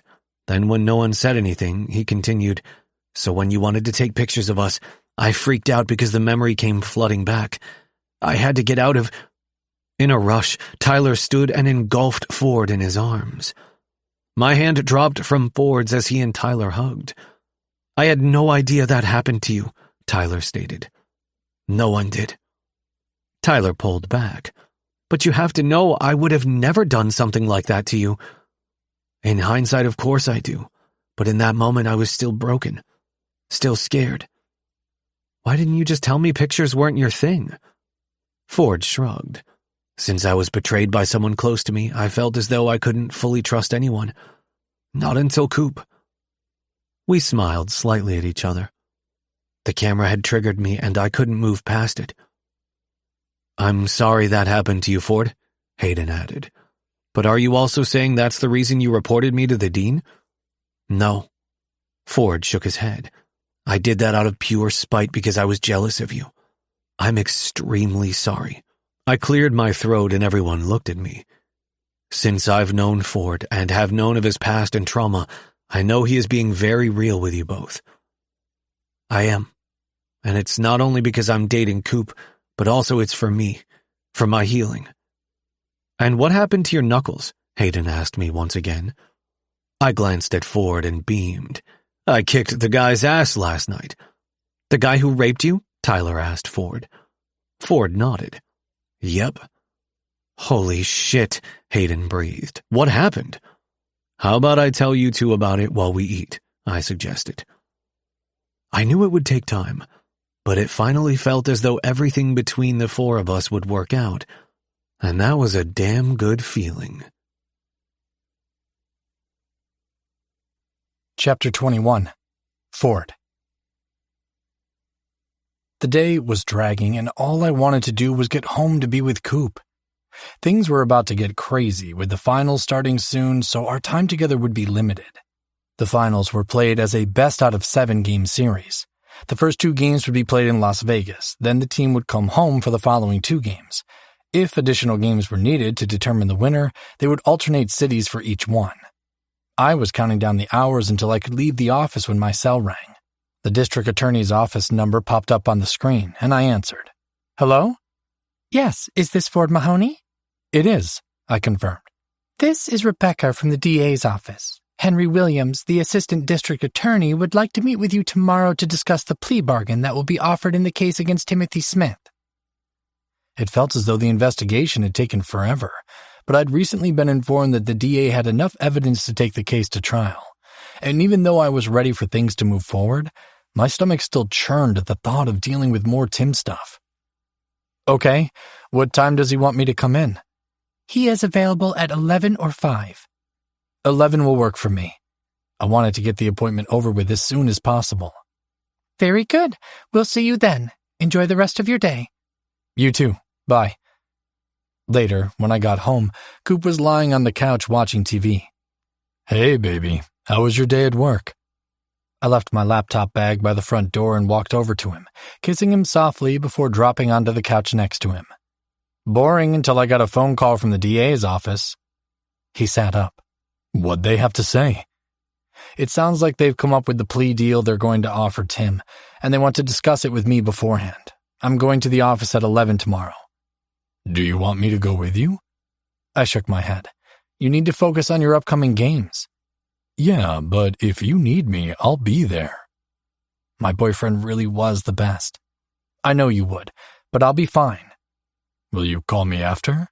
Of course. Now let's eat. We both have a lot going on the next few days. The anxiety of walking into the DA's office caused my pulse to race. Hello, how can I help you? The receptionist asked as I approached her desk. Hi, my name's Ford Mahoney, and I have an 11 o'clock appointment with ADA Williams. Okay, I'll let him know you're here. You can have a seat over there while you wait. She pointed toward a group of chairs in the corner.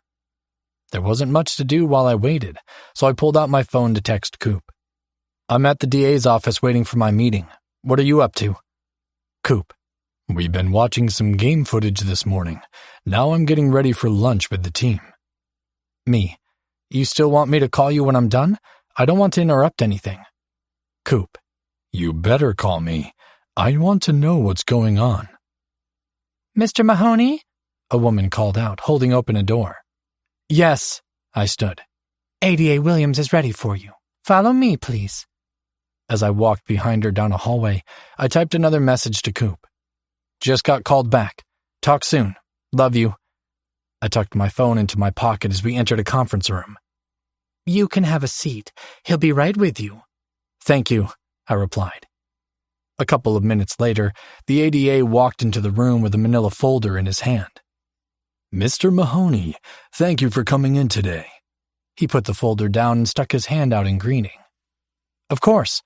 I stood and shook his hand. We both took a seat, and he opened the folder. So, I asked to meet with you so I could go over the details of the plea deal we are offering Timothy Smith. As a reminder, this is the deal that the Attorney General is offering. You won't be able to give any input or request changes. However, you have a right to know the details. I understand. Okay. Well, this case definitely poses some challenges. There is a lack of witnesses, and the evidence isn't as strong as we would hope if we took the case to trial. My shoulders sagged, and I worried Tim wouldn't face any repercussions for his actions. What does that mean? Is he going to get away with what he did? ADA Williams shook his head. We're going to do all we can to ensure justice is served, but I want you to understand the reasons behind this deal. We are offering for him to plead guilty to indecent assault with 5 years in prison and unlawful video recording, which comes with an additional 2 years sentence.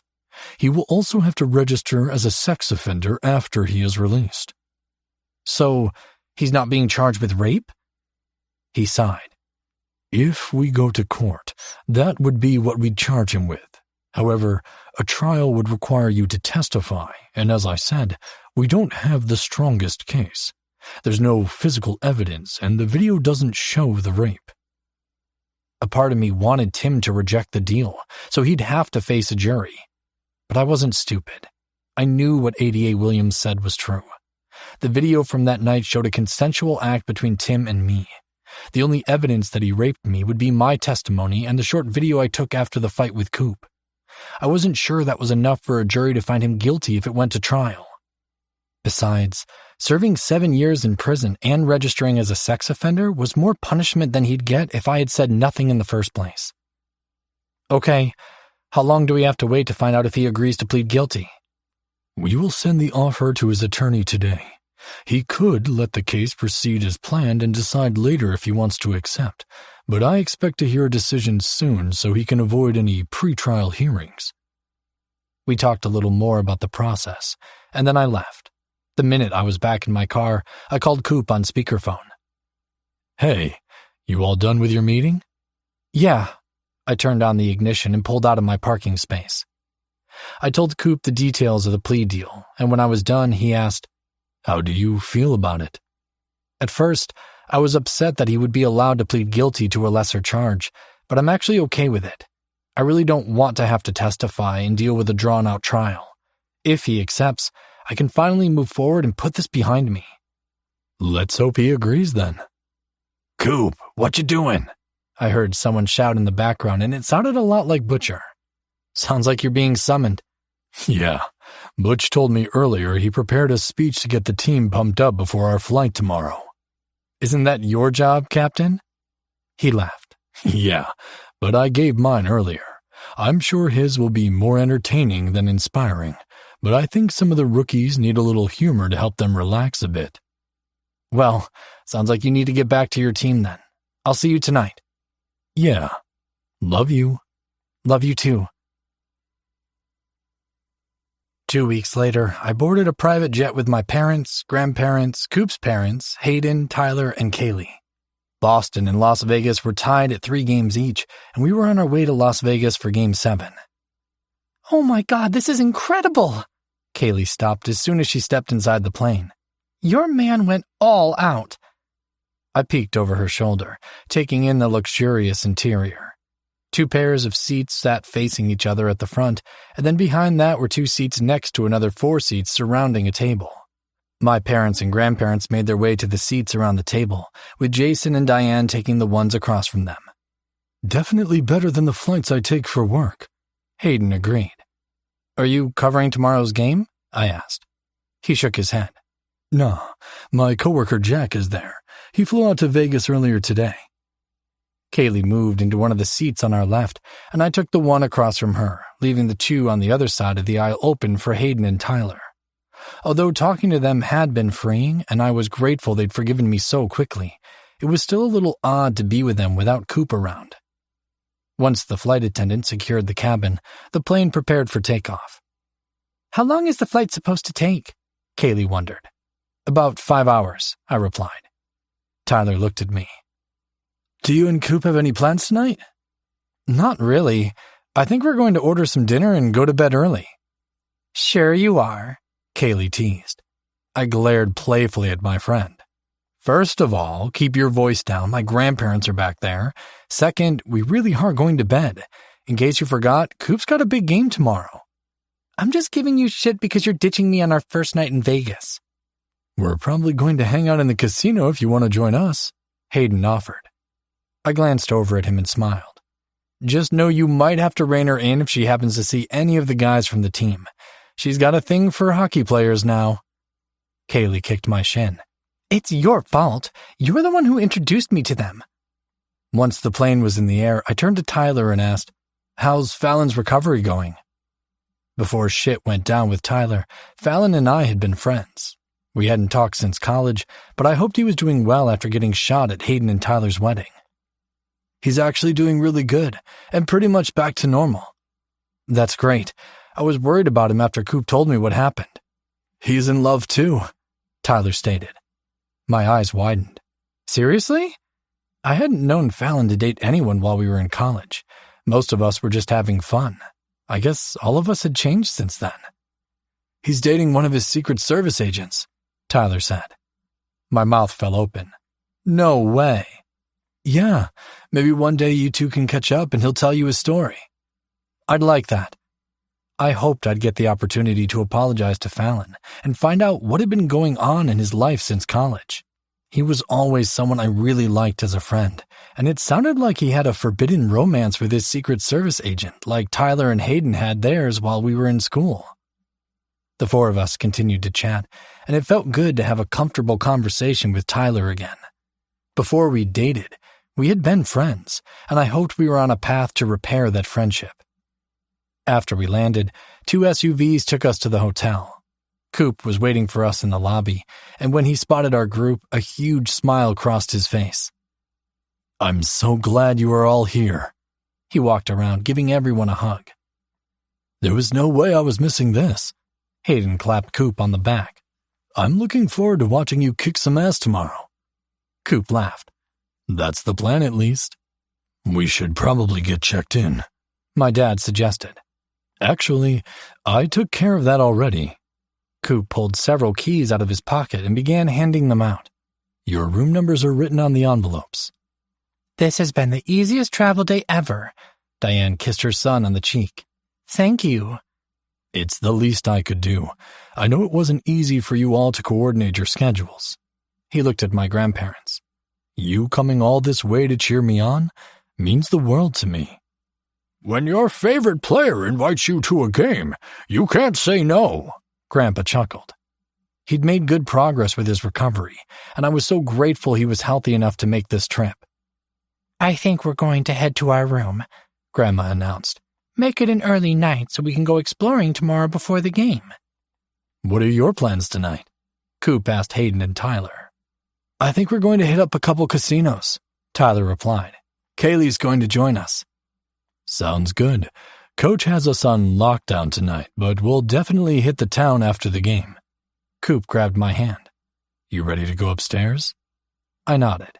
Yeah, I need to eat and then I'll be ready to crash. We all walked over to the elevators to head to our rooms. Once inside the one-bedroom suite, I started to unpack my bag. You want me to order some room service? I looked over my shoulder at Coop, who was looking for a menu in the desk drawer. That'd be great. He decided on salmon and wild rice while I ordered the cheeseburger and fries. While we waited for our food, I cuddled beside him on the couch. So, you ready for tomorrow? He trailed his hand up and down my arm. Most definitely. I'm ready to finally win the cup. I can't wait to watch you out there.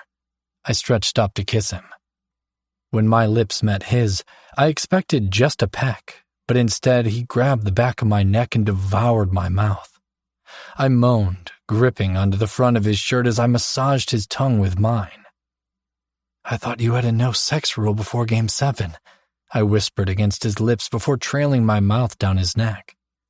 Not that I'm complaining. There are plenty of things we can do besides have sex. He cupped my erection through my jeans.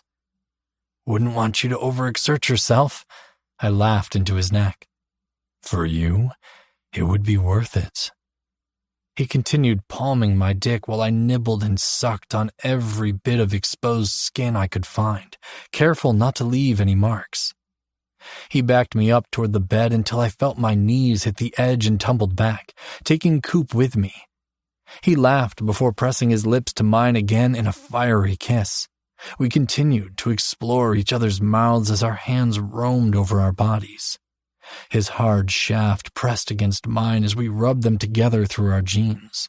The pressure was enough to have me gasping into his mouth like a horny teenager. He moved his hands to the button of my jeans and flicked it open. I sucked in a breath in anticipation of him wrapping his fingers around me, but a loud knock on the door interrupted us. Room service, a deep voice bellowed.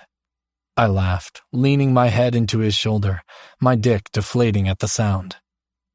I guess we should eat before continuing this, he huffed. Yeah. We both fixed our clothes before he offered his hand and pulled me to my feet. I knew we wouldn't be having sex later, but I couldn't wait to make out with him again. The next evening, our group of 10 made its way to the suite Coop had arranged for us to watch the game from. He'd left our hotel room earlier in the day to do whatever stuff the team needed to do before such an important game. "This is a killer view," Tyler said, looking out over the arena. I walked over to him. Being higher up gave me a new perspective since I was used to watching the game closer to the ice. From here, we'd be able to see all the action. "Yeah, it's pretty cool." "You guys want anything to drink?" Hayden opened the bar fridge stocked with various beers, sodas, and sparkling waters. "I'll take a Coke," I replied. Tyler turned around. "Beer for me." "What about you all?" Kaylee asked my grandparents, as well as Coop's parents and mine before moving over to help Hayden grab everyone's drinks. With my drink in hand, I took a seat in the oversized leather recliners and settled in to watch the teams warm up. I spotted Coop right away, and he gave me a small wave when he looked in our direction. It seemed like everything moved at a much faster pace than usual, but maybe it was because we were all pumped up for the final game. 15 minutes after warm-ups ended, the lights went down and music began to play. We all jumped to our feet and cheered as the teams returned to the ice. This was it.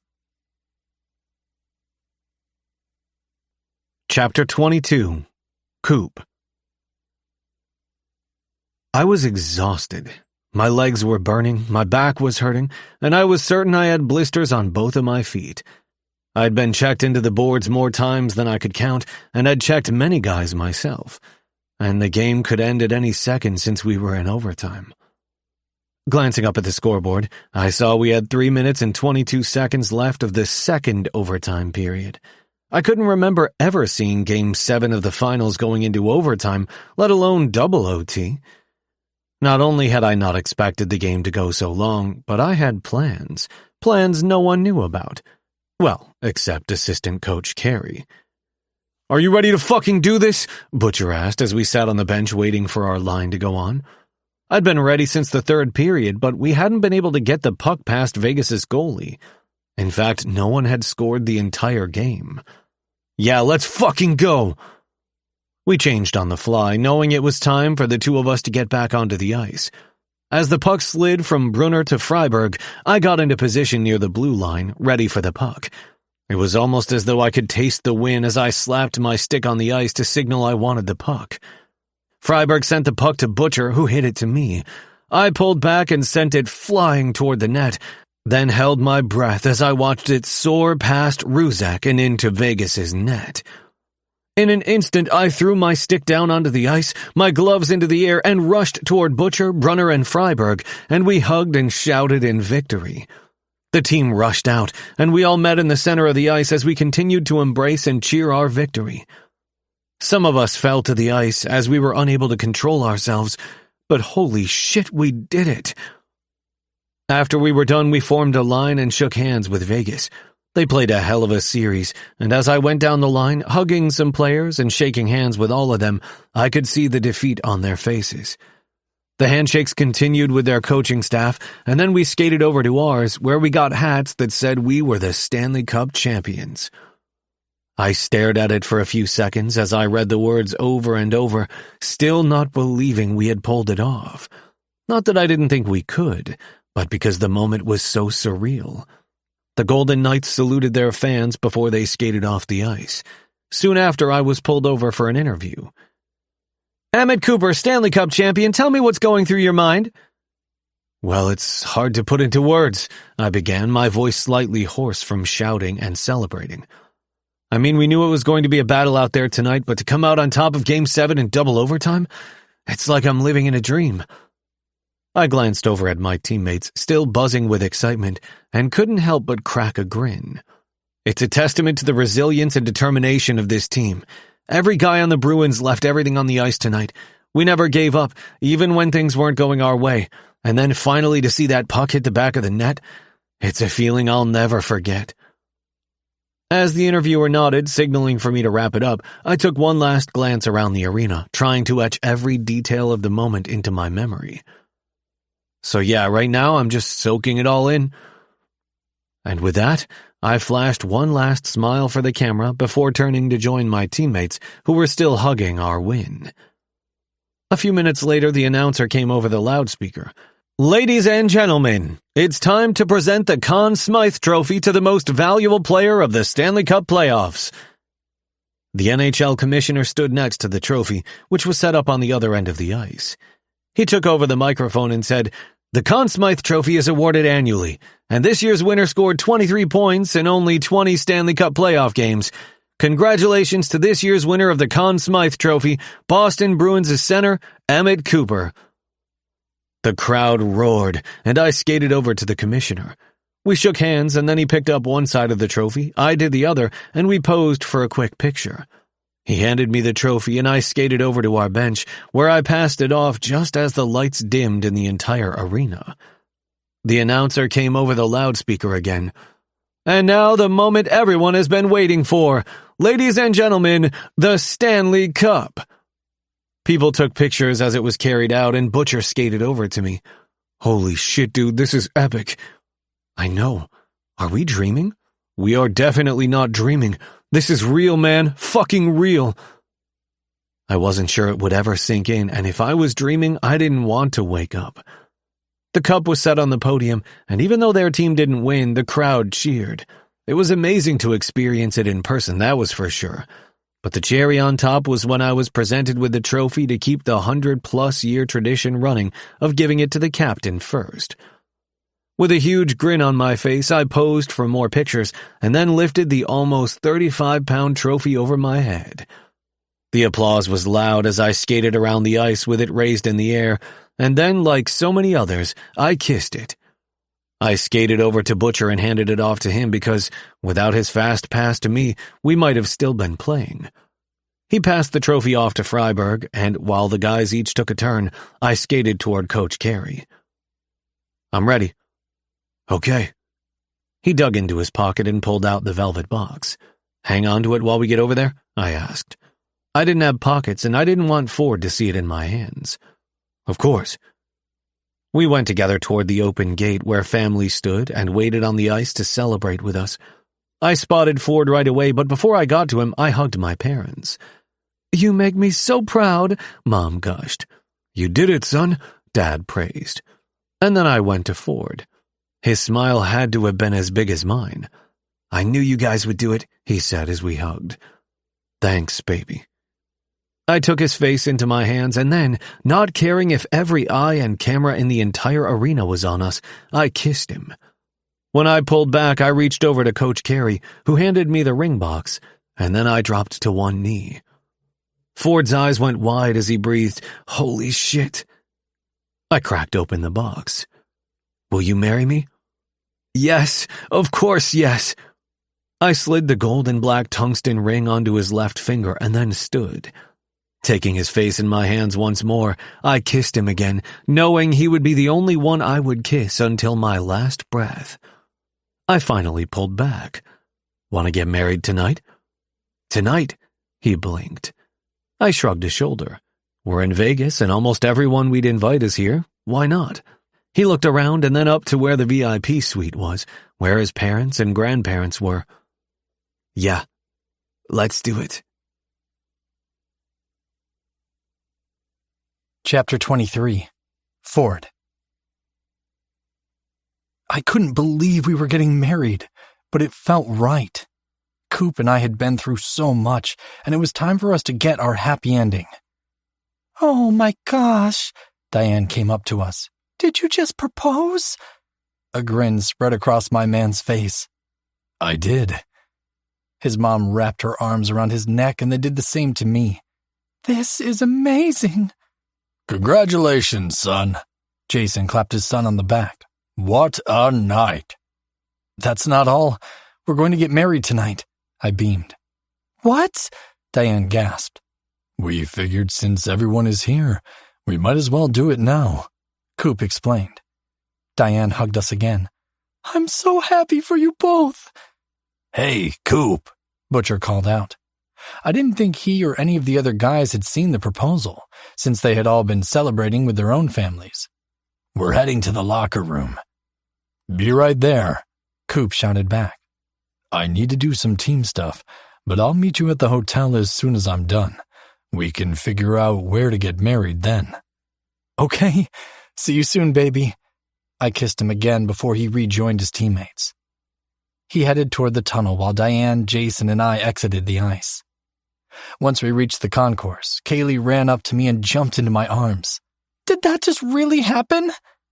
I couldn't help but smile at my parents, grandparents, Hayden, and Tyler behind her. Yeah, Coop and I are engaged. I held up my left hand, showing off the ring on my finger. Mom clasped her hands in front of her chest. Oh, sweetheart, I'm so happy for you. Kaylee stepped aside to make room for me to embrace my family. Soon, I was engulfed in hugs as they showered me with congratulations and well wishes, and I knew the memory of sharing this moment with my parents and grandparents would stay with me forever. That's not all, I stated. We're getting married tonight. The announcement sent everyone into a frenzy, all of them speaking at once, and I glanced at Hayden and Tyler. Part of me was nervous to see their reaction. Would they think Coop and I were being impulsive? Would it matter if they did? Hayden approached me first. Ford, I'm really happy for you guys. Yeah, you both deserve to be happy, Tyler added, and I'm glad you found happiness with each other. My smile widened. Thanks. You have no idea how much that means to me. So, what's the plan? Kaylee asked. Coop's going to meet us at the hotel, and then we'll figure out where to go. I don't know what we need to do to get married. We started walking out of the arena to the cars Coop had hired to drive us to and from the hotel. It took a while to make our way outside, and while we waited for our rides to pull up, Tyler waved me over. I just looked up what you need to get married in Vegas. You guys need to apply online for a marriage license and then go to the marriage license bureau to pick it up. After that, you can go wherever they perform a wedding ceremony. I checked the time on my phone. How late are they open? The bureau stays open until midnight, and there are a ton of 24-hour wedding chapels, he answered. Our two large SUVs parked in front of us, and Coop and my parents and grandparents climbed into one while Hayden, Tyler, Kaylee, and I got into the other. Kaylee nudged me. Do you know what you're going to wear? I have no idea, I admitted. I didn't expect any of this, but we'll probably keep it casual. That sounds boring, she scoffed playfully. We can save the fancy-ass outfits for when you get married, I teased. You'll be waiting a long time for that, she chuckled. When we got back to the hotel, I hurried to the room and started rummaging through the few outfits we had in the closet. Since Coop and I had already planned to go out tonight, we both had button-up shirts and slacks hanging up. Not sure I would have enough time to iron our clothes, so I hung them up in the bathroom where they could steam while I took a quick shower. As I dried off, I heard a text notification on my phone. Wrapping the towel around my waist, I walked to the bedroom where I'd left my phone. Coop. On my way to the hotel. Should be there in about 20 minutes. Ready to get married? Me. I can't wait. Love you. Coop. Love you too. He walked into our room exactly 20 minutes later. Let's do this, he said, kissing my neck as I styled my hair. Do you want to wear that suit? I pointed at the one he was already wearing. Or do you want to change into what you brought for going out tonight? I'm going to change. Then we can figure out what we need to do. Tyler already did that. He lifted an eyebrow. He did? Yeah. I nodded and gave him a rundown of everything we needed to do, including buying him a wedding ring. Okay. We should probably get a move on it then. 2 hours later, our group, which included the 11 of us plus several of the Bruins players, walked into a small wedding chapel off the strip. We'd like to get married, Coop told the receptionist when we reached the counter, and her eyes widened. Aren't you Emmett Cooper? He smiled at her. I am. She glanced at the guys standing behind my soon-to-be husband. Oh my gosh, you guys played great tonight. I shouldn't say this since I live here, but I was rooting for the Bruins the entire series. We appreciate that. He leaned against the counter. Now, about getting married. Oh, right. Did you get your marriage license already? We did. I pulled it out of the envelope and handed it over. And since you have several people in your party, I'm assuming someone will be a witness? Coop nodded. Yes, Hayden Foster and Kaylee Peters will be doing the honors. We'd asked them if they would act as our best man and maid of honor on the way to get our license. Of course, they'd both agreed immediately. Okay, give me a few minutes to get everything set up in the chapel. It will be tight, but I think we can fit everyone in there. The guys and I can stand up in the back if there's room, Butcher offered. Just make sure there's room for their family to sit. Thanks, man. Coop squeezed his shoulder. As the chapel receptionist scurried off to make the necessary arrangements, Coop and I stood side by side. My heart pounded with excitement as we eagerly awaited our turn.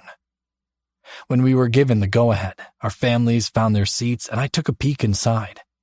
The chapel was adorned with simple decorations. Soft white drapes cascaded from the ceiling and various flowers surrounded the altar. Once it was time for us to enter, our guests rose from their seats, their eyes fixed on us as we walked down the aisle together.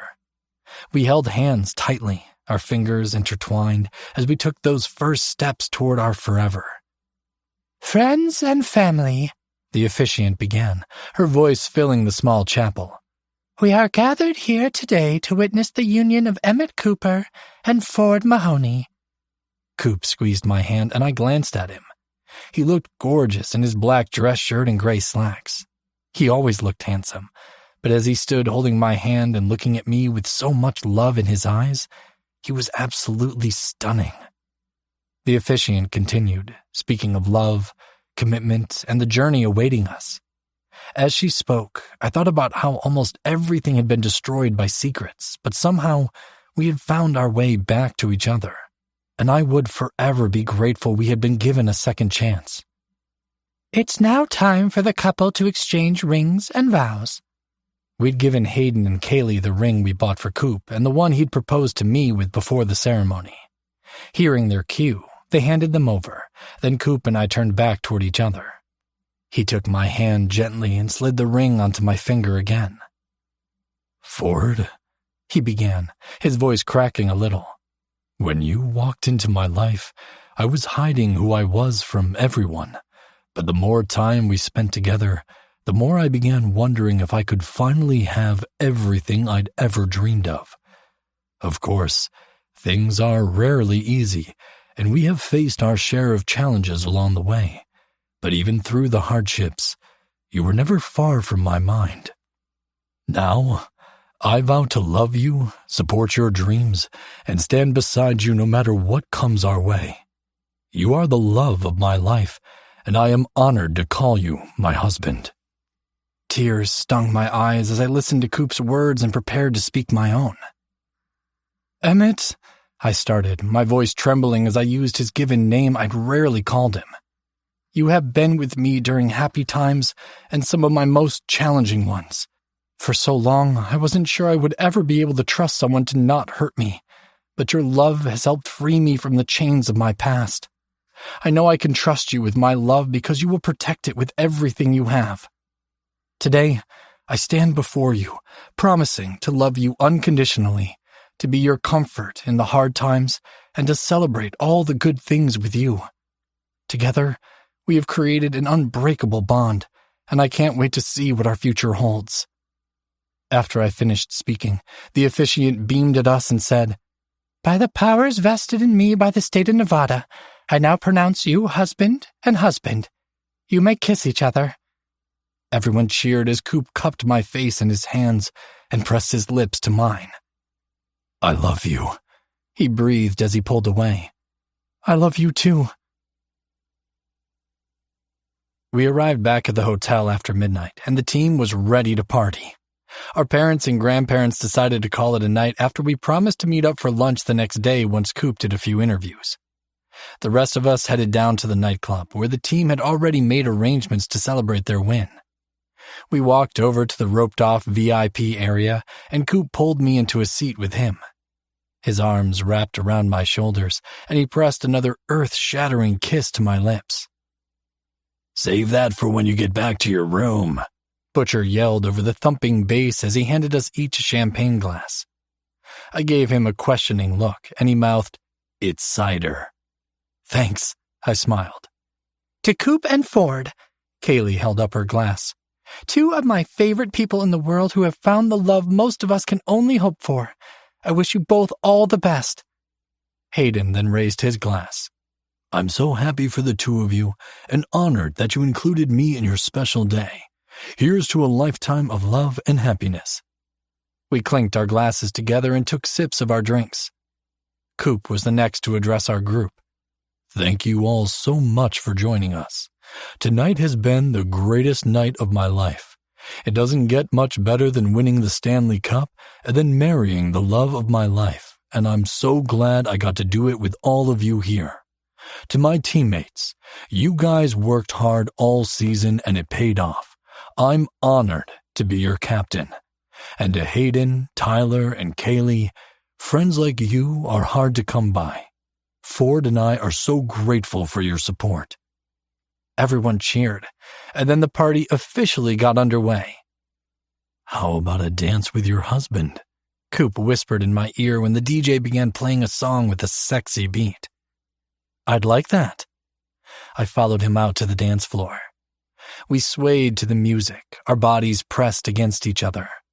The world fell away as we moved together, and it felt like time had slowed just for us, allowing us to revel in the moment. As the song ended, we returned to the VIP area. Coop leaned close to me, his breath warm against my ear. "I'm ready to go enjoy our wedding night. How about you?" I nodded. Definitely ready for that.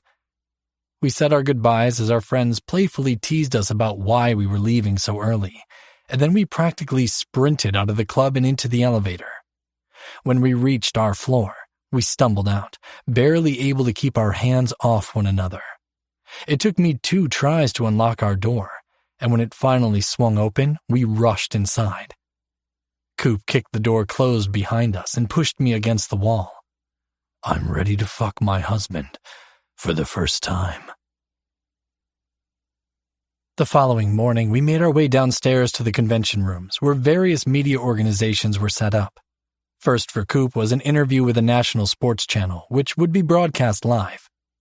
Someone from the production crew met us at the door. "Mr. Cooper, my name is Anna. We're almost ready for you.